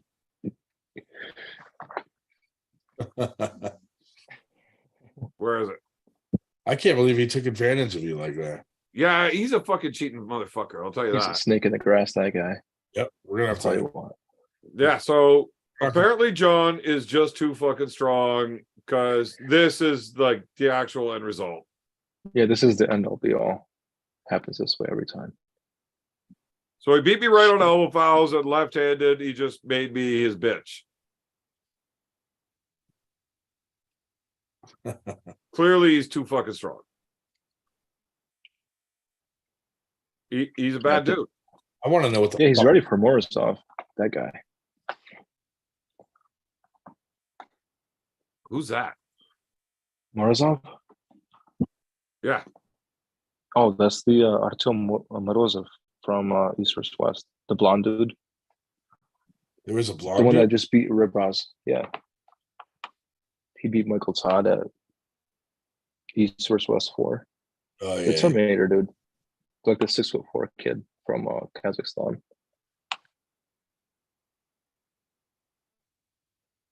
Kazakhstan is arm wrestling? Yeah. They have the Ungarbayev guy. Artyom. Who else? Who's that? Fucking who else they got? Tolga Aktayev.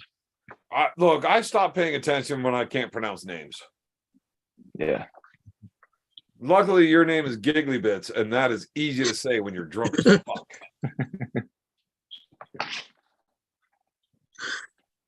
That's what How we about should. that Devin guy? At the start of the tournament, we should always say, if we can't pronounce your name, automatic disqualification. So what he was asking about who the black guy was there. Yes. That was not CJ Twine. I held No? a tournament here like last November, and that dude wrote his name down on the fucking I don't know, whatever the fucking sheet is you got to fill out with your name on it. But What did it say? we had no idea what the fuck it said. Maybe he can't write. Like no fucking clue. So his name was like Jean Guy or something. And everybody thought it said like Derek. So we're all yelling for who this fucking guy is. We can't find him. And I found him downstairs in the fucking downstairs bathroom with a bunch of other dudes that I was hanging out with. And it was like, yeah, you got to go. Like, fuck, I didn't know that was your name. Like, we're looking for Black Derek. We had no idea who it was. No fucking clue. Yeah. But even once we found out what his name was, and he's like, yo, that's me. Oh, How the fuck is that your name? Hey, guys, did Dave leave? No, he muted himself. he's masturbating. Oh, I thought he was like gone. I was thinking of leaving. I was going to make Fuck's Evan sakes. very happy by leaving. I was going to make Evan very happy by leaving since it is 1:30 a.m. and I didn't get much sleep last night. Hi, Dave. You look like a fucking ghost right now. Mhm. It's all blurry and shit. All right. Yeah, if you don't mind, you could go ahead and do that. You got semen on the webcam. Yeah. On that note, I think it is time to leave. So I agree. lovely seeing you again, Evan, as always, and whatever. So have a wonderful. Dave, have a good night, man. Hey, Dave. Stay alive, buddy. All right, Dave. Love you, buddy. Bye bye. You didn't love me. You didn't say I Like, I'm love pretty sure that's what you're supposed to say is Yeah. I love you too. you. Yeah. But no, like even Coach Ray said he loves me too. But not Dave. Not Dave. He's all business. Oh man. Is that because Dave actually loves me? Could be. He's like shy. We don't know what his sexual preference is or anything like that either. I think he could possibly be a virgin still. I think he's a real deviant. That one. You think so? Yeah. I would bet you money that his ear is not a virgin. Ryan, you might find out when you inherit his house. You might get all kind of sex toys and shit like that in there. I got to go clean it out when he I ain't worried. Like, Here to collect for the will. pretty comfortable. I don't give a Isn't that fuck. crazy that he added us to his will, dude? Is that real though? Yeah, dude, that's 100% real. Have you seen the will? 98% real. I Have got you a letter, seen the will? I got a letter in the fucking mail from like his fucking attorney. That sounds pretty authentic. Yeah. It's bizarre though, right? So in my will, I have it stipulated that at my wake, there will be a box full of tasers and everybody gets one. And when the lights turn off, that's sign for go. And the last one standing inherits all of my debt. That's not a bad idea. So all of my brothers are immediately planning on just tasing the fuck out of themselves. Yeah. What if someone, Joke's on them. We're giving them very powerful tasers, and they're just going to be laying on the ground covered in shit. what if someone tases your dead body and you come back to life? God. Well, that's really going to suck because I get all my own debt back. You're like, fuck. This is why I killed myself in the first place. Well, they're not going to be able to tase my body because I would like my body's remains to be spread out at Disneyland. But not cremated, just like Right, not cremated. Why did I have a feeling that's where you're going? Actually, I am being cremated Just though. for fucking real. intestines everywhere, dude, and livers and Yeah, just throw a bunch of parts of me off the fucking roller coasters. Like this is right. man. All of those like Spread super ashes. intense fucking Yeah. roller coasters that are supposed to be scary when you're actually getting real blood and guts thrown into your face, it fucking changes things. Yeah. Like I am getting cremated though. yeah. Yeah, for sure I am. We already have a box. I made it. Made your own cremation box? Yeah. That's awesome. What kind of wood is it made out of? Koa. Nice. Yeah, it's fucking fantastic. It's like a two-sided urn, basically. Yeah. That whichever one of us dies first, me or the beer wife, fucking cremated in your side, then the other one goes in the other side when they go, and then you take the center slide out, just together forever. That's romantic. Yeah, well, look, I promised her that I will find ways to piss her off forever. And I meant it. It was in your vows. Yeah. That's awesome. Yeah. Well, if she ever thinks that she's going to get away from my irritating ass, she's out of her goddamn mind. I still think the having your body parts spread like not ashes all over the place is hilarious. Yeah, it's hilarious to joke about. Can you imagine though? Like someone, all these other people are going to the top of the mountain to spread someone's ashes, and someone's out there just slinging fucking intestines off the side of the mountain. That's super fucked up. Yeah. Hilarious. I mean, I know I made the joke, but seriously, That needs to be a movie, like a movie scene. No. Like No. my brother was against cremation, but I still want to spread him out over his favorite mountain. Speaking of movies and such, Evan, can you talk a little bit about Vice approaching you for like their whole spot about you and arm wrestling? Really? That's where you want to go? Yeah. Question. Like, why would they come up and like why they choose you, and like how they even like found out about arm wrestling and like you? Yeah, we could do that. All that good stuff. So obviously Ryan doesn't give a fuck, but basically I'm awesome, so it made sense. Right. Yeah, but that aside. So yeah, Vice, I don't know who in the Vice office caught wind of arm wrestling. Joe Gould ran the arm melter promotion, and somehow, like, I mean, their shit's always, they report it to the news and shit, whatever. It gets in all the local papers. They got an office in Toronto, And a lot of the arm melter events happened at the Loaded Dog, and I think it's Scarborough, which is really just like a section of Toronto, right? Yeah, somehow they caught wind of, they saw somebody in the office saw results of one of these events. They're like, holy fuck, arm wrestling's like a real thing. So they find out who runs the league. They call up the promoter, Joe, and they said, hey, Joe, we would like to do a piece on arm wrestling, or like a little documentary thing. What do you think? We'd like to follow one of your champs around, get to know the guy, watch one of his next events, make a little doc.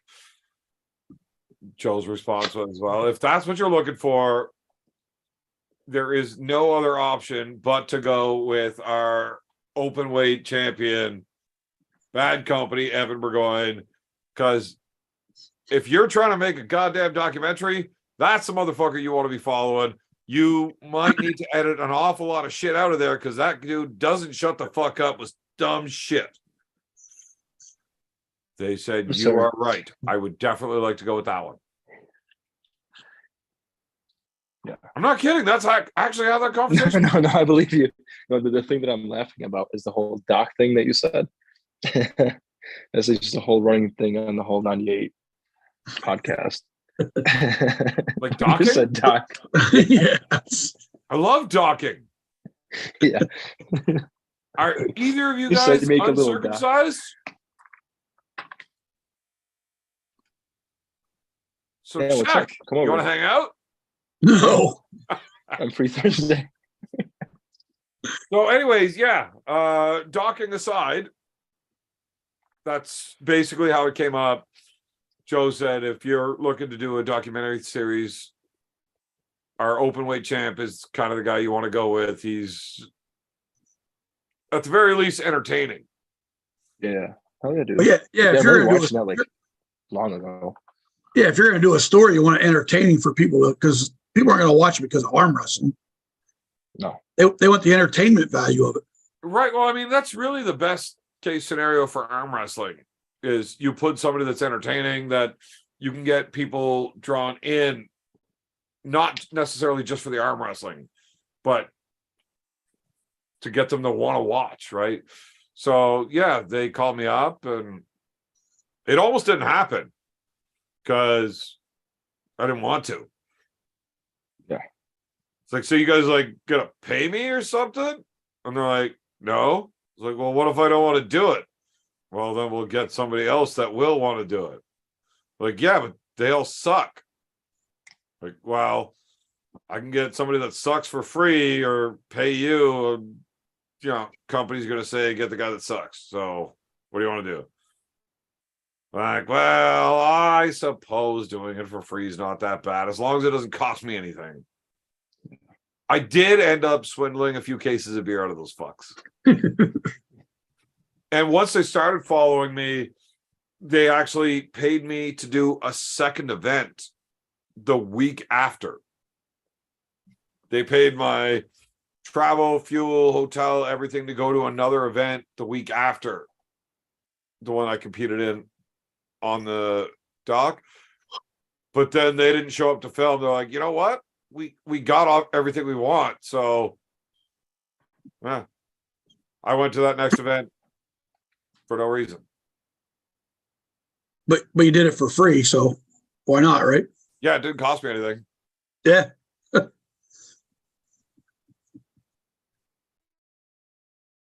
Well, apparently he doesn't like the doc story. Well, he asked the question. Apparently he wants a doc.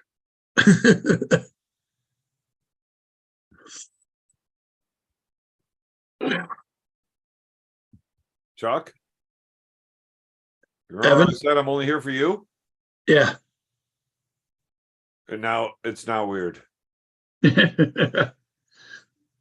should tell me the story about the time you did the TV or movie or something. I never did no TV. Oh. Must be somebody else you're thinking about. No, I was just trying to get you to talk so I didn't have to. Yeah. So, well, So I guess I won't ask any questions then. Well, you can do that. You don't Yeah, want that to makes talk. it easier. Are you guys doing any other like events soon up there in your area or no? I'm not. I ain't doing shit. Not until January. I'm just training. That's it. So you're just drinking beer. And arm wrestling. Yeah. Except I actually haven't been to a practice in like 3 weeks now. So I'm just drinking beer. Yeah. But in my defense, I'm only against Paul Maiden. Right. So I probably don't have to show up in very good shape. So you just drink a lot of beer. Yeah. Sounds like a good plan, actually, right? Well, it works out really good for me because beer is delicious. And I like to drink all of them. Yeah. And my 30 pack's fucking empty, which is, my case of beer being empty makes me sad. And if you spell sad backwards, it's das. And das not good. No. Yeah. So when the beer runs out, is that when it's like just time to go to sleep? Well, no, I've got booze. I got liquor. Oh. And I got more beers in the fridge over there. I just don't know if I want to get them. Because it's goddamn near 2:00 in the fucking morning and I got to be up at 6 to go goddamn work. Fuck. I retired from working. And then my buddy started this drywall company. But he doesn't have any employees. And it's fucking a lot of work to maintain a time schedule by yourself when you're mudding and taping an entire house. Oh, yeah. So I just started like helping. And then somehow I got suckered into full-time fucking work.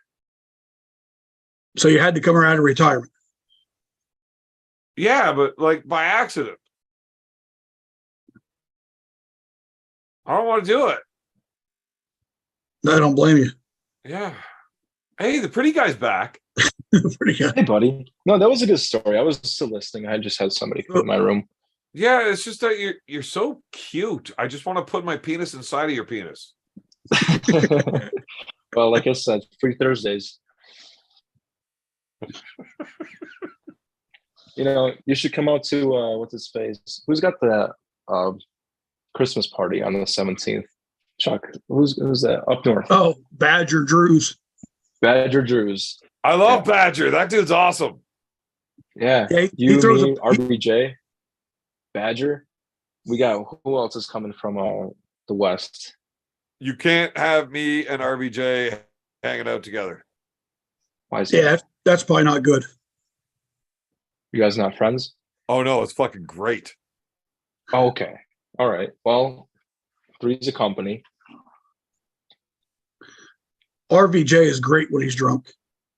He is hilarious as fuck. Yeah. Well, the thing is, I'm really good at getting RVJ drunk. Because that dude's a fucking animal. Good. Like, have you ever seen him at karaoke? No, I've seen but I will. I've seen This videos. December. Oh man, he's incredible. That dude is a hip hopist motherfucker you've ever seen. So I seen a video of him doing like karaoke, wearing like a flag, like a flag jumpsuit or something like that. He was wearing. I don't know. RVJ's fucking hilarious, but he's a fucking savage dude. Like, he doesn't give a fuck. Yeah. And I find it hilarious. So when he gets all fucking uppity about anything, Yeah. I just look at it and be like, oh, look, a big shiny red button. I should push it. He's got some funny ass analogies. And I I wish you would convince him post to do more. Yeah. dumb shit every fucking time. Rob's hilarious. I made him quit Are the WAL once. You made him How? quit. Yeah, I made him quit the WAL because I talked too much shit to him on a podcast. Oh my God. And I had him so fucking fired up because he was wasted. I mean, we were both wasted, but I talked so much shit that he just said, fuck this. I don't give a fuck anymore. Fuck you, fuck arm wrestling, fuck the WAL. I'm fucking out. I don't ever want to talk to anybody again. And he just left the podcast. And I'm like, oh, well, that was like exactly what I was going for, but now I'm not so happy I got it. Yeah. So I had to call him and I'm like, yo, dude, what the fuck? He's like, well, fuck Evan. We're friends. He's like, why are you talking to me like that? I'm like, because it's on the internet and it's funny. Yeah. Like, well, I understand that it's funny or whatever, but like, fuck, we're friends. You shouldn't do that to me. Like, that's what I do. Rob, if we were sitting in the goddamn bar together, just me, you, our wives, I'm still doing that exact same shit. I'm gonna say the same fucking thing. It's like, yeah, but it's different when it's just us. Like, no, it's not. Same fucking thing, bud. Like, oh, I'm just way too drunk and got pissy, didn't I? Like, yes, you did. It's okay, buddy. I know. You get like that every month.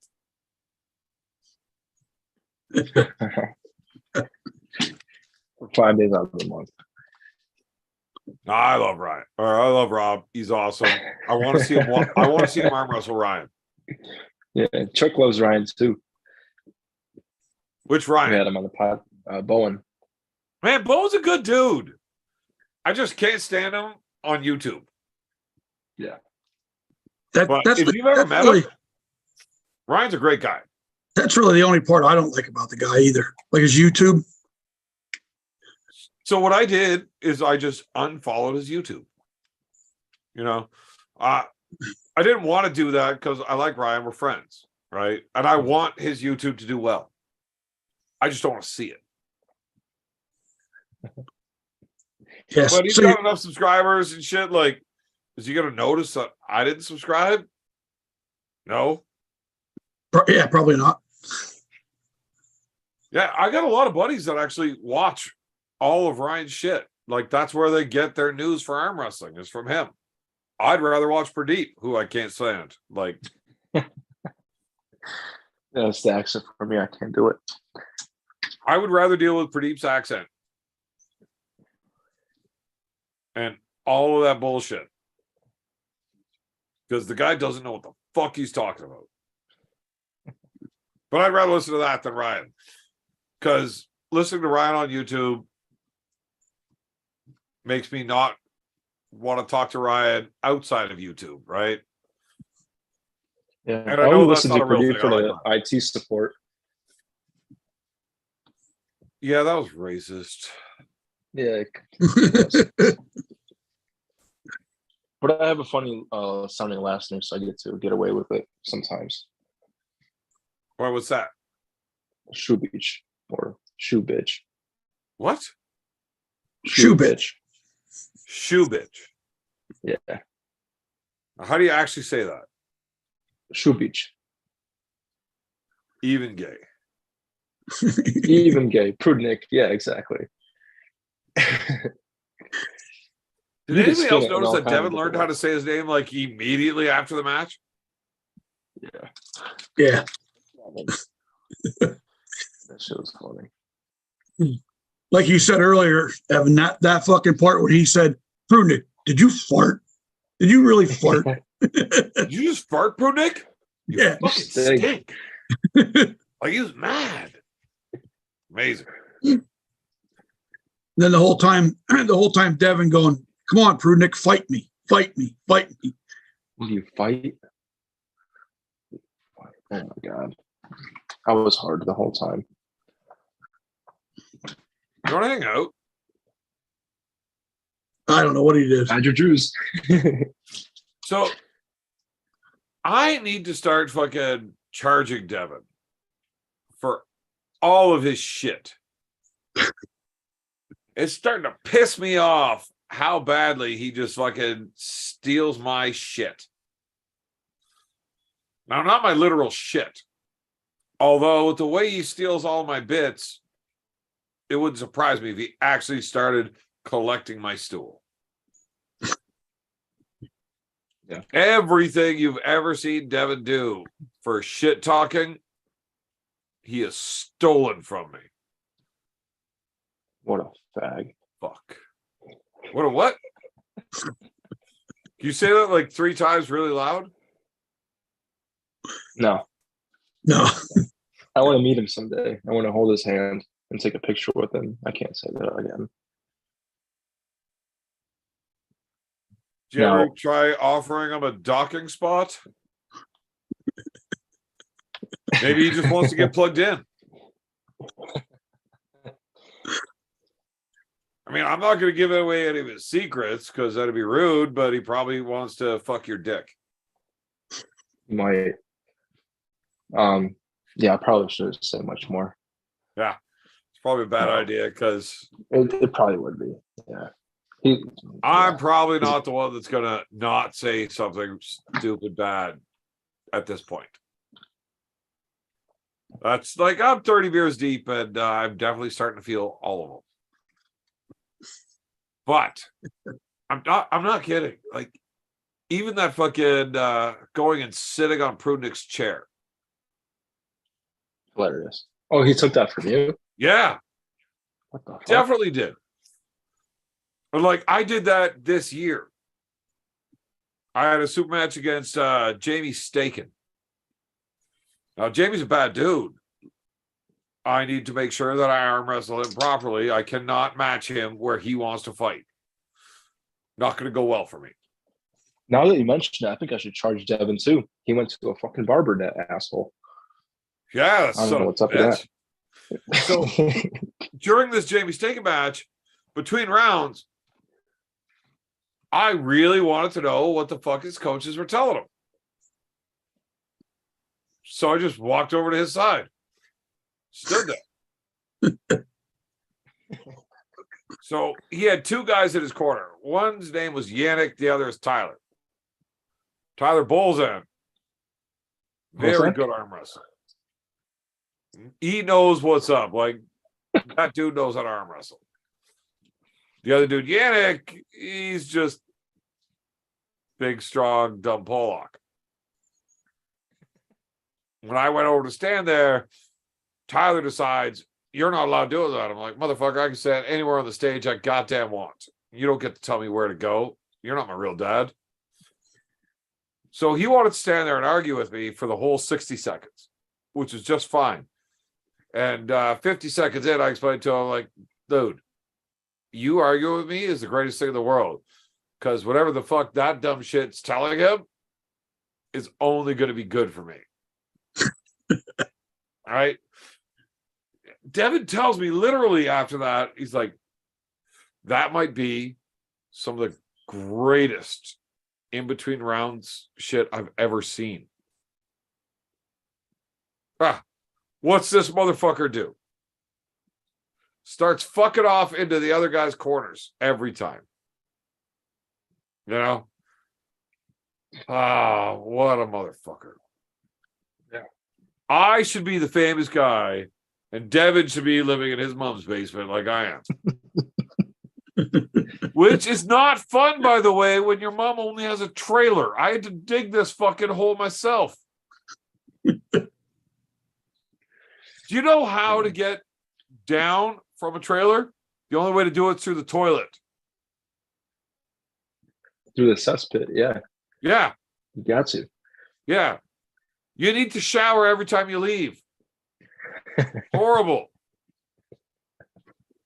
Let's just hope nobody's had a fucking bout of fucking bad food poisoning when you gotta go. You only come out I've when it showered rains. twice. It's terrible. I think Yannick came down to the New York States like what 2018, 2019 to compete. Yeah, After yeah. he got beat had a out by was it New York one of our States or was guys. it the Northern WAL? New York I think they State. had, yeah, WAL affiliated somehow. don't I know he know got how, into a but really good one and he beat Latimer. I thought that was at the WAL Northern Regionals though. that could be that. Because at the New York States, he got beat out at the heavyweights by one of our Shit pubs. pretty new guys. What's his face? John Waldvogel, Bigfoot. Okay, yeah, I know think- Bigfoot. Yeah, he's Yeah. been at the he was actually at the Ottawa Open that I was reffing when Pork Chop did his first event. What's that, like 2020 or 21? Oh fuck. 17 Really? Because Bigfoot, that'd be him being, 2 years in. tall, scrawny guy. More or less, yeah. Yeah. He had a ponytail that was like really poofy. Yeah. Okay, Yeah. that's Bigfoot. But Yeah, Bigfoot. Mhm. Yeah. Curtis Cameron just posted like the recap of what year it was because the Ottawa Open that we just had like 2 weeks ago or whatever Uncle John and I pulled after pulling was the anniversary, I guess, of Pork Chop getting into the sport. Mhm. So yeah, Bigfoot was definitely there. yeah, he's And a there was a New York lot of State champion right buzz now. from New York about how Bigfoot's going to come smash BLM. I don't know if he'll do that, but he'll make a good match. Well, he didn't. No. He wasn't Howard aggressive. Elsa, He's a good dude. Like he's good. yeah. Mhm. He wasn't at the level needed to do what everybody said he was going to do, though. Wasn't Alcester there to pull BLM at that same event? Along with No, Schoolboy? Elsesser has never been here to pull. No. Okay, so I might be thinking of New England of like a couple of years ago. Yeah, that was New England's. Yeah. Okay. No, that was the one Mhm. that Mulvihill spent all his money to go pull Rob. And Rob said he was going to pull. Yeah, and then And then he did not pull. He decided like either the night before or the morning of that he's not going to do it. He was told not to, though. for the WAL. Yeah. Okay, because Mulvihill I think was slotted to pull Ryan, maybe around that time. The next Okay. year at the season opener for the WAL, yeah. Gotcha. Right before COVID shut everything down. But yeah, Rob was asked by the WAL not to pull, so he just decided not to. And then he ate a lot of shit over being at an event right at home and not pull. Yeah. But yeah, Mulvihill and Elsesser pulled there. And Latimer Mulvihill fucked also off pulled before at the overalls. New York State's here in 2018, I think, when it was an outside event.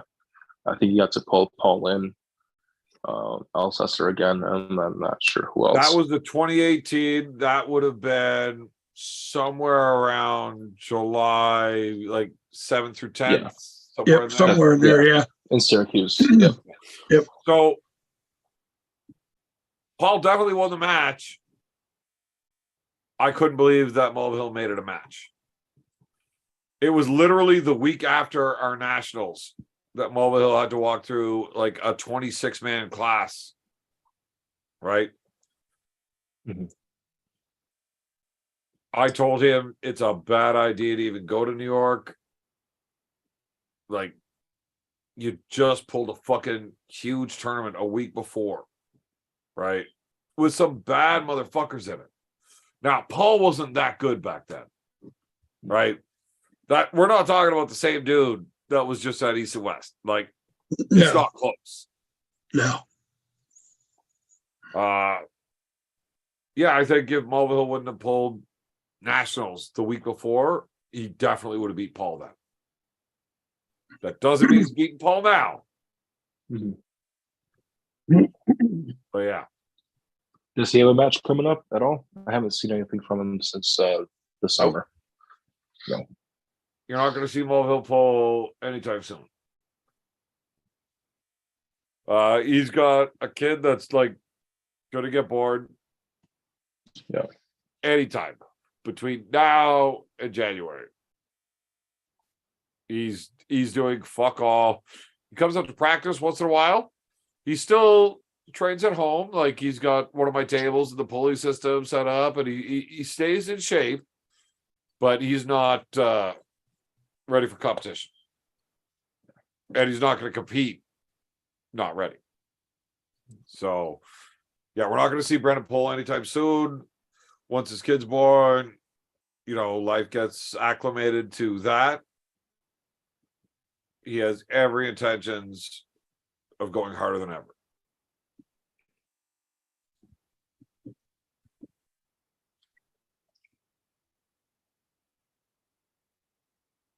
Yeah.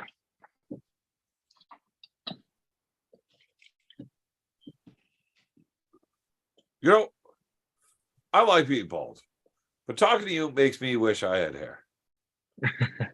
I appreciate that, but I think I'm on the way to meet you in a couple of years with a little bit more stress. Yeah, it's receding a little bit. How old are I'm you? only 25. Only 25. Only 26.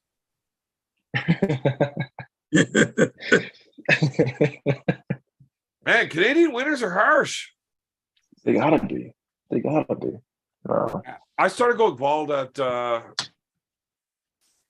20. Yeah. I've got a buddy that's already bald all the way, and he's a year younger than me. But I don't know what it is. Do you have any Slav genetics in you? No. No. I blame my wife. Yeah. I was 20, she was 18. She wanted to dye her hair jet black. She was going through this goth bullshit.